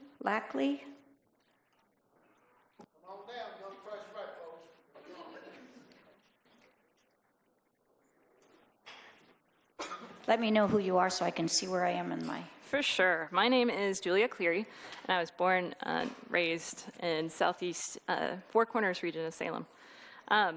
I live and work here, and I love this city. I want to take the time to thank you for taking public testimony about the Veris Data Center here in Salem. That said, obviously I'm very much opposed to it. I wouldn't be sticking around if I wasn't. I just want to say the NDA, obviously, as soon as that was done, that was a great betrayal to the people of Salem. It damaged this, The non-disclosure agreement signed by the City of Salem during the planning process of this application has majorly damaged public trust, and I am concerned that the parties involved in the NDA violated laws regarding public information, at the very least, guidelines that the state of Oregon has established. Additionally, I believe that this Veris data center does not align with the following Oregon statewide planning goals for land use. Goal 1, which is citizen involvement, and LCDC has actually PowerPoints about how to do public involvement. None of them involve NDAs. It actually involves local government going out and actively telling people about future development plans. Goal number 1 was very much not in keeping. I cannot fathom how public servants can withhold massively impactful information from the public for over a year, or how this practice can continue with any business, not just data centers, or Amazon centers, or anything. What's more, everybody already saw that the Veris website has that they are committed to not doing NDAs, even though they clearly had us under one for over a year. And so how can we trust them? And how can we trust their commitment to our heritage oak trees as well? especially if the penalty is $2,000 and this trillion-dollar company or billion-dollar company has so much backing. I don't think that's going to be much of a deterrent for them to violate community agreements as well. So any community agreements that I hope we try to bind would be actually effective, something that could deter billion-dollar companies. And also, any research. They have actually a lot of research that they do with the Colorado Lab of the Rockies.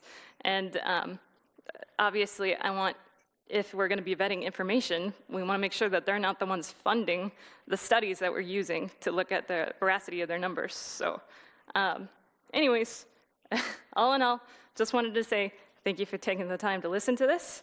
Please, as Em said before, look at what you can do. And Salem is there if you want to do extended legal battles against them. So thank you so much.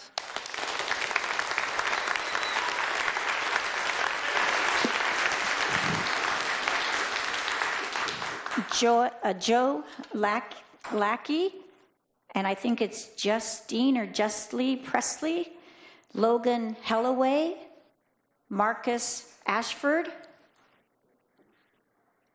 Looks like we've got a couple of people coming. Axford, thank you for the try. Thank you. Ooh, okay. Just get started. Ooh, this is different. I had a speech, but unfortunately my phone died a long time ago, so... You need to start with your name and ward, please. Right. My name's Marcus Axford. I'm actually from Dallas. I am head of the Oregon Voices Network, which is a historical podcast network and a hub for historians, storytellers, and academics, and I am here to represent those voices and the ramifications that this data center would have in that field. We also, by extension, represent the tribes, which, by the way, let's give a big hand to our tribal elder, please. Thank you. Thank you.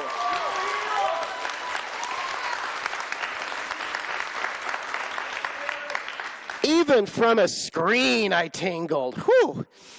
Anyway, so I'm really here to represent our archaeologist, David Winkler, who came to me with some concerns about the proposed data site, primarily that it is on tribal land, and archaeologists use the site to uncover artifacts to help tell the story of the tribes. It is known as the Mill Creek Complex, and they use it quite extensively. Another problem that we encountered, and we did this during our emergency recording of our podcast, Welcome to Oregon. I asked our archaeologist because he seemed to be very upset. So I asked him if he wanted to mic up and have a discussion, and we did. And I learned a lot. I didn't myself know too much about it. And one of the things I read from, I believe it was the Salem Reporter, was that there is this air of, we're going to, Veris, I should say, there's this air from the company that there's going to be, community discussion. We're all going to work through this together. And then in one breath, which is ironically also the quote that we put for our thumbnail, ultimately, we are going to build it. So it sounds like this gathering is kind of a moot point. So, I know that Veris probably sees it as just a patch of dirt, but it's native dirt. It's Oregonian dirt. And we decide what we get to do with it.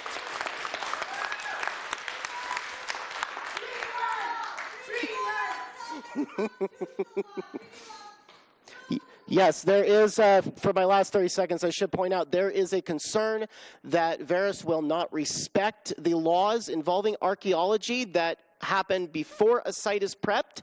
They're just going to bulldoze it and bury those artifacts. And as we are always told by David, I swear to God, every week, once a site is disturbed, it's gone. It's no longer viable. So, with that in mind, I please urge you all to consider not dealing with a distrustful company, because my team certainly does not. Thank you for your testimony.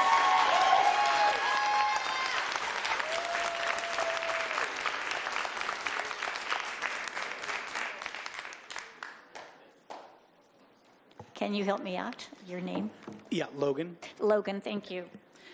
All right, go ahead. My name is Logan Helliwell. I live in Salem, zip code 97317, so I don't have a specific ward. I appreciate all of the passion that everyone is showing here tonight. I think this is an issue that unifies communities, that we have all come together and are really outspoken about this. I want to make sure the public, as well as all of you on the council, understand why Oregon is such a hot spot for data centers currently. I don't know if everyone knows this, but there are 16 active undersea fiber optic cables off the Oregon coast that connect to the global internet, that connects all the way over to Asia. And we have more connections than any other state on the West Coast, and that is why data centers are such a huge push in our state. And companies don't need incentives to come here. They want to be here because of that connection. It will drive their business. It will make all sorts of money for them. And that's why there's been such a push in Oregon for these data centers, even though they're extremely problematic. I work with a lot of people who do public service. I spoke to someone in the county, Crook County, just came back from paternity leave, and the first words he said to me were, "My entire county is on fire." And with data centers, we are going through terrible droughts. We had an awful snowpack this last year. We are expected with an El Nino to have another really awfully warm winter that is just going to make our state even drier than before. So with all of the water consumption that is happening, I mean, if you're looking for an emergency reason for anything you can do to push any type of moratorium, this is clear reason. So I appreciate anything that you all can do now, but also for the future. This is something that doesn't matter your politics, doesn't matter your background. People don't want data centers in our state, and I think that's very clear. The last thing that I'll say, just while I have a little bit of time left, one of the things that I think we are all really sick of, as not just the Salem community, the Oregonian community, the United States, we are sick of corporate socialism, where everything for their profits are privatized and all of the costs are socialized onto us. They get all sorts of tax breaks. Where are the things helping our communities? We don't need to, again, bring them here. They are coming. And if our hands get tied, we should at least leverage that, use whatever leverage we can to make things better for Oregonians. Thank you. Thank you, Logan.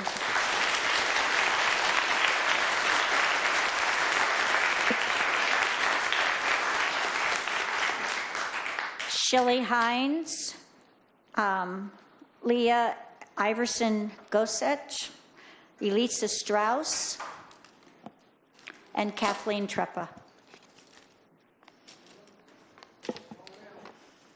So state your name, your ward, and begin when you're ready. Good evening. My name is Lilia Iverson Gotch, and I come from West Salem. I have lived in Salem my entire life, mainly in the Kaiser area. But I also have family that lives up in Staten, in what was once the city of Gates. A lot of my childhood memories come from being up near the hills with the lush green, the trees, and even a small stream that ran through the property line. In the Beachy Creek fires, we lost that farm, and that entire ecosystem died with it. And I just remember the ash, the pollution, how our water was dirtied.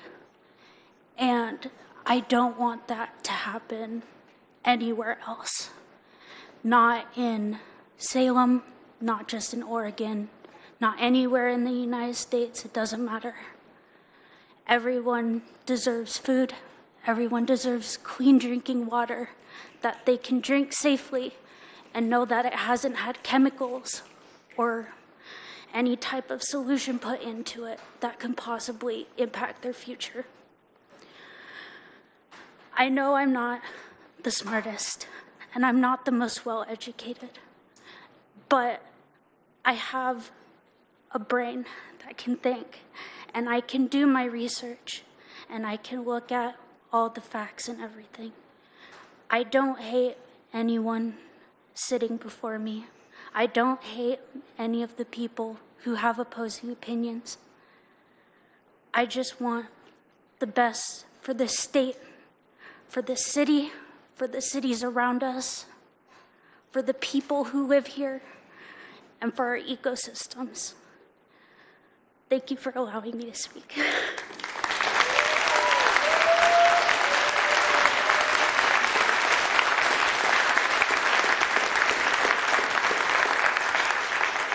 It's on already. Go ahead.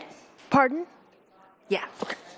My name's Elise Strauss. I'm from Ward 8, and I wanted to share with you what I learned about the closed-loop cooling system that Veris is building, because I was curious about how it actually works. And the system, after the initial drawdown of water that's about the equivalent of an 18-hole golf course, they said, this system has seasonal adiabatic water misters, okay? The water circulates in the pipes, and it cools the servers. The misters kick in on the hot days, 85 degrees or hotter, and they cool the outside air, and the fans suck it in, and the rest of the year, the system relies on dry cooling, which requires massive fans to push the ambient air across heat exchangers and consumes a lot of energy. And yes, this system does require less water than the traditional data centers, but it has a huge impact on energy. And it's the fans that cause the noise. And I know that Veris has told us that the data center will be quieter, but quieter doesn't mean less harmful.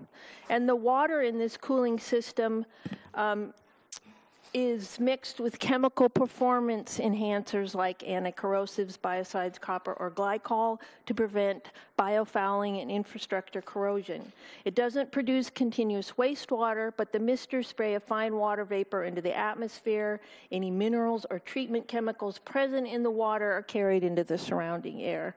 Furthermore, if misting basins or pads are not meticulously maintained and dried, the stagnant moisture can become a breeding ground for biological pathogens like Legionella. The system needs to be flushed and repaired. The water that the misters expel needs to be drawn back up. These systems are meant to be sealed, but they can still suffer significant and undesirable water loss.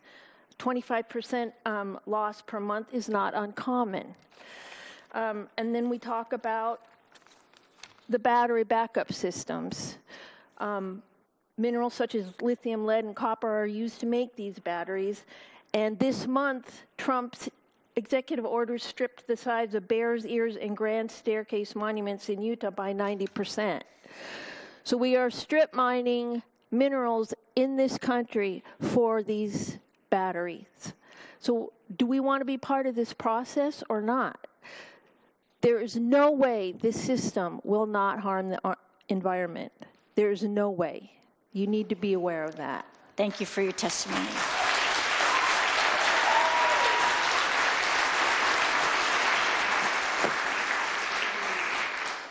Before you get started, Kathleen, Rachel Atkinson and Phil Carver, Elaine Jenkins, and Ron Sturba. Kathleen Treppo, Ward 7, and I didn't think it was possible, but I'm more upset now after listening to staff's presentation than I was before. I am, one NDA is not like another. NDAs are not intended to protect a developer. NDAs are supposed to be limited to protecting actual, confidential, financial, proprietary, and technical information, not to hide a controversial mega project from the public until it is too late to have a meaningful conversation about a robust decision-making process for centers that have a well-documented history of harming local communities and the environment. So I'm sorry, Shame, shame, shame, because that center could have been disclosed in very generic terms, and that NDA was overly broad. And I suspect if we ask for a public records request to look at all the other NDAs that the city has signed, Mr. Atchison, I wonder if they all will be phrased exactly the same way. I also don't understand why your signature isn't on the NDA as approved as to form, because that's standard where I come from. There's ample evidence that data centers harm the environment, they harm the community. Developers know that, or they wouldn't try and greenwash their project with great buzzwords like ultra lower flow, or they're an energy resource, and this closed loop cooling system that Elise just talked about. Where does that wastewater go? Because it sure as hell better not go into the adjacent wetlands, and it shouldn't go into the city sewer system. By the way, I agree with the recommendation that you all hire technical staff, because you don't have the expertise to actually evaluate all the information that they're going to dump on you. And I cannot believe that the planning department does not have a fee structure that includes a planning deposit for industrial $5 billion projects that actually has the developer put up money that the city draws down to pay for those technical studies to make sure what the developer is submitting is actually verifiable. If you don't have that kind of deposit structure, that's really problematic. Maybe California is way ahead of Oregon, but that's what I'm used to from every agency I worked at, whether it was small or large. Shocking, absolutely shocking that you don't automatically have the funds available to you to actually cover the cost to do the technical studies that you need to have done. Veris claims they have a great new low-harm technology. I don't believe it. I believe you all should be looking at a moratorium that's more than 120 days. You bring it back on the next agenda for under a compelling need, because these projects have irreparable harm to communities. And I think you should be bringing back a moratorium. I appreciate Councilor Varney's efforts to try and make this a more transparent process, because this is shockingly bad on how you sprung this on the community. And I know you're trying, City Manager Nambury, but I am sorry. This has been really poorly handled. Thank you.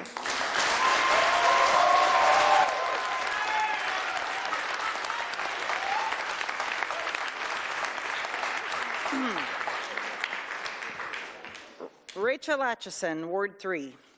I'd like to borrow some words here from writer Drew McGarry, who describes big tech's AI ecosystem as being designed to cut us off from what matters most, namely other people and the collective intellectual, emotional, and spiritual value that humans have provided one another throughout humankind's existence.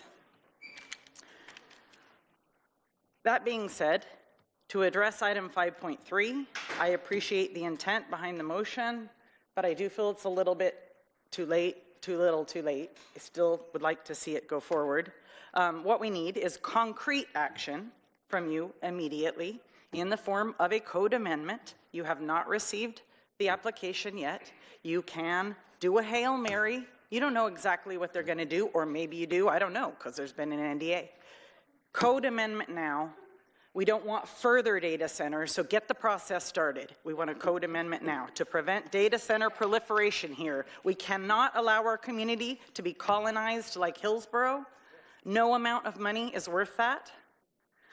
I also want to ask one of the many questions I have specific to this Veris project. Their website describes a plan for battery-first backup power. This implies a secondary source. They're not going to risk $1 million worth of data without a secondary backup. But in a said core document on page 130 of the agenda packet, it is stated that there will be no diesel-powered generation for backup.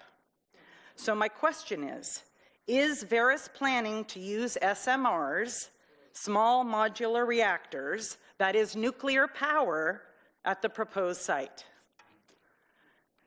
Big tech makes a lot of grandiose promises. Elon Musk has told us we'd have self-driving cars by now and halfway to Mars, right? The potential impacts on Salem here are way too serious to accept wishful thinking from a company that has never built anything like this before.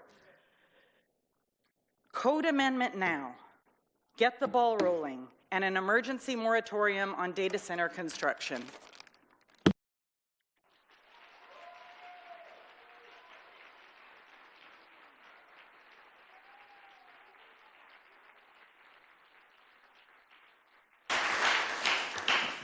Are you Elaine?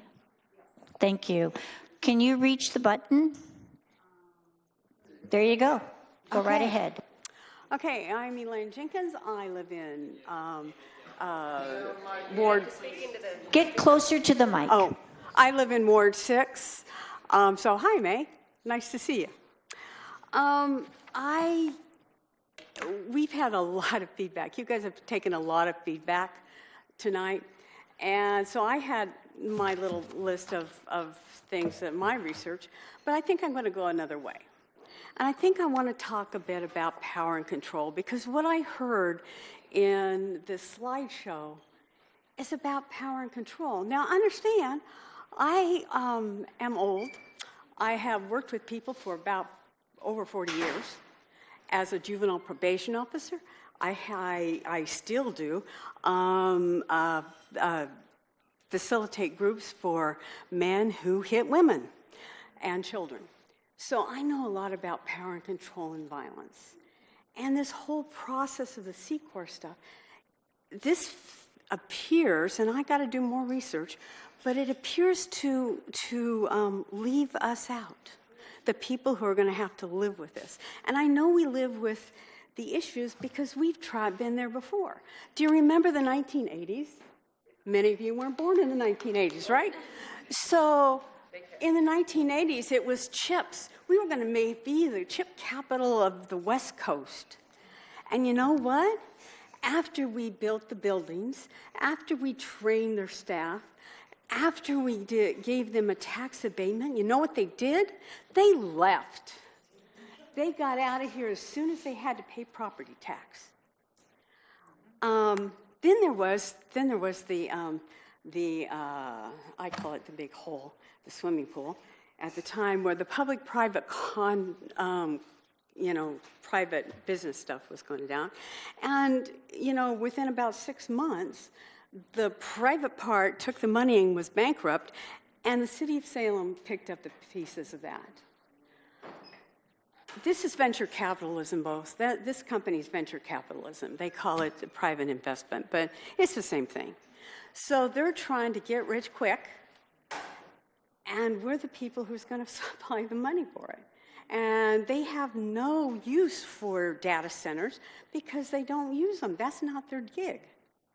They're going to rent that out to somebody who may or may not rent it, and we will have no control, and there will be no accountability for what this improves. Who's going to take care? Who's going to make sure they do what they say they're going to do? And honestly, the city of Salem has never been very good at giving people consequences for promises they make and don't keep. Elaine, thank you. Thank you. That was your testimony.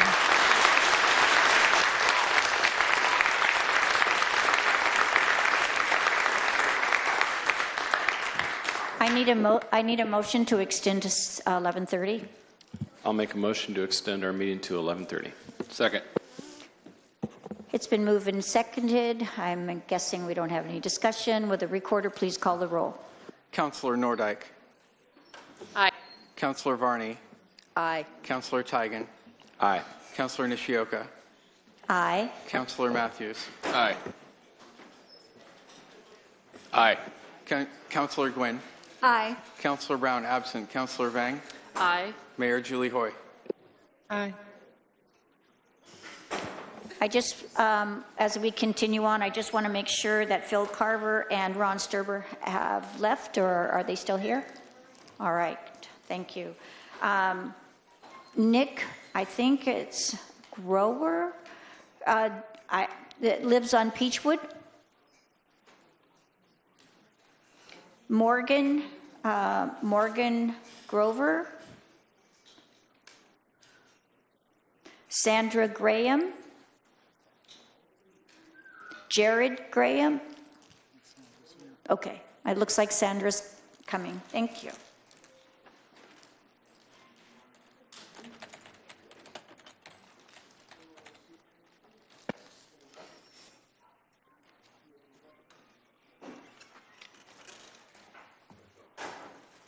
It's all ready to go. Okay. I'm Sandra Graham from Ward 4. and I appreciate you all for staying here for so long.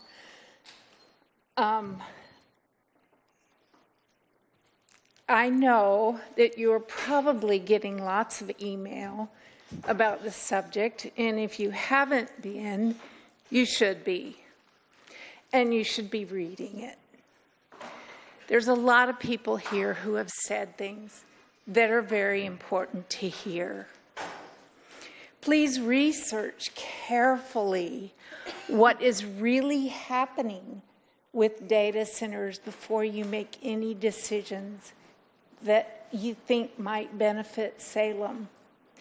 It will cost Salem much more money and affect the quality of life for many people if it is allowed. Salem is a beautiful place to live. Let's keep it that way. A closed cooling system, you've heard a lot about it, may mean less water usage locally, but it also means more electricity usage. PG&E is already struggling with the electricity that Hillsborough data centers are using. They ask us to stay away from peak hours of usage as families. Yet a data center runs 24/7. That is kind of insulting to me. A family who has lived here for over 30 years is not as important as a new data center. I don't get it. The closed cooling system also uses chemicals to keep the water cooled. These chemicals are forever chemicals that end up in the environment and the waterways. Our children and grandchildren should not have to suffer the consequences of a poor decision today. And let's talk about the White Oaks. We've already had one company say, oh, we'll take care of the White Oaks. And they moved them, and what happened? They died.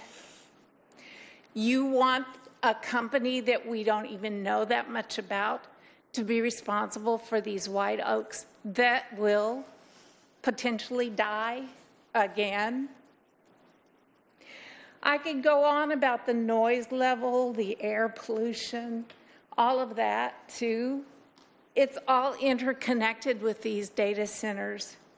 And I am appealing to you to not allow a data center. Thank you, Sandra. Appreciate your testimony.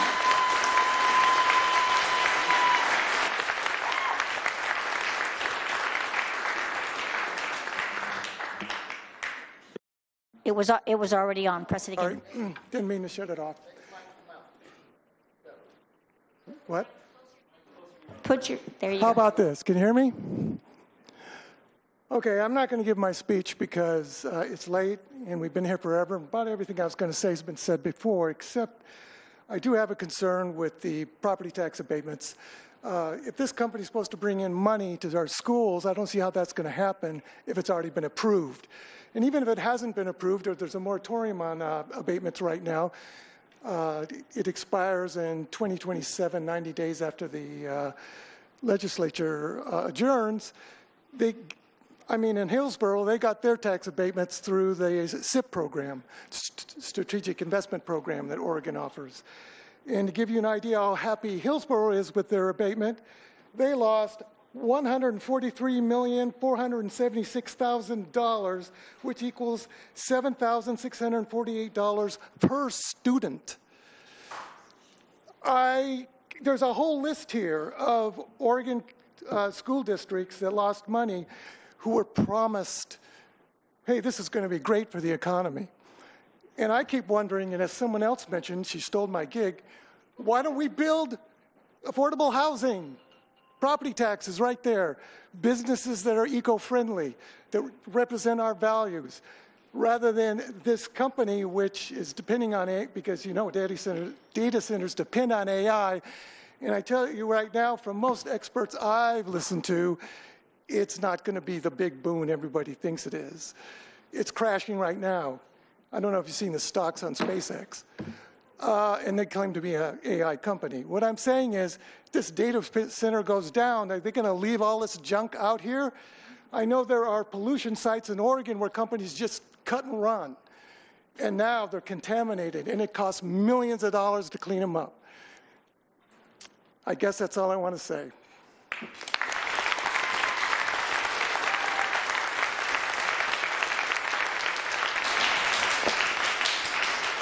Actually, no. Well, yeah, I'm done.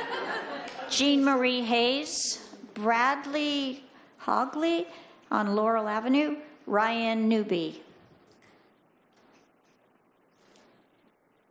I know I got it first. I just want to make sure everybody else has a chance. I think some have left. Go right ahead and just announce your name and ward. Let me open my iPad really quick because I have my speech on here. Hello, my name is Ryan Newby. I am from Ward 11, and I just want to say how disappointed I am in each and every one of you who won't make eye contact with the people who are speaking before you. Now that I said something, you've all looked up at me. Thank you. I have written, go show it to the camera, I wrote a whole long-ass speech for all of you guys. I was taught by my parents at a very young age to respect the people I'm speaking to. But you guys, now that I've mentioned it, now you guys are giving me the respect I deserve by looking at me. I was taught that respect is earned. You guys have not earned that respect from me, so I have given up reading my diplomatic speech to you guys. What you are doing is abysmal by letting this AI data center be built in South Salem. Are you guys, well, everybody else who has spoken before me has mentioned, well, has talked about how damaging to the environment AI data centers are. I don't think anybody has said what AI has done. AI takes images from the internet, and this is generative AI that I'm speaking about, and uses a bottle of water for each prompt that it uses, just to write an email. Generative AI, somebody mentioned Twitter and Elon Musk and Grok. Grok, once it was able to reliably generate images that were up to a consumer level, a media tab was opened up on Twitter. They had to take it down within days because it was generating child pornography and videos. And where did they get this data from? There have been people on the dark web who have admitted to using Grok and other AIs to create this abysmal shit. Why do we want a data center in Salem that is going to allow people to continue to do this? I took a quick little look at the Oregon Sex Offender Registry today. There are over 34,000 Oregon residents who are on that list. Why are we going to build a data center in Oregon to allow people to continue to make this horrendous shit? Yeah, you guys signed an NDA. Why was this left for 16 months without us knowing? Now you're giving tools to predators, pedophiles. This is horrific, and I am disappointed in each and every one of you, and I hope you do not sleep well for the rest of your fucking lives because you are taking this out on every last one of us. Thank you for your testimony.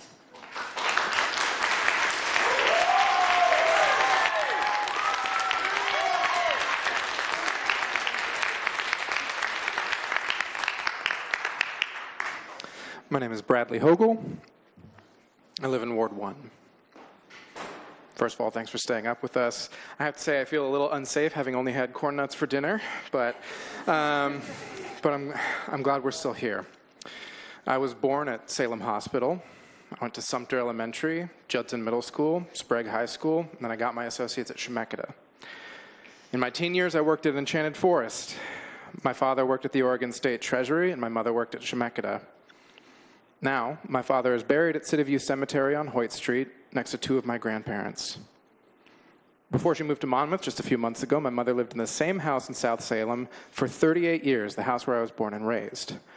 All of this is to say I'm about as Salem as it gets. With such a long history here and such a close familiarity with this place, you can imagine how deeply unsettling it was to hear about the secret negotiations regarding a new data center, or perhaps negotiation is the wrong word after that presentation. And though I can appreciate some of the reasons given for the NDA in theory, I agree with Councilor Fuller that in reality, it seems more beneficial to corporate entities than to the residents of Salem. Veris, the company, and this part you've heard before, we've been here a long time.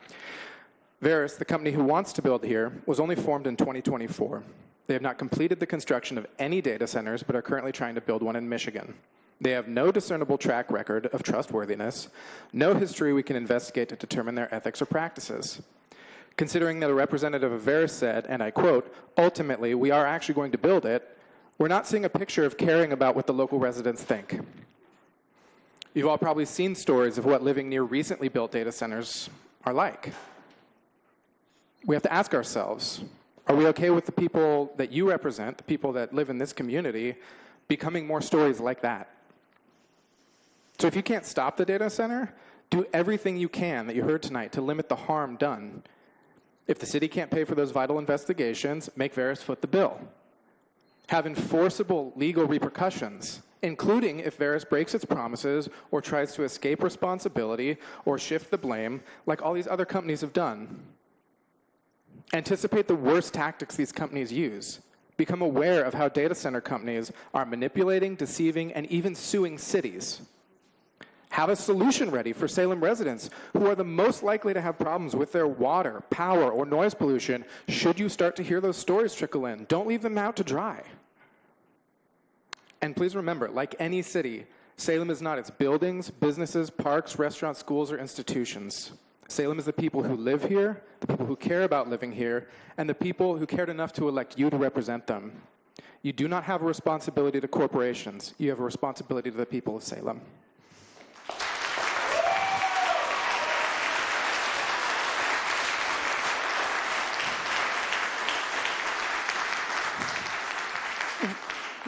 Ryan Newby, Trike Tyler, Jennifer Rudd, Rosella Mariatti Jones, Larry, I can't read the last name, starts with an R, lives on 16th. Rebecca Bassand on Church Street.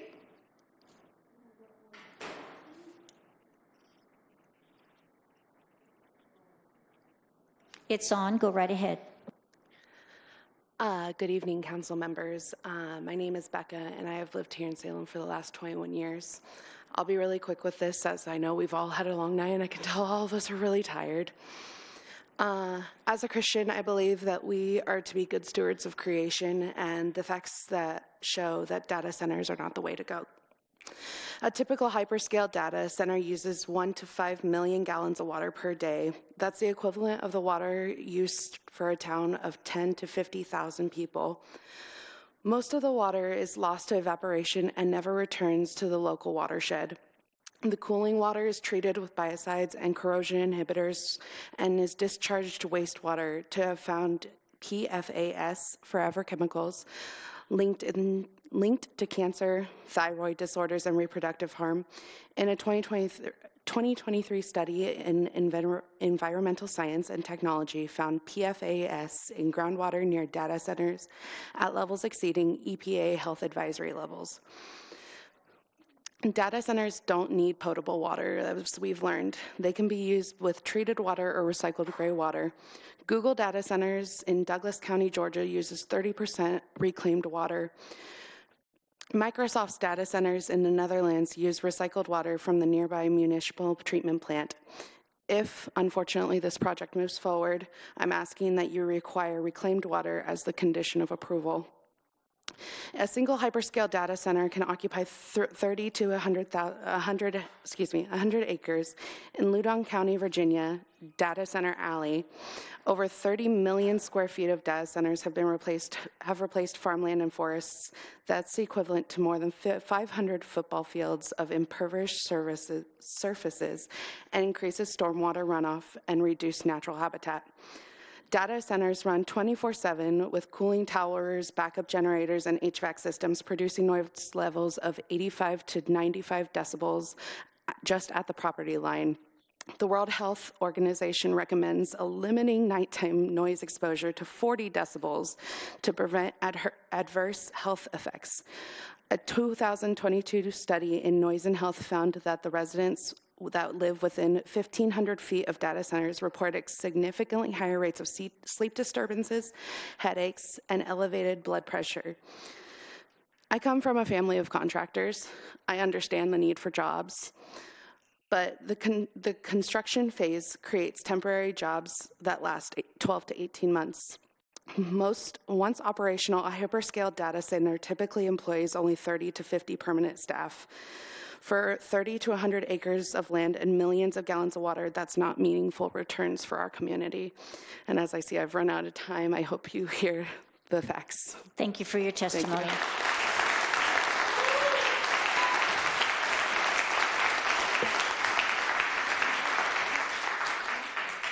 Avina Nelson, who lives in Ward 2. Thank you.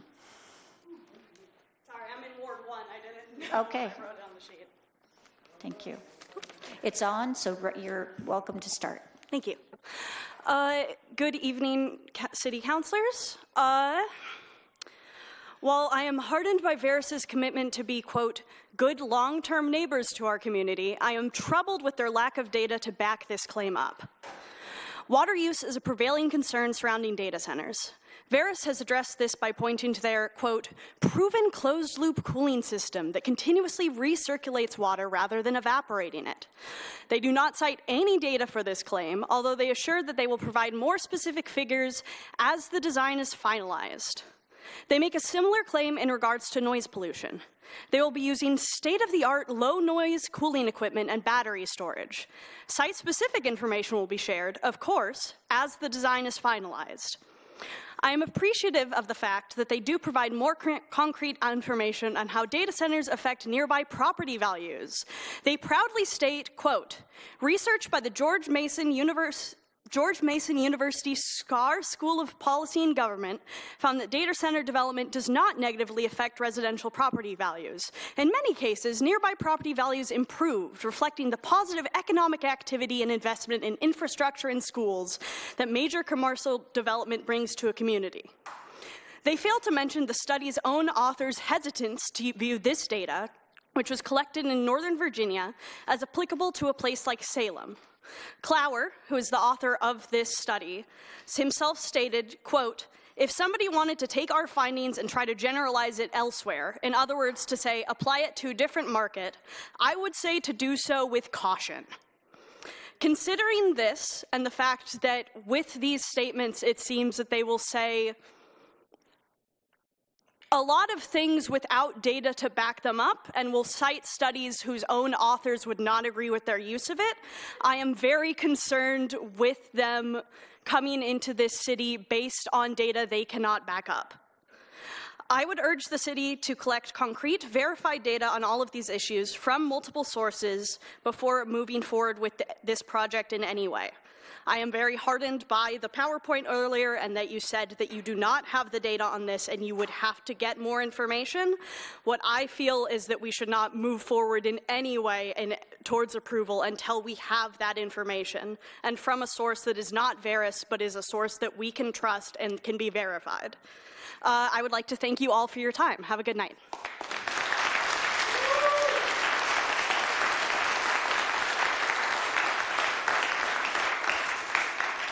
It looks like one Anthony on Heatherstone, Ace Matlin on Wiltsey, Bobby also on Wiltsey,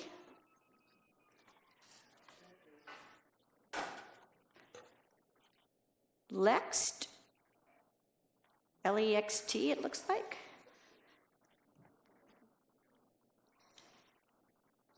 Lori Kraya, familiar, on Lost Lake. Thank you.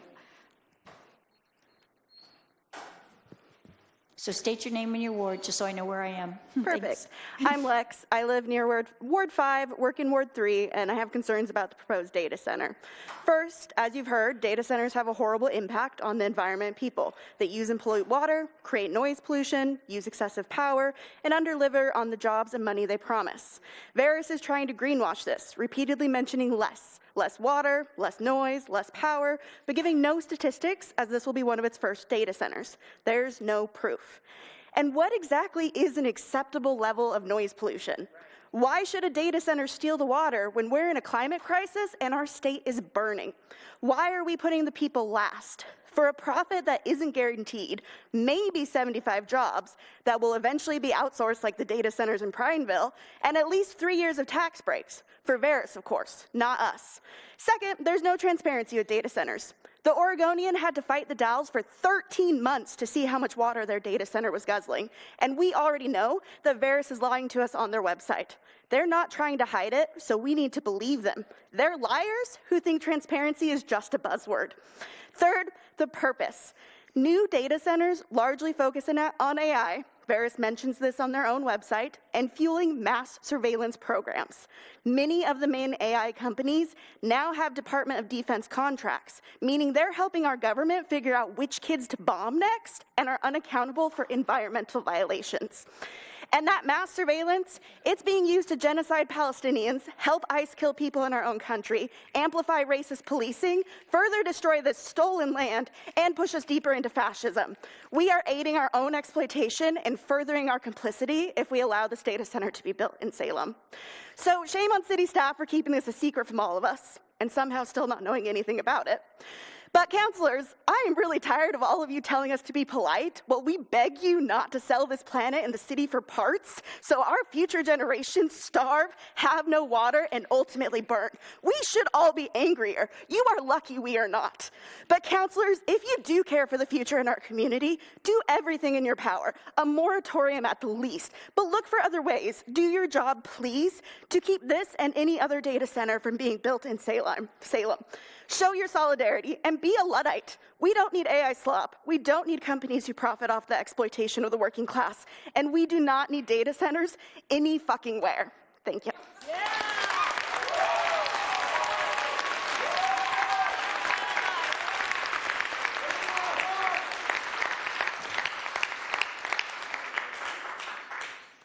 I'm Lori Craftmiller. We are kind of ward adjacent to Ward 6. Lost Lake really doesn't have a ward right now. And I voted for Mice, so I know that that's where I'm at. I just would like to get almost everything that I wanted to say and had written down has been said before. But I think the most important thing that you heard tonight is that water is life. Period. That is it. When we look at things, I want to bring to your attention an incident that occurred on December 23rd of this past year. We had a storm. And that simple storm caused our water treatment plant to go offline. And so we had to use the emergency fund from Kaiser, in order to be able to have drinking water for that day. That's how fragile our water waste treatment system is right now in Salem. Can you imagine what is going to happen if there's an emergency at this data center? Can you imagine what is going to happen? And this is going to happen. I know that you guys have questions for them, and you should grill them on this. Because just because they have a closed cooling system, they will have to release water at some point. If there is a hot day, they will have to have evaporative systems available to use. And that means using more waters on that day. It isn't, they quote 1.5 to 2 million gallons of water per year. But that's just the minimum. The max is somewhere around 9 million gallons. And that's what they're telling you because they don't really have any data to back up anything that they're saying. Because there aren't any of these closed system cooling systems of this size anywhere right now in the country. They have nothing to back up what they are trying to feed to you, other than this pie in the sky thing that they think you want to hear. Oh, we're going to be this great neighbor to the residents of Salem. You called out half of the Salem police force to protect them, and yet they didn't feel safe here? Come on.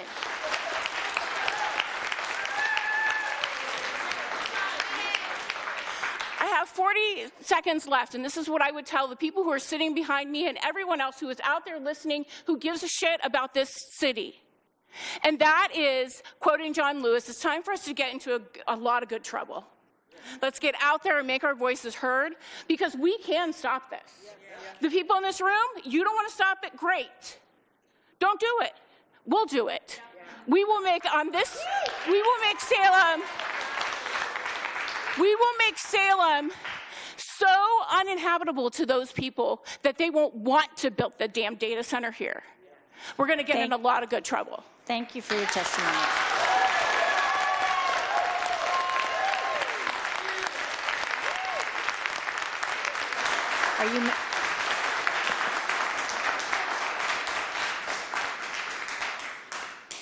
Are you Mason? Yep. Thank you. Go right ahead when you're ready. All right. My name is Mason Kraftmiller. I just graduated from Oregon State just in June. Community Planning and Development Director Kristen Rediford told a Salem reporter, and I quote, "For public comment to have the most oomph that it could, looking at the findings and the criteria, commenting based on that has much more substance than opinion." I would tell Ms. Radiford that the lack of consideration for the opinions of citizens is what caused a Missouri town to replace all the city council members who were up for re-election just because of their disregard for the opinions of their citizens. The IT companies that are forcing these data centers on us have no humanity. Various says that it will employ 75 full-time staff members. Intel has eliminated 3,000 jobs in Washington County alone. Workers between 20 and 25 have seen a 6% drop in entry-level positions because of AI. That is me. More data centers means more AI. In an environment that is unethical and unregulated. The Planter CEO stated about losing their jobs, and he said, "This is a revolution. Some people will get their heads chopped off." With regards especially to Veris, they made a lot of promises to this council, but they are unknown. They have no currently running data centers. We should be asking a lot more questions to move forward. And I want to say thank you to the Native elder for saying those kind words earlier, so thank you.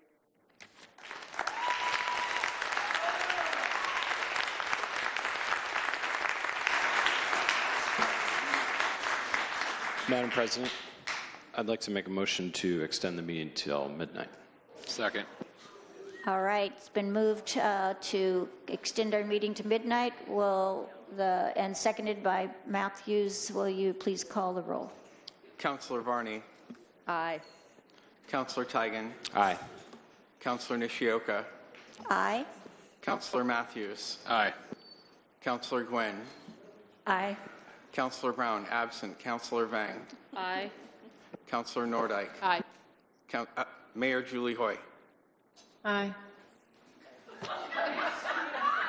Motion's passed. Holly Ellertson, Mark Pearson, Jeremy Bray, I think it is, Felix May,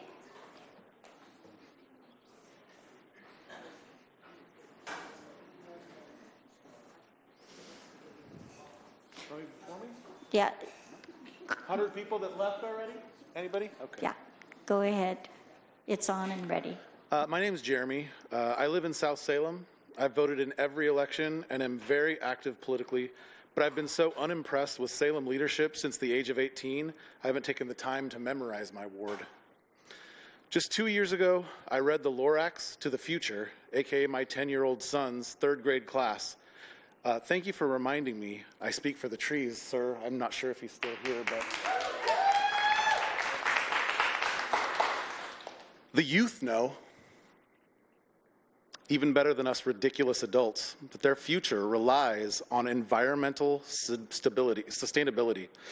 And in an era when we were called to step up and push back against the harm that politically unchecked capitalistic greed has caused the planet, centered on marginalized communities and emphasized by plummeting towards an AI and robotics-fueled future concocted by broligarchs who seemingly watched The Terminator and decided Judgment Day sounded pretty profitable. 1 job per acre. Job completion estimate 2028 for all this great investment in the community. Closed loop cooling, low noise equipment, binding community benefits agreement. Moratorium? If that's the best we can do, we are failing our future. Show of hands. Who has children? Who has grandchildren? No? Okay. I guess nobody here has kids. I do. And he's going to grow up in this community, and I want him to be protected. Ban data centers outright, immediately. From what we heard tonight, there are mechanisms that you here, whether or not you signed an NDA, can manipulate, all right? The one thing I heard earlier that made me believe this never had to happen, none of us had to be here until midnight tonight, was that without signing that NDA, the company might not have tried to do this at all. That's where we should have stopped it. So to those people who did sign that NDA, I think you might be asleep over there. Anyway, just remember, we know, we heard. None of you, children, grandchildren, can't respond? Oh, that's right. Dan Atchison here, the city attorney, told you guys you couldn't talk to us about it. I remember that too. I appreciate you staying late. Thank you for your testimony.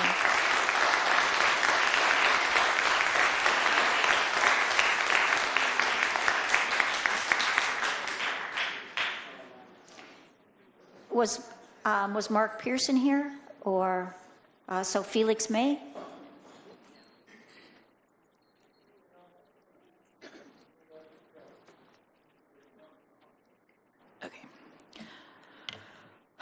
Hi, my name is Felix May, and I live in Ward 7. I am a dad, and I'm very concerned about the lasting negative environmental impacts that a data center will have on my toddler and on his generation.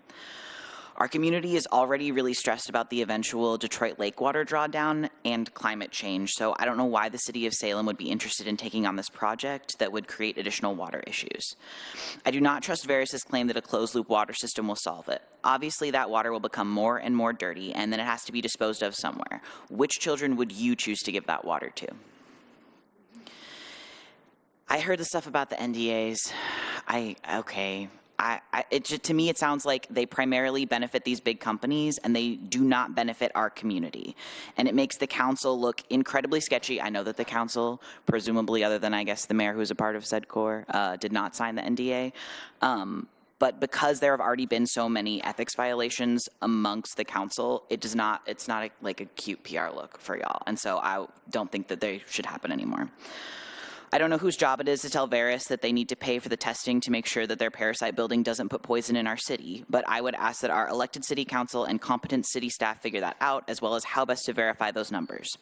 I understand that supposedly $9 million would be added to the general fund because of this data center, and I know that the city of Salem needs money. I think it would be extremely problematic for our libraries, parks, and public safety resources to be funded by supervillains. I would ask, thank you. I would ask that every city council member and every city staff member do whatever they have in their power to stop this data center. Thank you.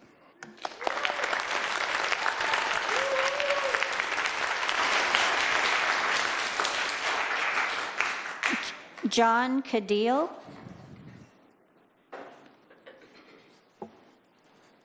And then after that is, I think it's Jonas in unincorporated, and Ashley C. All right, John, go right ahead. John, Ward 1. Yeah, I mean, everything I was going to say has been said well and much better than I would say it. I'm not like a public speaker or anything. I didn't write anything down. I came out for the library thing, and I did the same thing then, too. I just talked from the heart, which is that this is not something that, I mean, I have a kid. I don't want her to grow up in a town where there's just where we essentially cave to a billionaire class to just pollute our entire city while we sit here and just take it. I don't want to do that. It doesn't seem like most of the people here want to do that, if not all of them.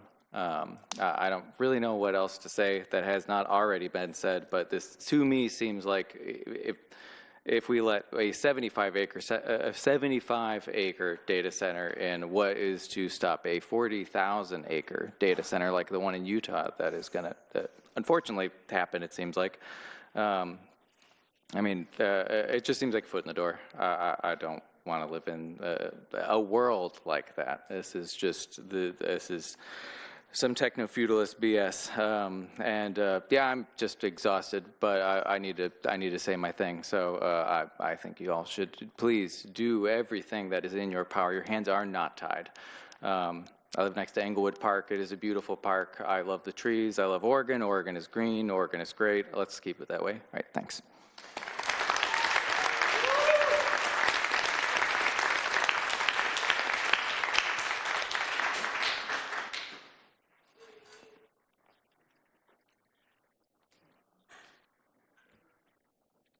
Hello, my name is Jonas, unincorporated. Just want to say that First Amendment is a wonderful thing. It'd be a shame if any public official were to mock citizens for exercising their rights. I'll keep my comments brief. As I'm sure you've heard, this data center uses something called closed-loop cooling and claims to use much less water than traditional data centers. This is true. What isn't said is that closed-loop cooling still produces wastewater, water that is mixed with PFAS chemicals, commonly known as forever chemicals. From what Verus has written on their website for this project, you'd think that you fill the cooling system once and that's that. I can assure you it's not. Let me give you an example of another closed-loop cooling system, the oil in your car. Does it last forever? Allowing this data center without knowing if we can even treat the water, let alone provide it, I thought we were in a drought, is bad practice. It's also being said that this project will bring jobs to Salem. This is also true. But where are the workers coming from? Are we to believe that Verus is going to recruit workers from only Salem? It was also said that jobs like these are first-time homebuyer wages. Last I checked, mortgages are 30 years. Is this a 30-year project? What happens after? I've worked in building data centers, and many of the workers were from Venezuela, Guatemala, Texas, North Carolina, places that suspiciously don't sound like Oregon. Oregon has a semiconductor industry. Why hasn't Salem looked into becoming its second campus for Intel? Chemeketa has begun a semiconductor workforce program. Money from the CHIPS Act is available to us. Cotec recently announced that Oregon is starting something called the FAST Initiative, meant to bolster our Silicon Forest moniker. Why are we looking at the bag of chips of the computing industry when the chip factory is right next door? Why ask for millions in tax revenue when we could have billions? Thousands of permanent jobs instead of 75. My brother-in-law started as a maintenance worker at Intel, and he was able to buy a house for his family. And as far as I know, Intel is going to be there for the next 30 years. Now there's your home buying salary. Lastly, I want to say this. Chances are this project is going to go forward. To quote someone from the Planning Commission, if you meet the requirements, you can build here. If this is true, then you can bet your NFTs that we'll be back here asking for massive carve-outs from this deal. Take them to the cleaners.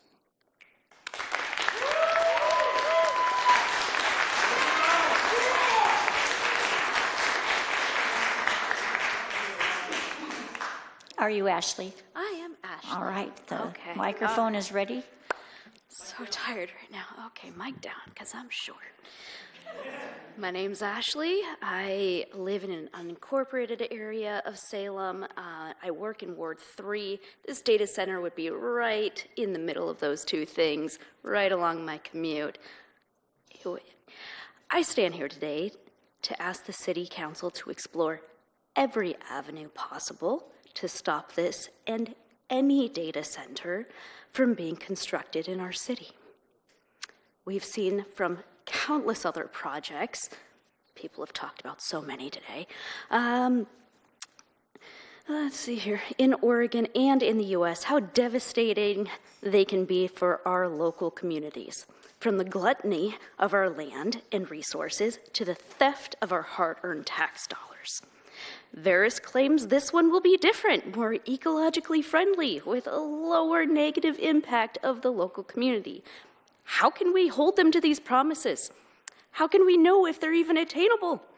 Verus is planning to use the city of Salem as guinea pigs for this type of data center. We cannot trust the things they say because there are no projects to back up their claims. We are not Luddites and we are not ill-informed. We are fighting for our future, the future of our children. I got a toddler and I need to fight for his future. This is not the project for Salem. Even if this data center uses less water than other data centers, it will still use, as they say, as much as a few sit-down restaurants. Salem is already hurting for clean water. I'd rather build a few sit-down restaurants so at least that water would be consumed by people. Those restaurants would also employ more than 75 people who would more likely be from our own community. How do we know that any of the jobs for this data center will go to Salem residents? Temporary construction jobs and a handful of permanent jobs are not enough to ignore the havoc this data center will wreak on our community.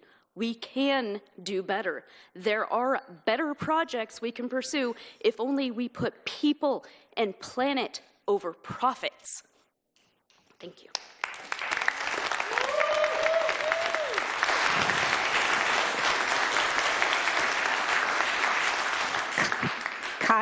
Kyle D. Patel Wakeith. Kyle went home. Okay, thank you. Ronnie Daniels. And then Rebecca Engel. Catherine Rusko. So we'll tee up. Thank you. Go ahead, ma'am. No. Well, Wait a minute. You speak. Thank you. God, respect. Thank you. Thank you. Speak. Good evening, Catherine Resco, unincorporated. I'd like to first begin my statement by expressing my belief that the council should seek to impose a moratorium similar to that recently imposed by Hillsborough and extend the time such that constituents have the opportunity to pursue legislative action that would allow for us to prevent the construction of data centers moving forward. Throughout the country, corporations driven by greed have sought opportunities to cash in on the economic power of artificial intelligence by establishing data centers. These data centers have both immediate and lasting negative implications, consuming large quantities of water and electricity while generating significant noise and light pollution. Oftentimes, the noise pollution generated by data centers is so significant that nearby residents report health concerns such as headaches, vertigo, nausea, sleep disturbances, ear pain, and hypertension. This constant low-frequency hum remains ever present throughout the day and night, drowning out the sounds of nature with industrial noise. Verus, the corporate entity behind the Mill Creek data center proposal, is well aware of these legitimate concerns and has approached the Salem community with promises that this new data center will be more efficient than those that have drawn recent ire. However, Verus has failed to be transparent in their promise and has instead entered into a recently expired non-disclosure agreement with the city of Salem. Additionally, Verus has failed to provide meaningful, readily accessible reports on the potential ecological impacts of their data center, instead defaulting to reassurances that residents will not be economically affected by increases in water and electricity prices. Verus has approached the city of Salem with lofty promises of increased tax revenue, but the reality is that this multi-billion-dollar project will result in the creation of a mere 75 permanent jobs. This is likely an intentional, strategic move to deceive those who live and work in Salem. Verus themselves have no investment in this community, given that they are based in Mountain View, California. The data center itself has little to offer our community and instead offers an out-of-state private corporation the opportunity to fiscally benefit at the cost of Salem's environment and citizens.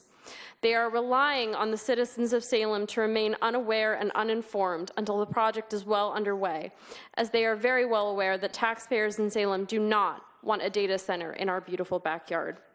I trust in state and local governments to do what is right and to oppose the creation of a data center that will threaten the invaluable natural beauty of Salem and decrease the quality of life for those residing and paying taxes in the city of Salem.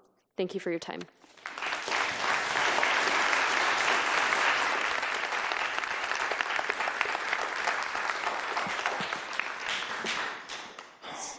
Give us your name and your ward. Thank you. My name is Ronnie Wang Daniels. Some people call me Huckleberry in the rodeo circuit, and I'm a beekeeper.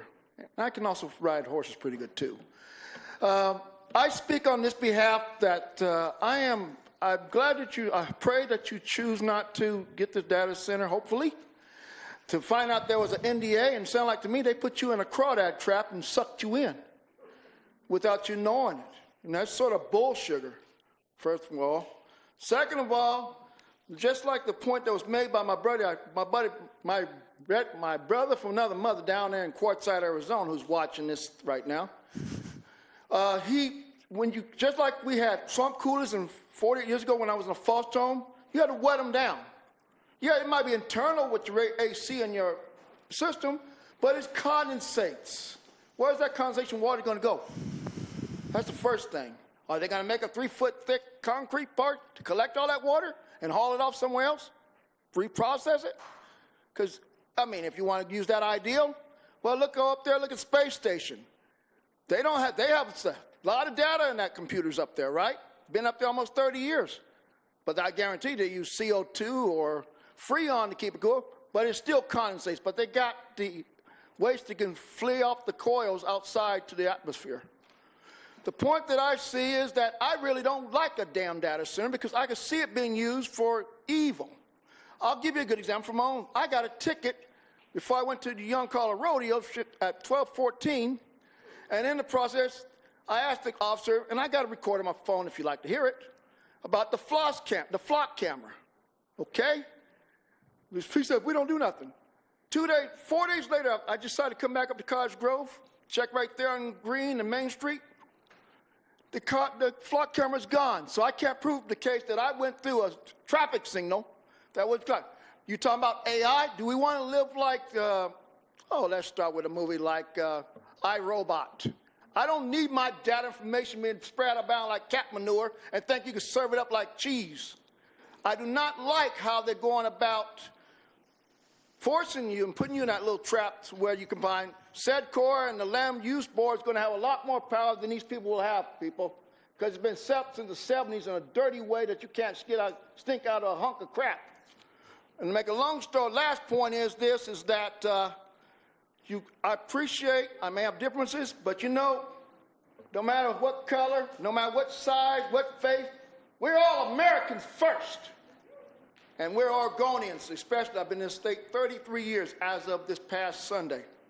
And I do not want to see this city take on a garbage from a company that ain't been around and established. May God bless you, and tell them bastards to kiss your grits. Bye.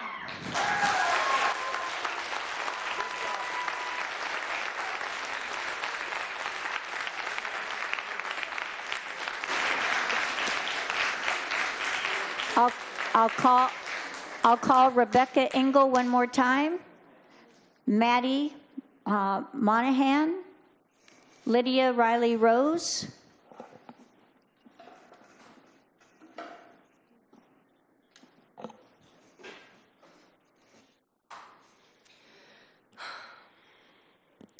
My name is Lydia. I've lived in Salem all 17 years of my life.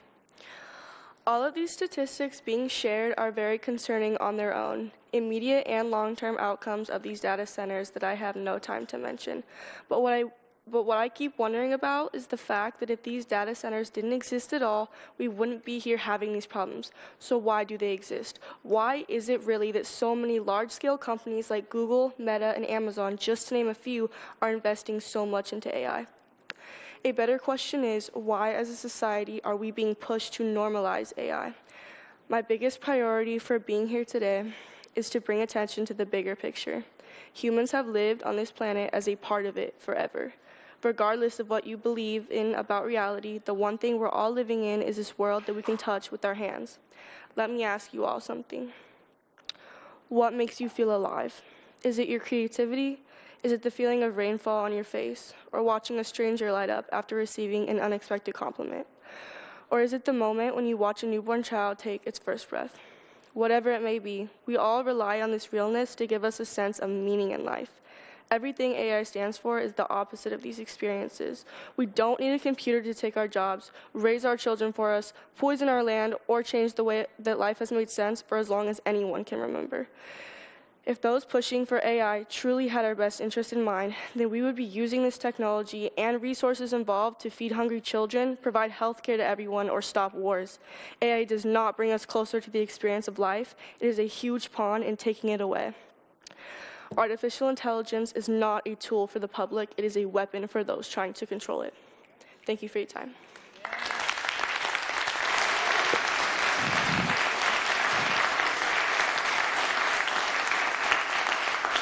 Is Kim from Ward 4, Robin from Woodburn, Aaron from Monmouth, Nick Wunderlich,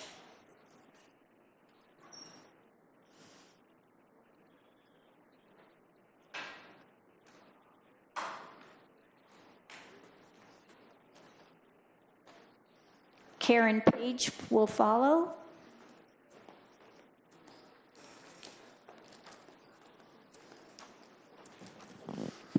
I'm Nick Wunderlich from Ward 7. I wrote the whole thing. It's just a lot of what you've heard already, so I'm not going to say it. I think what's kind of telling is those various people are gone. Like, they were here. They couldn't be bothered to listen to what anybody had to say aside from a handful of people that want jobs, and that's cool. Jobs are great. We all need them, but not at the expense of our community. Not at the expense of our water, not at the expense of our electricity, all of the things that we need to live. It's really upsetting that we had a PowerPoint presentation halfway through this that probably could have been at the beginning. It would have been helpful, I think, for everyone to understand the NDA situation, which seems real sketchy, but maybe helped a little bit. But it would have been better if it was in the beginning. It wasn't an hour and a half long. I don't know how many people left and didn't get to talk because this has taken too long. It's midnight. But yeah, I don't have anything productive to say anymore. But thank you guys very much for being here. It would be really bad to get into business with people that don't care about what we have to say, and that seems to be that seems to be the case. But yeah, that's it. Thank you. Thank you.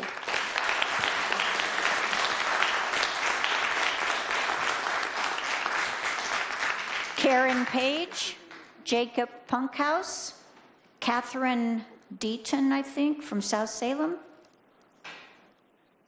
Colin Mosgrove,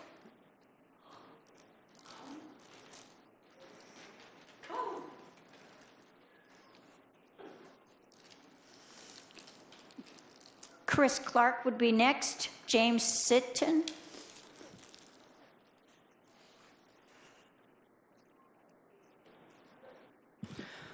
I'm Catherine Peaton from South Salem.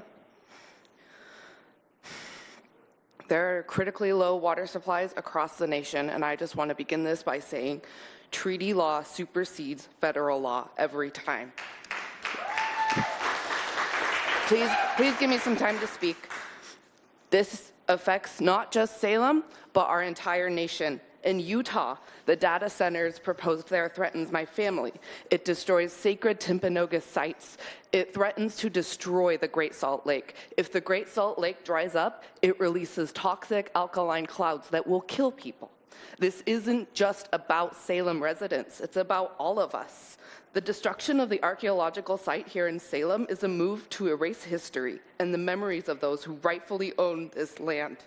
This is active colonization aimed at erasing human rights and native culture. This NDA deal claims to protect us, but it favors corporations over people and keeps us all in the dark, including the City Council. It is filled with false promises and excuses to justify bypassing a democratic process. Pushing it forward now is an act of cowardice. It is a spit in the face to our civil rights. Councilors, we demand that you join us in this stand for our city and for tribal rights. We will not stand for the destruction of native land, rights, and sovereignty. The erasure of archaeological sites is a continuation of cultural genocide, and you are all complicit. Land back now.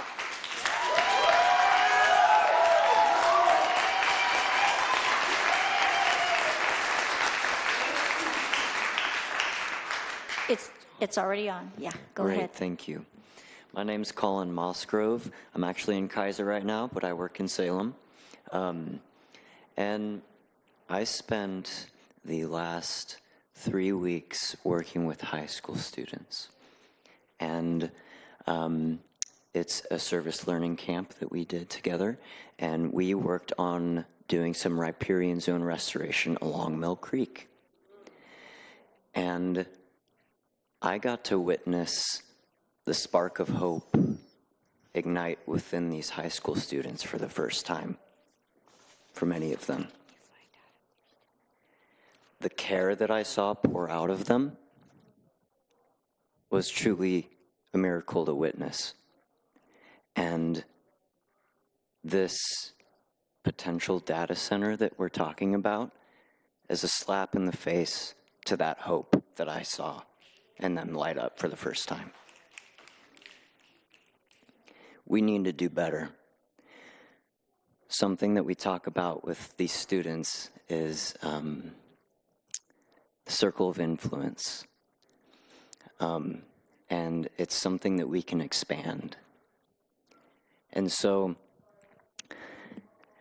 over these 3 weeks, I got to see them grow in their capacity to realize the influence that they have over reality, especially when they work together. And so, what I want to ask of council members is to please employ some curiosity over your positions, to work together to find creative solutions to stop this from happening, because the people, this land, deserves so much better than this data center. We can do so much better, and we can make this place so much more beautiful and healthy if we really put our minds to it. So please do everything in your power to stop this process. Please. Thank you. Thank you.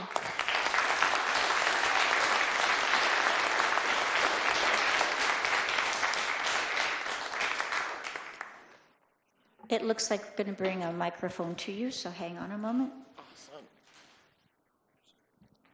Thank you for bringing me a microphone. I am James Sitton. I am in Ward 7. And hearing all the people who know a lot more about this than me, who have spent more time researching this, talk about these issues time and time again tonight, has brought out a lot of feelings in me, and most of which being a worry for my younger sister, Karis, who is 13 months old, and a feeling of what will I do, what will I tell her in the future when she is grown? Why would we have stood aside and let this happen when we could have done so much more to prevent the development of AI data centers and seeing beautiful land out in Mill Creek get destroyed, get polluted, see our communities ruined by these developments for nothing. I don't know what I'm supposed to tell her in the future when she's grown up if we let this go through. And that thought scares me. to the people here who are still trucking it through the night and working hard, and it's 11:55. To you, all I ask is that we don't let this issue die out in the bowels of a city council meeting at midnight, and we keep pressing for change. Change is possible, especially on a local level. I ask you guys to learn the names of your representatives, your ward members, and to not just vote for whoever is just on the ballot, but to actually get out there, help inform your communities, help bring to light the issues that projects like these data centers that are hidden by NDAs and their corruption that thrives in secrecy. I ask that you help your community and to help people understand these issues and bring them to light, and to help people understand where change needs to be made, because from what I've seen, the city already has its mind made up on this. We can fight it. You talked about moratoriums, especially for irreparable harm. I think ruining an archaeological site of Native American land is irreparable harm. So thank you so much for your time, and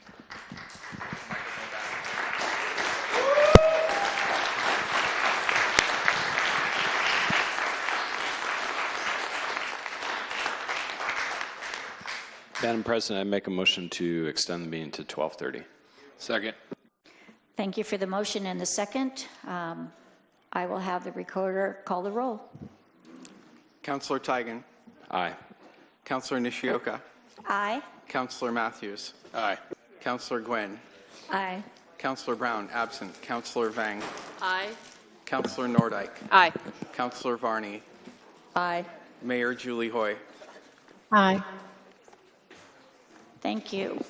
We now have Charlie Davis, Mike Slagle, Kay Johnson,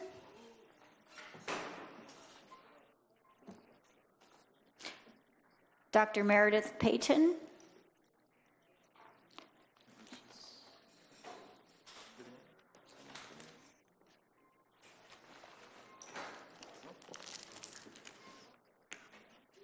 go ahead and step forward. Stepping up. It's already on, so when you're ready, state your name and ward and provide testimony. So I'm Dr. Meredith Payton. I'm from 97317, so I guess no ward. I literally have this like bizarre manifesto that I wrote in the parking lot, and I believe everyone here has said almost everything that I've had to say. Except for a couple little points about the water and the pollutants that would be in the water. And yes, it is a closed system, but we all know, and I think we've all heard, that it's going to be discharged at some point out into our water. I treat environmental toxins in people for a living. It's really disheartening to know that these are things that can be prevented, and we just turn a blind eye. I don't want to have to treat you guys, and I can't treat the animals. I can't treat the wildlife. They don't get a say in this. You guys all have a say. I don't think any of us in here want to have liver damage, nasal lesions, cancer, kidney dysfunctions.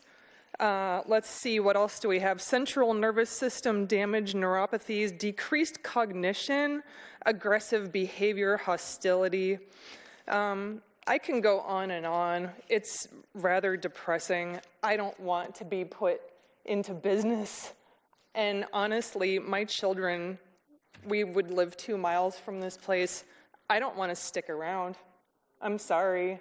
I don't want to have to bail on my community, but I'm not going to raise my kids in a polluted environment when I know that it could have been prevented. And I guess I just don't really know what else to say because I am completely decimated. I hope you guys do the right thing. I hope you do the ethical and honest thing. I hope that you make eye contact with your constituents. Thank you. Thank you for your testimony.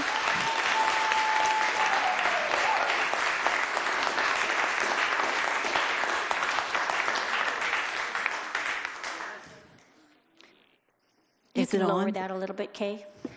Thank you. I'm short too. Kay Johnson, Ward 7. I'm a realtor.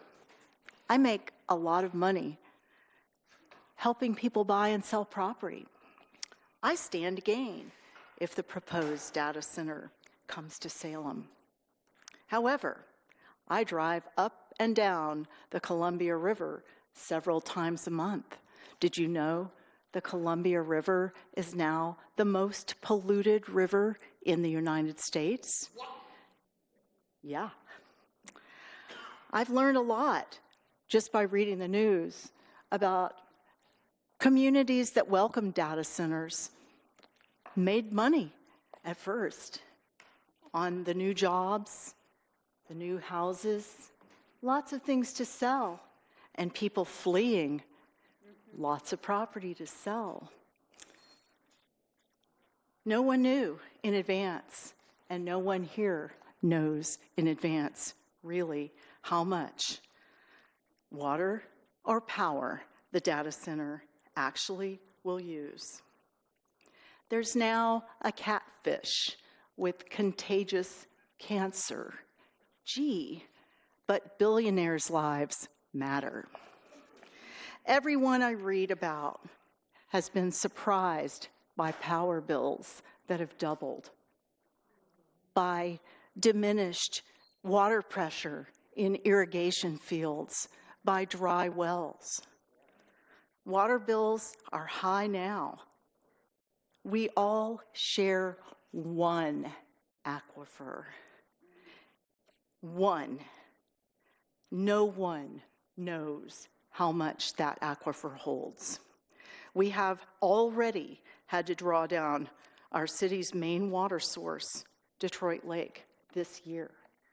This year, that lake level is so low, the businesses surrounding the lake are planning to close during their busiest month of the year, August, due to low water.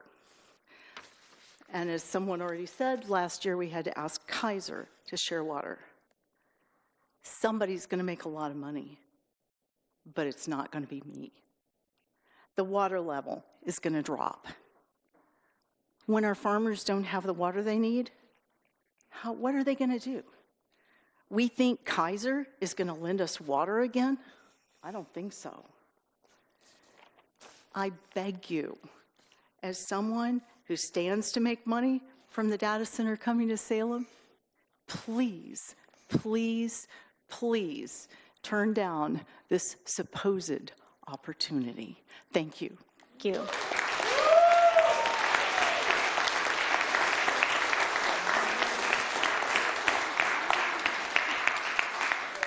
Dana Montanus on Sunnyside. Felix M. on Sunnyside. Gina Callis. Owen Lyon Smith. All right, that completes those that have signed up for testimony in person. We now have people online if they're still with us. Are they? So I see the names. First name is Leslie Mansus. Munoz, thank you, sorry. Representative, House District 22.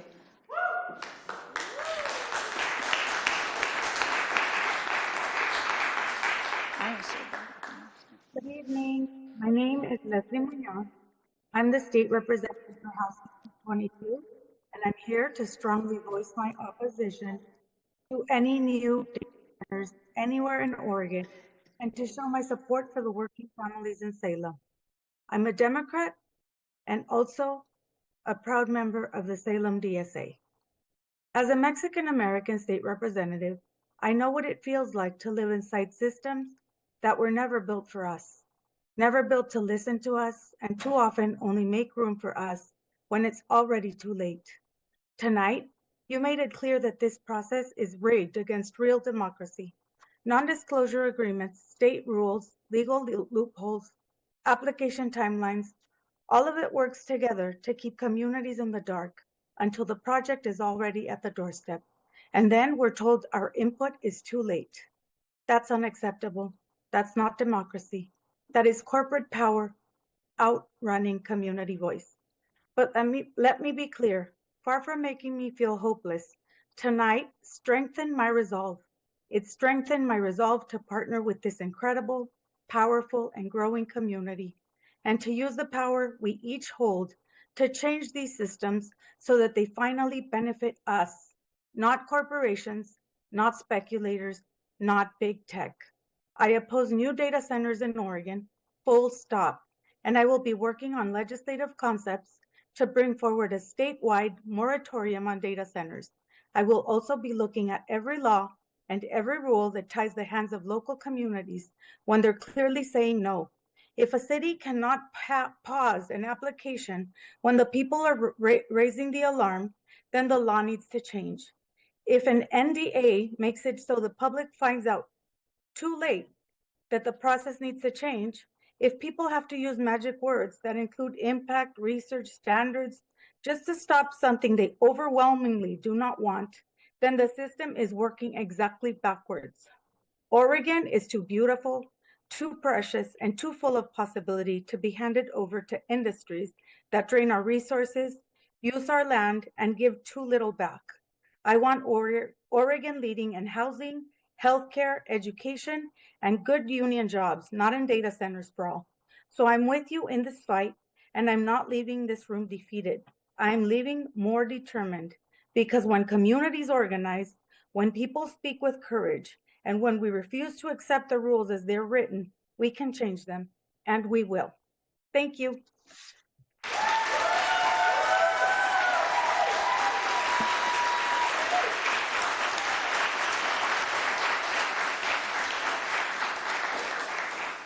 Thank you for your testimony. Do we have anyone else online? Oh my goodness. That completes the testimony. Thank you. Thank you, everyone. We really appreciate all that you have brought to us. So we should move to consent calendar.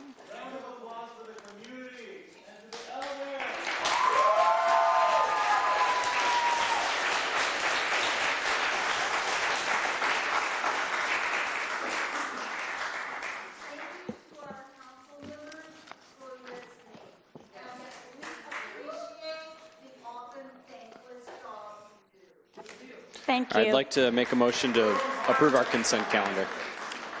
Councilor Tigan has moved. Second. And Councilor Gwynn has seconded to approve the consent calendar. On tonight's consent calendar, number 3.1 is the draft City Council minutes of July 13th, 2026. 3.2.1, to adopt a resolution number 2026-30, amending council rules as set forth in Exhibit A. And on item number 3.3.1, authorizing the city manager to sign the agricultural use lease between the City of Salem and J&G Farms, LLC for the 45.26 acre parcel located at 4498 Hazel Green Road Northeast, adjacent to Lunar Street Northeast. And that concludes the items on tonight's consent calendar. Thank you. Do any of the councilors have any questions on the consent calendar items? If not, will the recorder call the roll? Councilor Nishioka. Aye. Councilor Matthews. Aye. Councilor Gwynn. Aye. Councilor Brown absent. Councilor Vang. Aye. Councilor Nordike. Nay. Councilor Varney. Aye. Councilor Tigan. Aye. Mayor Julie Hoy. Aye. Consent calendar passes. Thank you. We are now to 5. 6.2.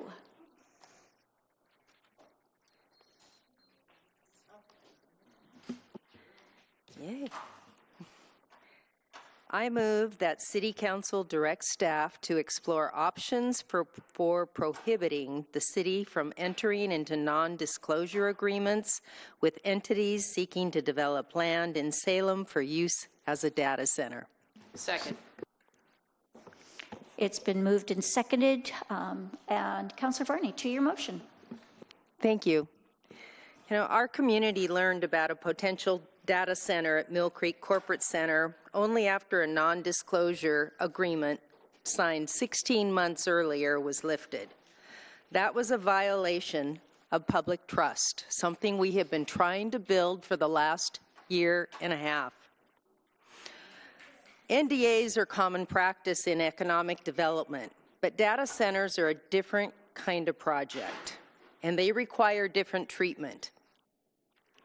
I do not believe that our current approach to NDAs strikes the right balance between protecting business, confidentiality, and maintaining public trust.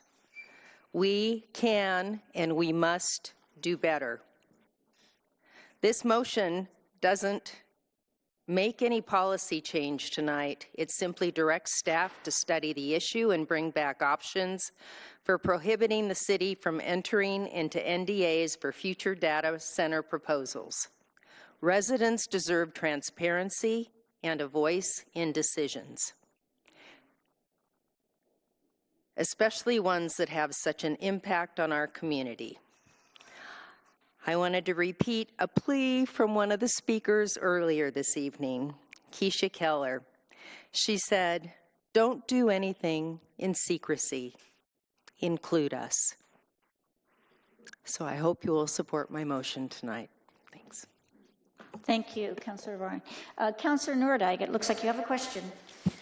No, I don't, but I did want to. The motion's been seconded, so now I was going to comment on it. I'll be supporting the motion, and I appreciate you bringing it at the earliest opportunity, Councilor. Like you, I only recently learned of this NDA. I did not sign it. I did not know about it.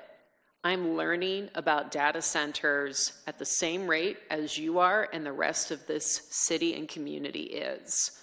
I don't know if any of the members of council signed the NDA. I can only speak for myself, and I did not. I'm the incoming mayor, and I didn't know. I do agree that NDAs can serve an important purpose, and I think the staff slideshow did a great job of explaining the general circumstances under which NDAs make sense. But I think that what we have learned about data centers and how the communities around this state perceive it is that this is a very distinct animal, and it has to be treated this way.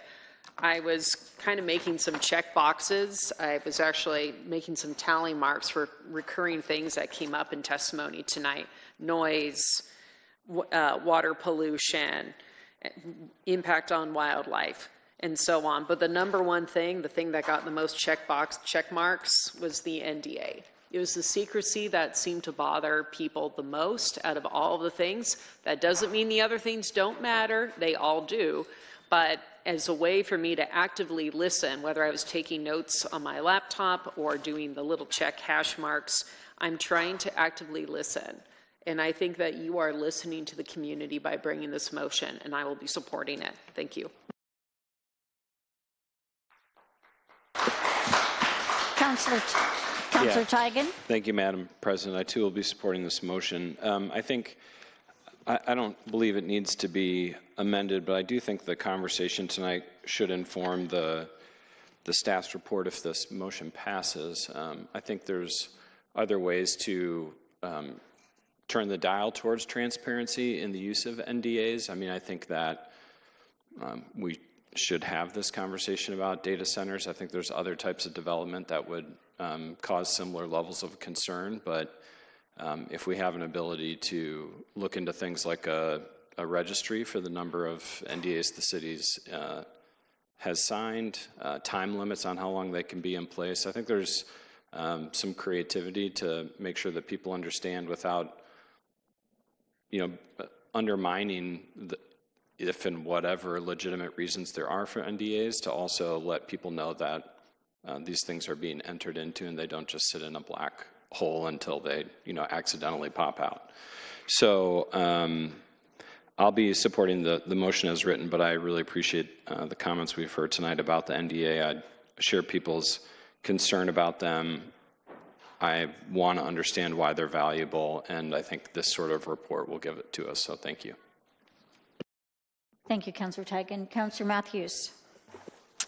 I thought the staff did a really good job of explaining the reason and the need for NDAs in a lot of circumstances. I do, however, think that with the community outcry today, that clearly data centers do not seem to be part of what the community is wanting right now. And so with that, I think respecting that and supporting this motion is reasonable.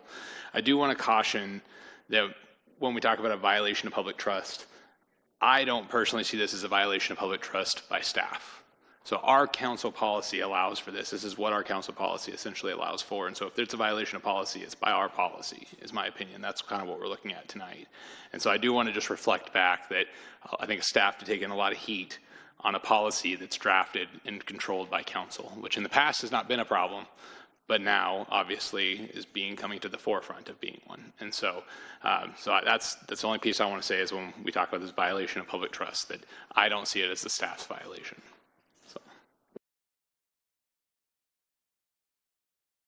All right. I too will be voting yes for this motion. I appreciate you bringing it forward. I also appreciate comments made, and I believe that we did hear from so many people about the NDAs, and this will give staff pretty good input on what they bring back to us. We do have to recognize at times they have been important, but we need to understand where we can get information appropriately timed. And as Councilor Tigan said, they understand the purpose of them and make sure that we have transparency within those situations. So anyway, anybody else? Yes, Councilor Vang. Thank you, Councilor Nishioka. I too will be supporting this motion, Councilor Varney, and I appreciate you bringing it forward as soon as you could. Whenever I put on this name tag and I sit in this chair, I always want to be voting and making decisions with as much information as I can. And clearly this NDA prevented not only me, but the rest of my council members to really have that information to make decisions or even form an idea or a thought about how should a data center, if it comes to Salem, how should it be developed, how should it be built, and what does our community think about it? So I appreciate the motion, and I will be supporting it. Thank you. Thank you. Mayor Hoy, I understand you have your hand up. Yes, I do. Thank you to everyone. I agree with the comments that have been made so far. I want to support this motion. This all did come as a surprise, I think, to each of us, and it is, something that obviously the public cares a great deal about, and we owe it to them to vet these kinds of opportunities, so to speak, and certainly the companies behind them. And we owe it to the public to do that. So thank you, Councilor Varney, for bringing this forward. I look forward to what staff will bring in terms of the information and direction.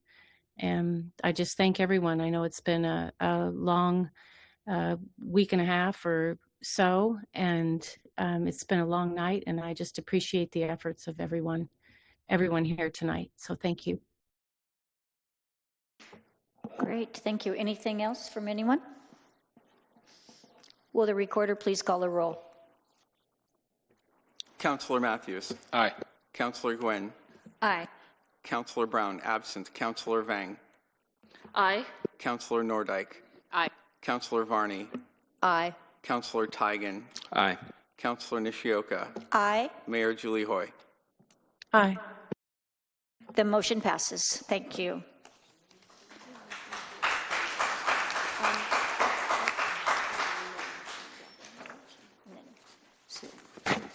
We'll go one more motion, then we'll extend if necessary. Councilor Varney, 5-3. Thank you. I know this is kind of long here. I move City Council authorize a task force consisting of not more than 9 persons with a mix of council members, 3 citizens at large, union representatives, and at least 1 representative from an organization that leads workforce development. Empowered to facilitate a minimum of 3 town hall discussions about the subject of data centers, empowered to evaluate available models at the national, state, and community level, and draft recommendations for a principle-driven approach to managing data center growth within the Salem region, and D, directed to report back to the Salem City Council no later than December 31st, 2026, with a draft proposal for a rational, reasonable, and responsible policy for data center management. I'll second that motion. Councilor Varney, to your motion. Well, thank you all for the testimony. It's obvious we all have concerns, questions, and understandable skepticism. And that uncertainty is exactly why we deserve a higher level of community conversation and council involvement before decisions are made regarding data centers. This motion doesn't change city policy tonight. What it does is authorize a task force, councilors, citizens at large, union representatives, and workforce development representation to hold at least 3 town halls, look at how other communities and states are approaching this, and bring council a draft policy by the end of this year, if not sooner. My intended outcome of this was to make sure that the city, any city decisions on Veris or any future proposal like it goes through a transparent process with council and public input from the start. Thanks. Thank you. Yes, Ms. Fuller. Thank you. As a guest here tonight and learning about this in real time along with everyone here, hearing all the public comment, I feel part of this now. So I would just like to ask if this motion passes, if the council would consider me on that task force. Thank you.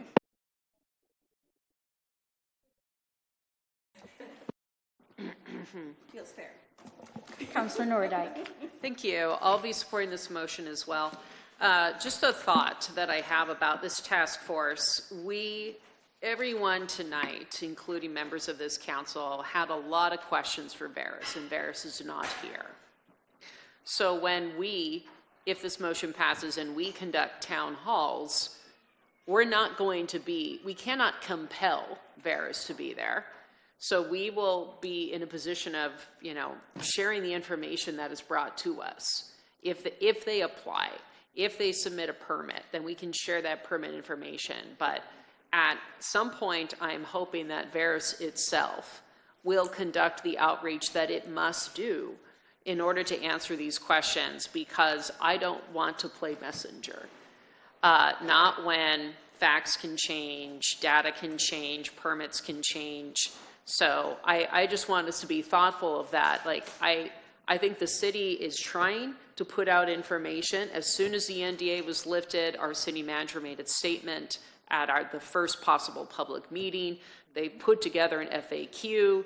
They've encouraged input this evening. We've done a lot, but we need to do more to provide input. But I just want to remind folks that, we're asking Veris to be forthright and honest with what their intentions are.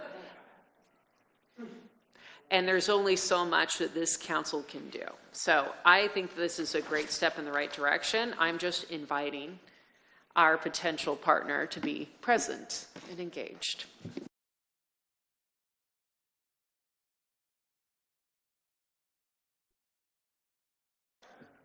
Councilor Tigan. Yeah, thank you, Madam President.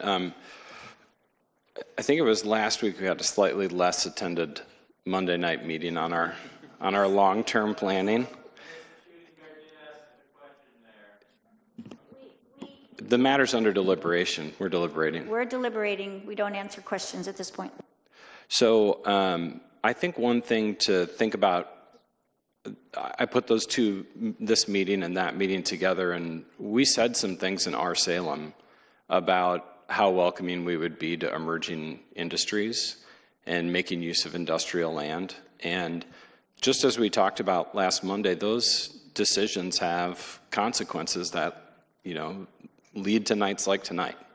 And so when we think about what this task force can talk about, and to your point, Councilor Nordyke, we don't want 3 town halls where we're on the hook for Veris. But we do have planning decisions and goals and objectives that we've set for development of the Mill Creek Corporate Center, welcoming emergent technologies, using industrial land, that I think we can take this opportunity to have a community conversation about what those things really mean. And it's not just data centers, it's battery plants, it's semiconductor manufacturing. There's more to be had here.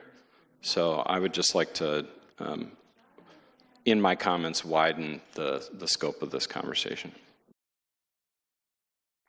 I think before we move to the next question, let's have a motion for extending time. I'd make a motion to extend us to 12:45.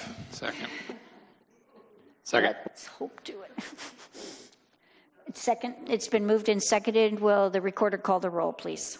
Councilor Nguyen. Aye.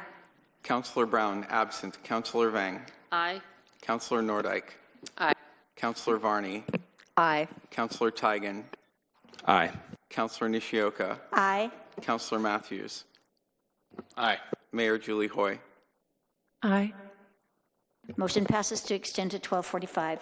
Councilor Matthews, you had a question. I was just going to ask, only because I don't see it in here, what is the, and guest member Fuller kind of brought it up too, what is the process for selecting these members? Is the city kind of is staff kind of directed to select them? Does the boards and commissions select them? Is it mayor appointed? What would be the process? I would consider this to be a committee, so the mayor would appoint. Got it.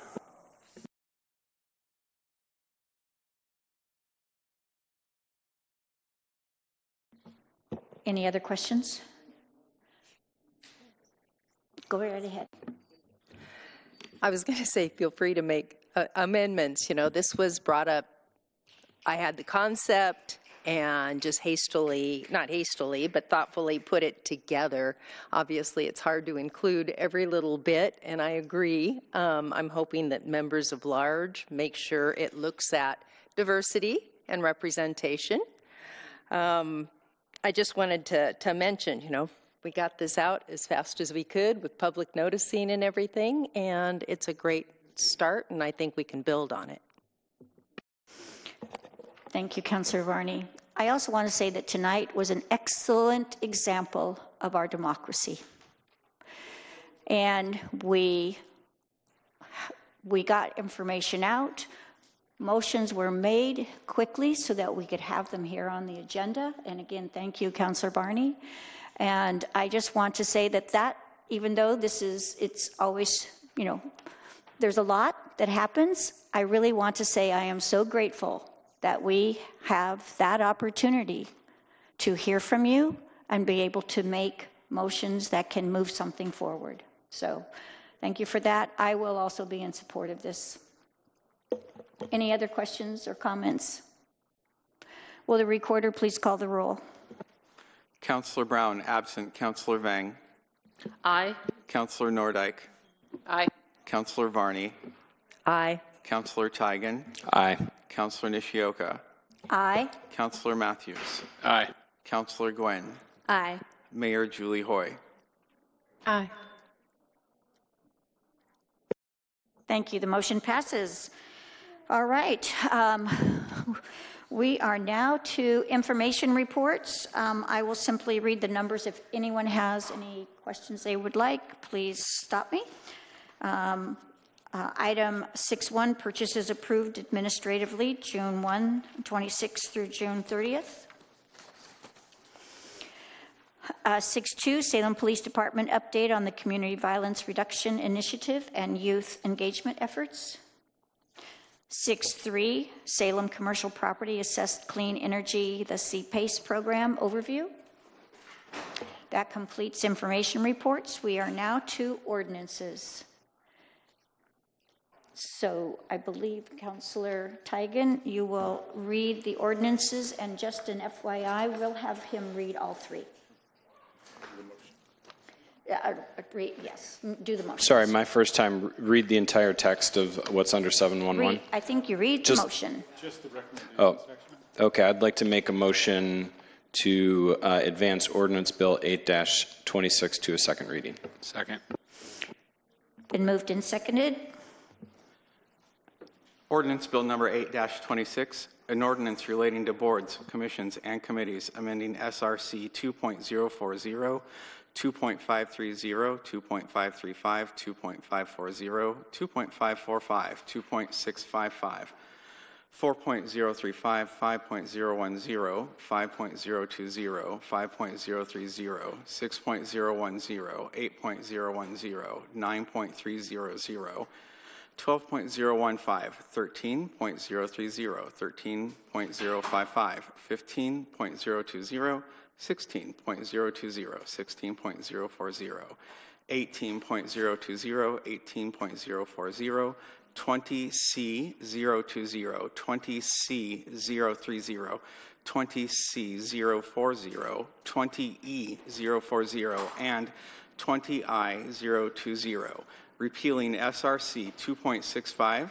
6.030, 13.040, 13.070, and 16.030, creating new provisions, SRC 2.560 and 2.565.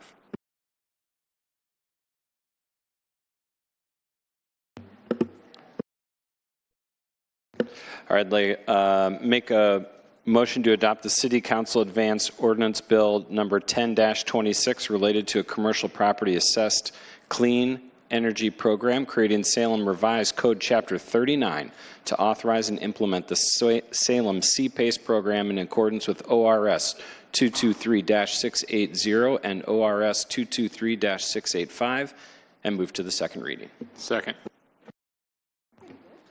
Ordinance Bill number 10-26, an ordinance relating to a commercial property assessed clean energy program, creating new provisions, SRC 39.010, 39.020, 39.030, 39.040, and 39.050.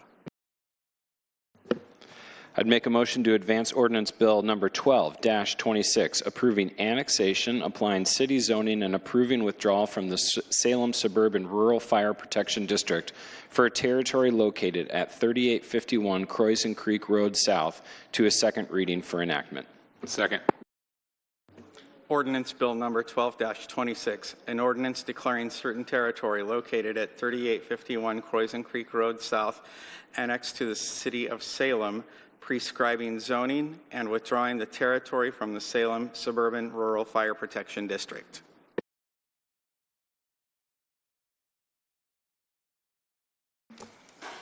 We don't have any second readings. We don't have any public comment under 8. We are adjourned.